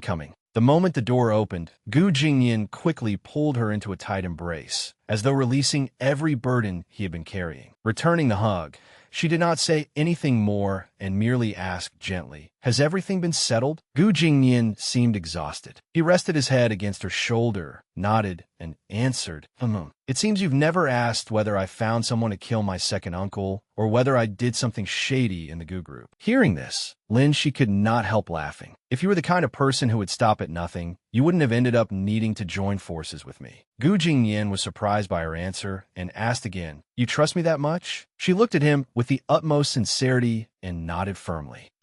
I trust you, just as you trust me." Gu Jingyan sighed and asked another question. "What if I lose my job? Will you support me?" She stepped forward and hugged him, teasing him. "For the sake of that handsome face of yours, I suppose I can reluctantly support you." Gu Jingyan felt warmth fill his heart. He immediately held her tightly and declared, "Lin Shi, I love you." Then they kissed passionately, spending a peaceful life together after all the turmoil. That night, while Lin Shi was sleeping soundly in Gu Jingyan's arms, his phone suddenly rang. She immediately sat up and answered it. Gu Jingyan's subordinate was extremely startled upon hearing her voice and stammered, "Sister-in-law." "You too." Lin Shi got straight to the point. "Jingyan is still asleep. If there's something to say, tell me." Not wanting to waste words, he quickly reported the results of the investigation.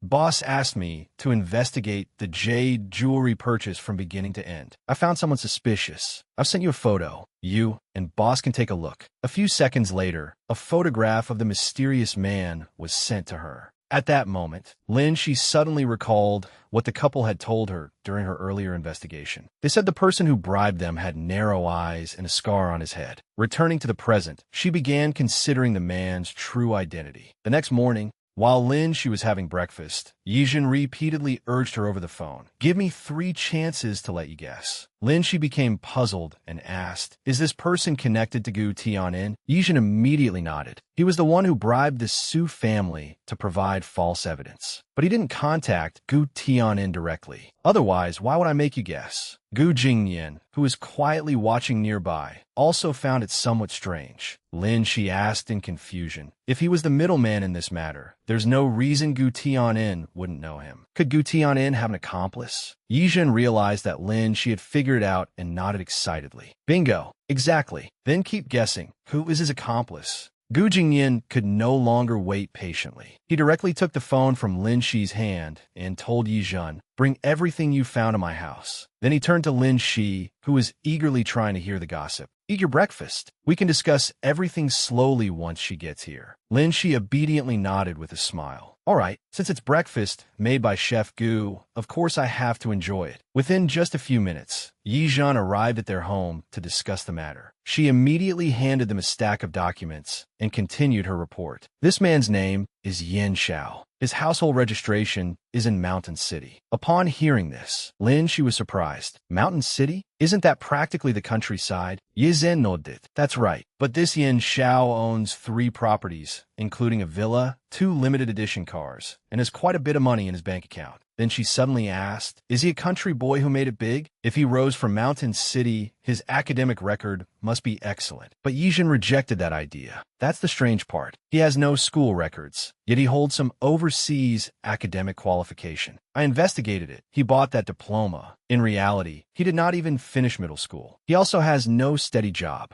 Gu Jingyan interrupted in confusion. No education and no job? Is he being kept? Lin, she held the photograph of the man up in front of Gu Jingyan and refuted him. Don't blame me for judging by appearances, but I really can't imagine what rich woman would be foolish enough to support him. Yijin quickly continued explaining the man's situation. There's no doubt that his money comes from illegitimate sources, but the person giving him the money is extremely cautious. I investigated for a long time. Guess who I found? Lin, she truly could not think of anyone, so she softened her tone and pleaded cutely, Yijin, spare me. I really can't guess. Yijin laughed at her cuteness and got straight to the point. Do you remember the driver at your house? Only then did Lin she realize in shock that it was Li Feng. The truth was that 3 days earlier, Yijin had gone alone to a village in Mountain City to investigate. She knocked on the door of a house. When an elderly woman opened it, she asked who Yijin was looking for and what she wanted. Yijin showed her the photograph of the man and asked, do you recognize the person in this picture? The elderly woman recognized him immediately. Isn't that Yin Xiao? Within minutes, they invited her into the house, served her tea, and began asking questions. There was also an elderly man in the house. The moment he saw her, he asked, didn't Yin Xiao's parents take him away already? Why do you come looking for us?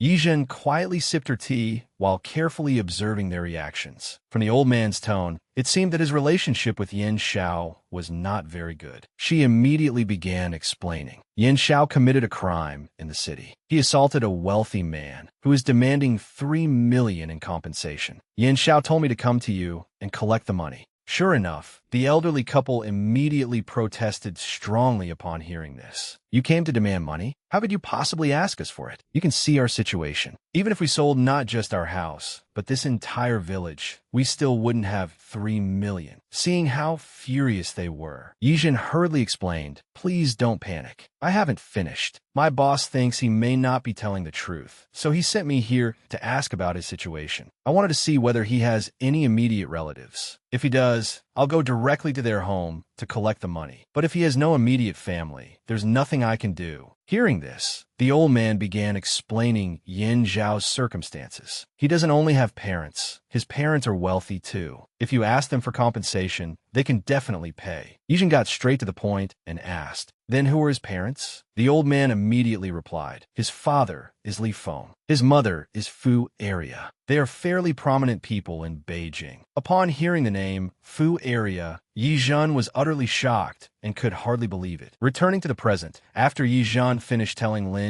everything she had discovered, Lin she choked on her water. She anxiously interrupted, who? Fu Area. Yijin confirmed it again. You didn't expect that, did you? I verified it over and over. I even showed them her photograph before I dare confirm that she is your stepmother. Hearing this, Lin she felt a chill run down her spine. She turned to Gu Jingyan and said softly, well, this is something. My old man has been wearing a green hat his entire life. Gu Jingyan anxiously asked for more details. How much did you find out? Yijin cleared her throat before continuing. Sit tight, both of you. What comes next is even more shocking. Returning to the village where Yijin had conducted her investigation, the elderly couple began recounting everything in detail. The Fu family and our family have always been close. When Fu Area was young, she was beautiful. No one in this village could compare to her. She had many suitors, and she had high standards. She found a capable businessman from the Lin family, someone named Lin Xiong or something like that. That man made quite a lot of money in the city and later went to Beijing to do business. They were originally engaged, but no one knows what happened afterward. We heard that the man married a wealthy young lady from Beijing and abandoned her here. Yijin interjected in surprise, and Fu Area accepted that. The elderly woman continued. What else could she do? Our countryside is nothing like the city. When a woman reaches marriageable age and does not marry, people gossip. But she was beautiful, and many men wanted to marry her. Li Feng was very hardworking, and before long, he married her. They even had a son, Yin Xiao. It looked like they were living a decent life. However, the old man beside her puffed on his cigarette and bluntly disagreed. Decent life, my foot. Not long after that, that other man took her away. Did Li Feng dare say a word? Of course not. The elderly woman continued explaining. Didn't he receive money? After Fu Area left, his life became even more comfortable. He even put a roof over the goat shed. Yi Zhen interrupted curiously. So he sold his wife for money? The elderly woman nodded and continued. Not just his wife. Not long afterward, he went to the city too. He said it was inconvenient to take the child with him, so he asked our family to raise the boy. He was afraid people would gossip about the child, so he changed the boy's surname to ours. His name used to be Li Xiao. Yi Zhen asked the elderly couple. They must have given you quite a lot of money, right? The old man took a drag from his cigarette and replied, At first, they sent money every month. We thought it wasn't much trouble, so we agreed. Who knew that the older the boy got, the more troublesome he became? We couldn't control him. There wasn't a single household in this village that he hadn't caused trouble for. The elderly woman added casually, I'm not trying to say anything, but that boy was rotten from childhood. Once he learned that his biological parents had money, he looked down on us for being poor. Every day, he waited for his parents to take him to the city. Who would have thought they would not come for him until 2 years ago? At this point,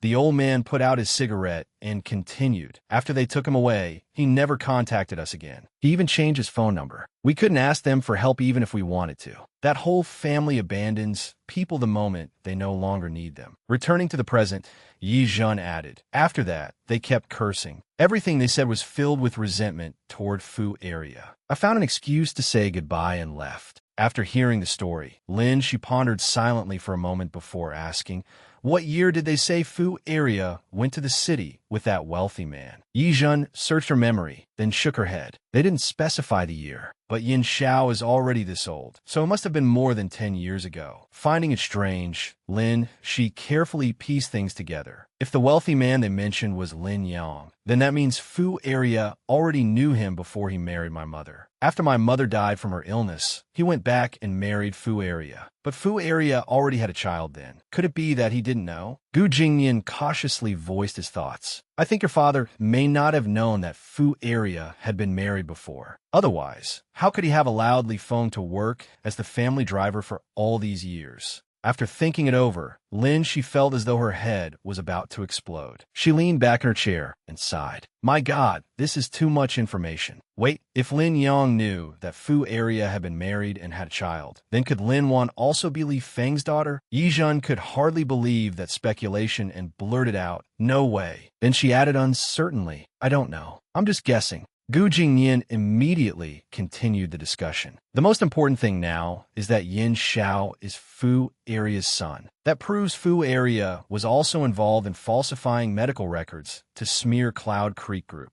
She immediately understood. You mean Fu Area joined forces with Gu Tianin to take revenge on me over Lin Wan? It seems that once we connect every clue, we can finally uncover the mysterious person behind everything. Meanwhile, Lin Wan, the second young lady of the Lin family, had finally been imprisoned long enough to taste the suffering Lin she had once endured. In the cafeteria, she sat curled up in a corner with her head bowed. Suddenly, another inmate approached her and struck up a conversation. Miss Lin, why aren't you socializing with everyone? The woman merely wanted to speak with her, but Lin Wan suddenly became terrified. She frantically tried to protect herself and screamed, I'm sorry, I was wrong. Tell Lin Shi that I really was wrong. Don't hit me. The other woman was completely dumbfounded and hurriedly explained, Who wants to hit you? You're really something. But Lin Wan's mind had already become unstable. Haunted by all the terrible things she had done, she kept backing toward the wall and resisting in panic. No, don't. A guard approached to deal with the commotion. What's going on? Can't you stop causing trouble from morning to night? The woman immediately turned to the guard and said, She must be sick. The guard quickly walked over to Lin Wan and asked again what happened. The woman immediately explained, Nothing. She has persecutory delusions. She always thinks someone is trying to hurt her. The guard stepped closer to Lin Wan and asked, Are you all right? Is something wrong? Taking advantage of the moment when no one was watching, he secretly plucked several strands of Lin Wan's hair. Once he was done, he slipped them into his pocket and ordered all the inmates to disperse and prepare for roll call and rest.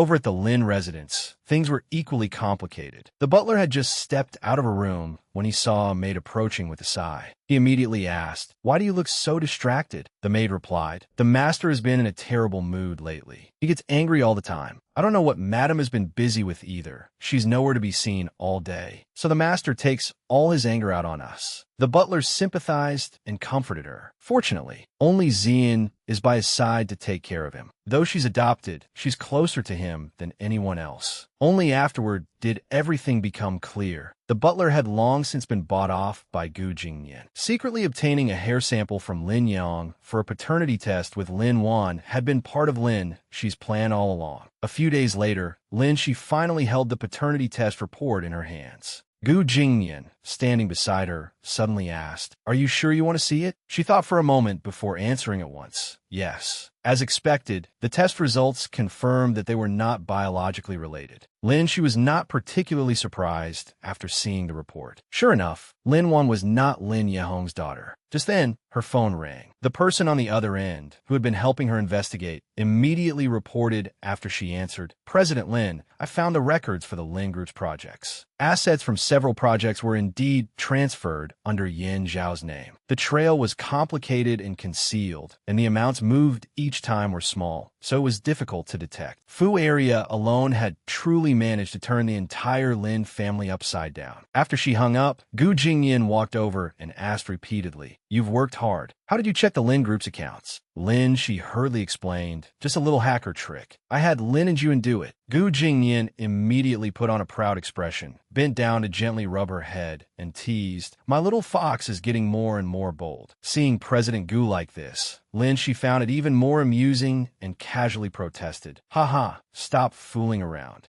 Gu Jingyan continued, "Fu area is hollowing out the Lin Group for her son. What are you going to do?" After thinking about it, she admitted frankly, "Whatever happens to the Lin Group has had nothing to do with me for a long time." Lin Yong failed to see people for who they were. He brought this upon himself. Gu Jingyan sympathized with her after hearing that. "That's fine. I don't want you getting dragged back into that mess." A few hours later that afternoon, Lin, she was still surrounded by tangled thoughts. She wondered to herself, if I were Sister Shi, would she really ignore Lin Yong? I have no feelings for this father, but Sister Shi grew up by his side. Maybe she values their father-daughter bond more than I do. It's just a pity. Just as she was lost in thought, an email suddenly appeared on her screen. It was from Qin Yang. An email from him? Lin, she decided to open the attached file. Qin Yang had left only one sentence. "CC, this is the last thing I can do for you." She could not help feeling confused. Since the scandal, Qin Yang had been sent away by his grandfather, and she had been unable to contact him for a long time. Why would he suddenly send her an email? But the moment she opened the file, what appeared on the screen left her speechless. It was the investigation report on the traffic accident, the vehicle inspection report from when Sister She had the accident. Hadn't this document disappeared without explanation? The report showed that someone had tampered with it, along with fingerprint evidence. What? The person who had tampered with Sister She's car had not been Lin Wan. It had been Fu area. Everything was finally brought to light. Lin Shi and Yizhen personally arranged to meet the man who had helped Fu area back then at a cafe. As soon as they sat down, the man spoke first. "I never expected the two of you to be able to use people from the military district." As soon as he finished speaking, Yizhen snapped coldly, "Cut the nonsense. If you didn't want to be surrounded and arrested, you shouldn't have done such immoral things in the first place." But he turned his face away and casually muttered, "What do rich people like you know about the hardships of poor people like us, who would do those things for no reason?" Lin Shi, who had remained silent until then, finally spoke. She questioned him. "To put it bluntly, you were tempted by money, and that led to the consequences you face today. Tell me clearly what happened back then. At the very least, I can guarantee that you won't have to keep living a life where you risk your neck." With things having come this far, the man had no choice but to confess everything. He slowly recounted the truth. "Fu area came to me at first and told me to tamper with that car. Later, she told me to fabricate evidence, to alter the vehicle inspection report and state that there was nothing wrong with the brakes. Then I gave her the real report. I didn't think she was trustworthy, so I kept a copy for myself." Lin, she curiously interrupted, "If you didn't trust her, why did you still work for her?" The man angrily slammed his coffee onto the table and continued bitterly, If I hadn't urgently needed a large sum of money, I never would have done it. After she had me tamper with the car, she planned to lure you to an isolated hill. By then, no matter who you hit, no one would be held responsible. Lin, she found this strange and asked further, but my car had problems before it even left the city. The man nodded and admitted, that's right. I heard that you had an accident ahead of schedule and even killed someone. I immediately knew things had become troublesome. I was afraid that if anything went wrong, she would place all the blame on me. Lin, she finally understood. So in your original plan, Lin, she was not supposed to die. But the man looked surprised and objected. Who is Lin Shi? Fu Area hired me to deal with you. She never mentioned anyone else. But Fu Area has a daughter. Her name is Lin something, only 2 characters. Your family has so many children that all the names sound similar. At that point, only one name came to Lin Shi's mind, Lin Wan. The man immediately nodded in confirmation. Yes,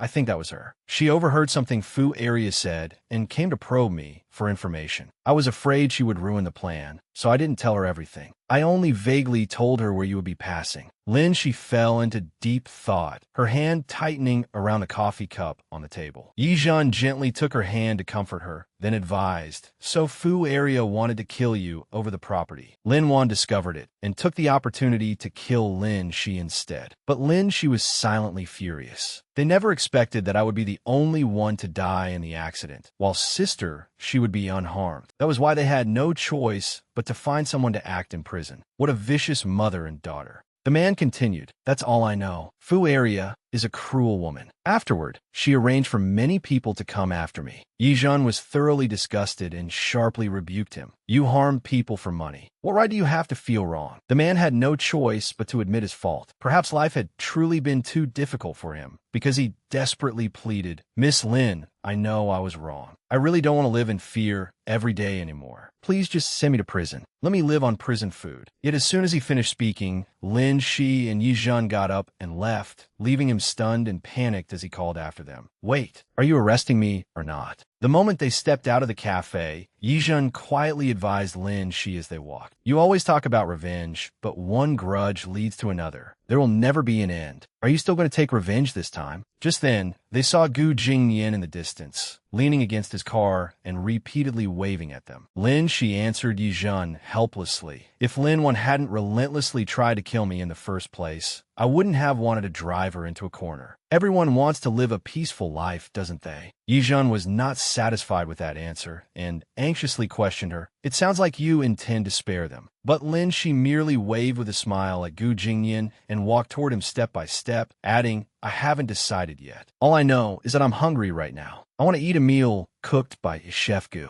With that, she headed straight toward President Gu, leaving Yizhan feeling a little envious. Will you two die if you don't act lovey-dovey? On the other side, Gu Jingyan continuously held Lin Shi in his arms and asked attentively, have you had a hard day? Lin Shi buried herself in his embrace and coquettishly complained, I've had to deal with nothing but headaches. You need to nourish me properly. Gu Jingyan simply assured her, no matter what you want to do, I'll be by your side. Lin Shi immediately nodded in agreement. Just then, Lin Xian, Lin Yehong's adopted daughter, suddenly ran over and pleaded, Sister Lin Shi, please help me. The 3 of them then returned together to Gu Jingyan's home to speak face to face. Lin, she spoke first. Why did you come here? Lin Xian nodded gratefully before explaining her current situation. Sister Lin Shi, I know Dad has never treated you well, and you and I aren't close. But I truly have no other choice. As she said this, tears welled in Xian's eyes, and her voice choked with grievance. Lin Shi immediately handed her several tissues and asked in surprise, our relationship may not be deep, but we have no enmity. Tell me what happened first, so I'll know how to help you. The younger girl wiped away her tears as she explained, it's Dad. He used to be in very good health and rarely got sick, but lately, I don't know why, he keeps falling ill and getting injured in strange ways. First, he fell asleep without closing the window and got a fever. Then he wasn't paying attention while walking and fell, breaking his leg. At first, Lin Shi thought it was only natural. He's getting older. That's normal. But Lin Xian insisted, I don't think it's normal. So I stayed by Dad's side all the time, and things got a little better. But what?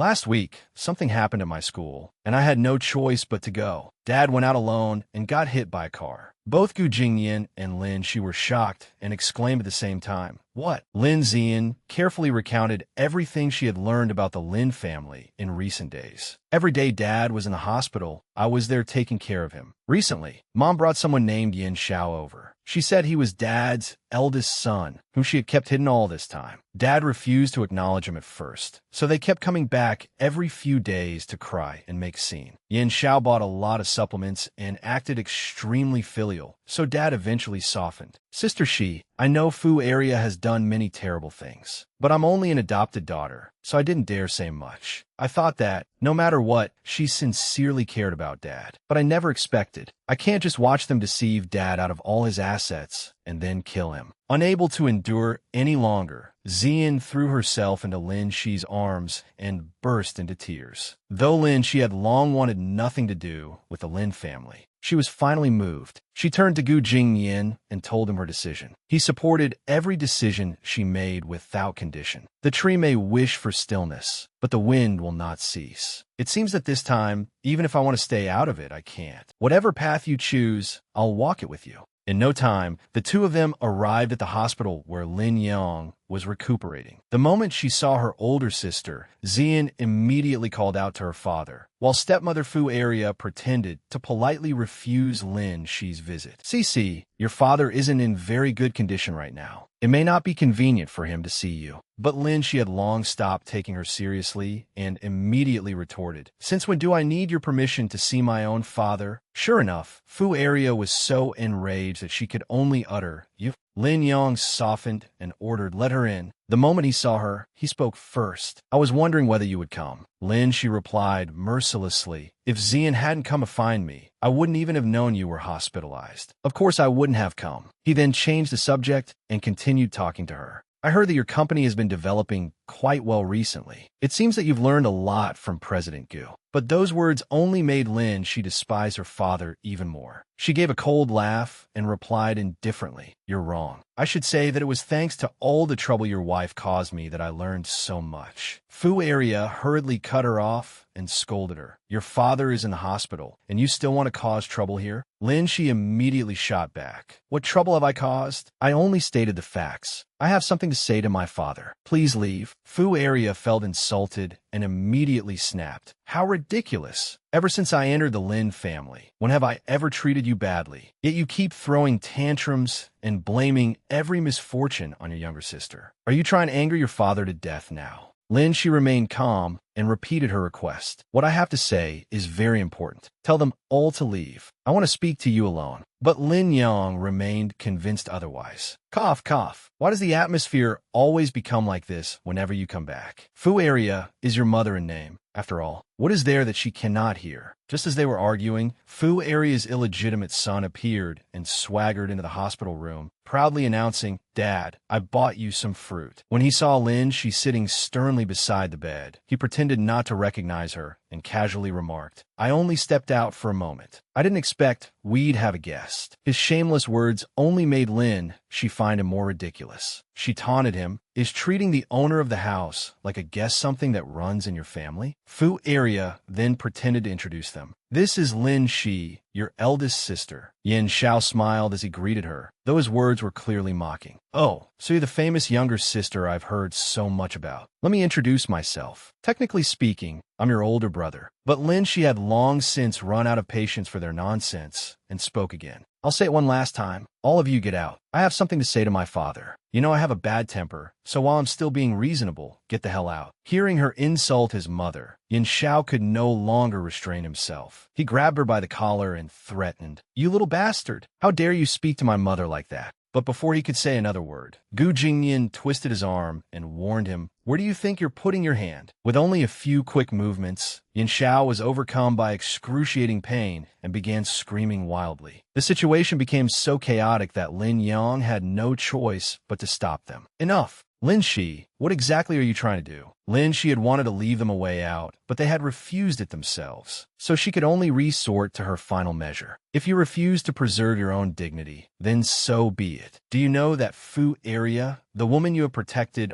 all these years, has been cheating on you your entire life? Do you know that Yin Xiao and Lin Wan are not your children? Their biological father is Li Feng, the driver who worked for you all his life. The instant those words were spoken, the atmosphere in the room turned chillingly dark. Afraid that her secrets had been exposed, Fu Area immediately cursed. Nonsense! How can you slander me like this? I cared for your father all my life. Heaven and earth can bear witness to how I treated the Lin family. Lin Shi then produced evidence that left them no room for denial. Then explain why Lin Wan's DNA does not match my father's. And explain why several million from the Lin family's assets ended up being used to buy Yin Zhao's cars and houses. The moment Lin Yang saw the evidence, he flew into a rage and snatched it away to inspect it carefully. Fu Area panicked and kept trying to explain. Yang, it isn't what you think. But the contents completely contradicted her defense. The DNA appraisal confirmed that Lin Wan and Lin Yang had no biological relationship. Lin Shi continued exposing Fu Area's true face. Fu Area, at this point, do you really think I would come here without proof? If you don't accept this evidence, we can investigate every single matter one by one. After fully verifying everything, Lin Yang turned to question the woman who had been by his side for so many years. Is all of this true? She continued, trying to justify herself. Yang, listen to me. I truly loved you. I only thought the children could help you manage the Lin group. I was worried about you two. By then, Lin Yahong's anger had reached its limit. He roared repeatedly, "Get out! All of you get out!" Then, before the stunned eyes of everyone in the room, except Gu Jingyan and Lin Shi, he collapsed to the floor. After Lin Yang fainted from rage, the entire Lin family waited outside the operating room. Lin Shi went to Lin Zian and quietly told her, "All the procedures have been taken care of. Don't worry." Fu Area and Yin Xiao, sitting in a corner, found the sight unbearable and immediately cursed. "If anything happens to your father, we won't let you get away with it. Don't think everything will belong to you once he dies. The two of you already severed your father-daughter relationship. Legally, I am his first rightful heir." Lin Shi was truly speechless at this situation. They had exposed their greedy intentions without even trying to hide them.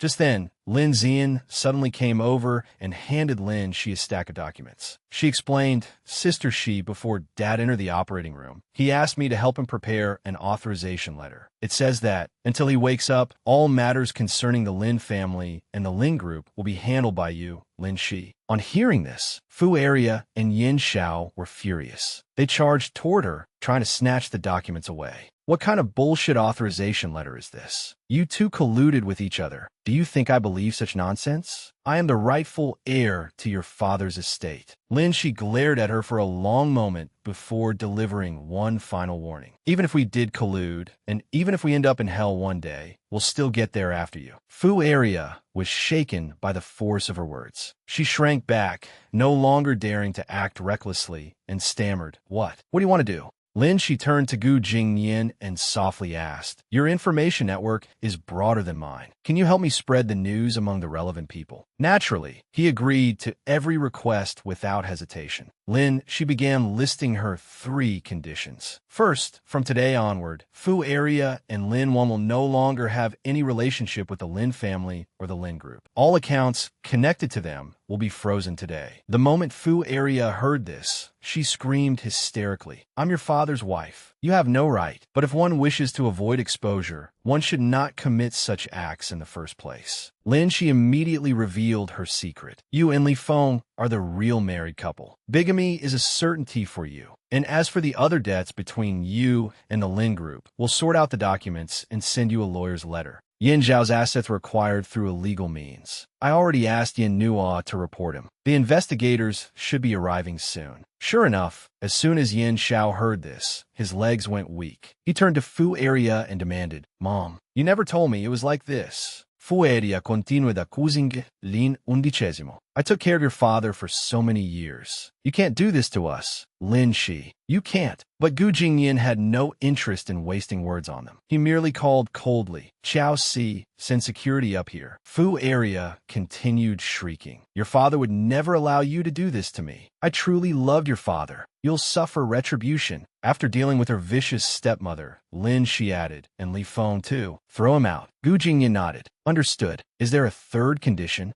Lin Shi merely nodded calmly and made herself clear. There is. Third, Lin Shi will no longer have any relationship with the Lin Group or Lin Yang. I want to formally sever all ties with the Lin family. Just as she was about to leave, Lin Zian called after her sorrowfully, Sister Shi. She was the only person in the Lin family whom Lin Shi still cared about. Lin Shi simply turned back gently and told her younger sister, take good care of him. From now on, I owe the Lin family nothing. A month later, every news outlet was broadcasting celebratory reports. Congratulations to Gu Jingyan, president of the Gu Group, and Lin Shi, president of Cloud Creek Group, on their marriage. Lin Yang, sitting on his hospital bed, happened to see the news. Lin Zian was asleep beside him. After a series of upheavals, Lin Yang finally understood. I never thought that every decision I made in my life would be wrong. I failed your mother, and I failed you. Not to mention poor Ziyun. At this point, the child I raised and treasured was not even my biological child, while all my real daughters have left me. A few days later, he decided to call his daughter, clinging to a faint hope. I don't dare hope that you can forgive me, but could you come see me from time to time?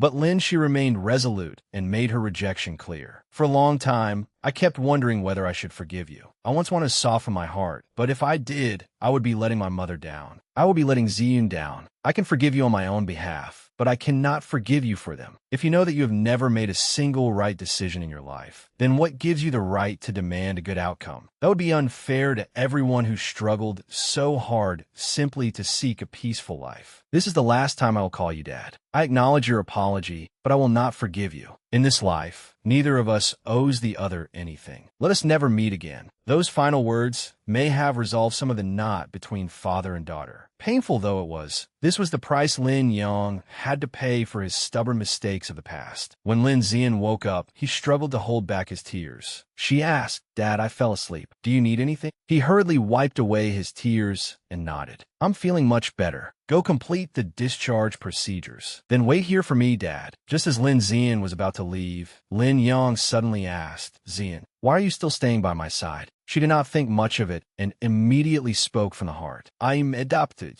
You don't know how deeply I longed for a family or how grateful I was when you took me from that cold orphanage and brought me home. To me, you were my only father. It turned out that years ago, when he first saw her, all it took was one sentence from him. Would you like to come home with me and be my daughter? At that moment, Zia nodded and smiled brightly. Yes, in this lifetime, she was destined to be his daughter. And perhaps, to Lin Yang, this was the only right decision he had ever made. After all the turmoil had passed, at last came the day Lin Zian put on her wedding dress and became Gu Jingyan's bride. As she admired herself in the mirror, Yizhen slowly approached from behind, lightly placed a hand on her shoulder, and teased, Beautiful bride, would you be willing to marry me? Lin Zian eagerly played along, exclaiming, Sister Zhen, you're so handsome. Marrying you wouldn't be a bad deal at all. Just then, the two of them suddenly noticed a girl lingering outside the bridal waiting room, secretly watching them. Lin Zian smiled and called out, Vivi, right? Kumain. The girl named Vivi shyly walked over, holding out a wedding gift. She stammered, Listen, if you weren't already my sister-in-law, I definitely wouldn't like you. Yizhen asked curiously, Gu Jingyan brought down your brother and your father. It's already good enough that you don't hate the two of them. Seeing Yizhen bring up such things on her wedding day, Lin Zian frowned and reminded her, Vivi and Zian are both adopted daughters. Other people's grudges have nothing to do with them. Yizhen surrendered and stepped out, leaving the two sisters alone. Lin Zian gently took the younger girl's hand and asked, Is Zian not coming today?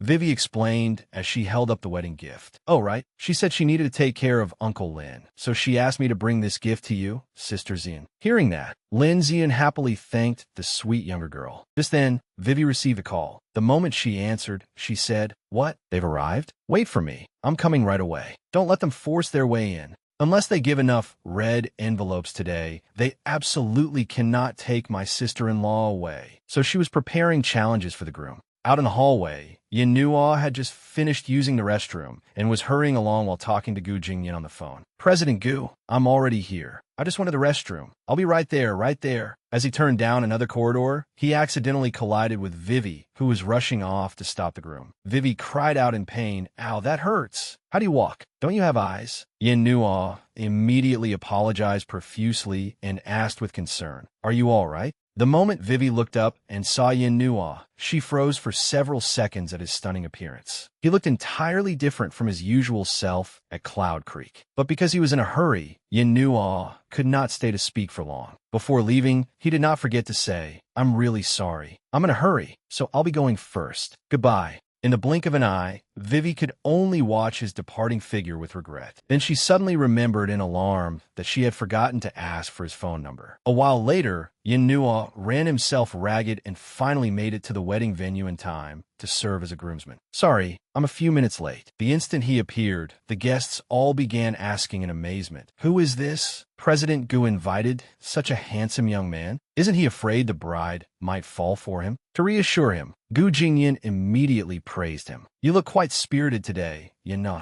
The moment that name was mentioned, the other groomsmen stared in disbelief. This is the legendary Yin Nuo. Putting that aside, the wedding ceremony officially began shortly afterward. Lin Ziyun, radiant and beautiful in her wedding gown, slowly walked toward the ceremony aisle. Yijin stood beside her in place of Lin Yang. At that moment, she was perhaps happier than she had ever been in her life. As the wedding music played, she thought, "I am leaving behind my former chaotic life." Whether it was redemption or revenge, that unimaginable past was like a dream. Now that I have awakened, my life can truly begin anew. The moment they exchanged their wedding rings and shared a sweet kiss filled with love, they were destined to be the most beautiful couple in the world. That night, in their lavishly decorated wedding chamber glowing with festive red, Gu Jingyan and Lin Ziyan clung to each other sweetly. Suddenly, he paused and asked, "Wait, there's something I want to discuss with you. I know you're Lin Ziyun, but this body belongs to Lin Shi. So did I marry Lin Ziyun, or did I marry Lin Shi?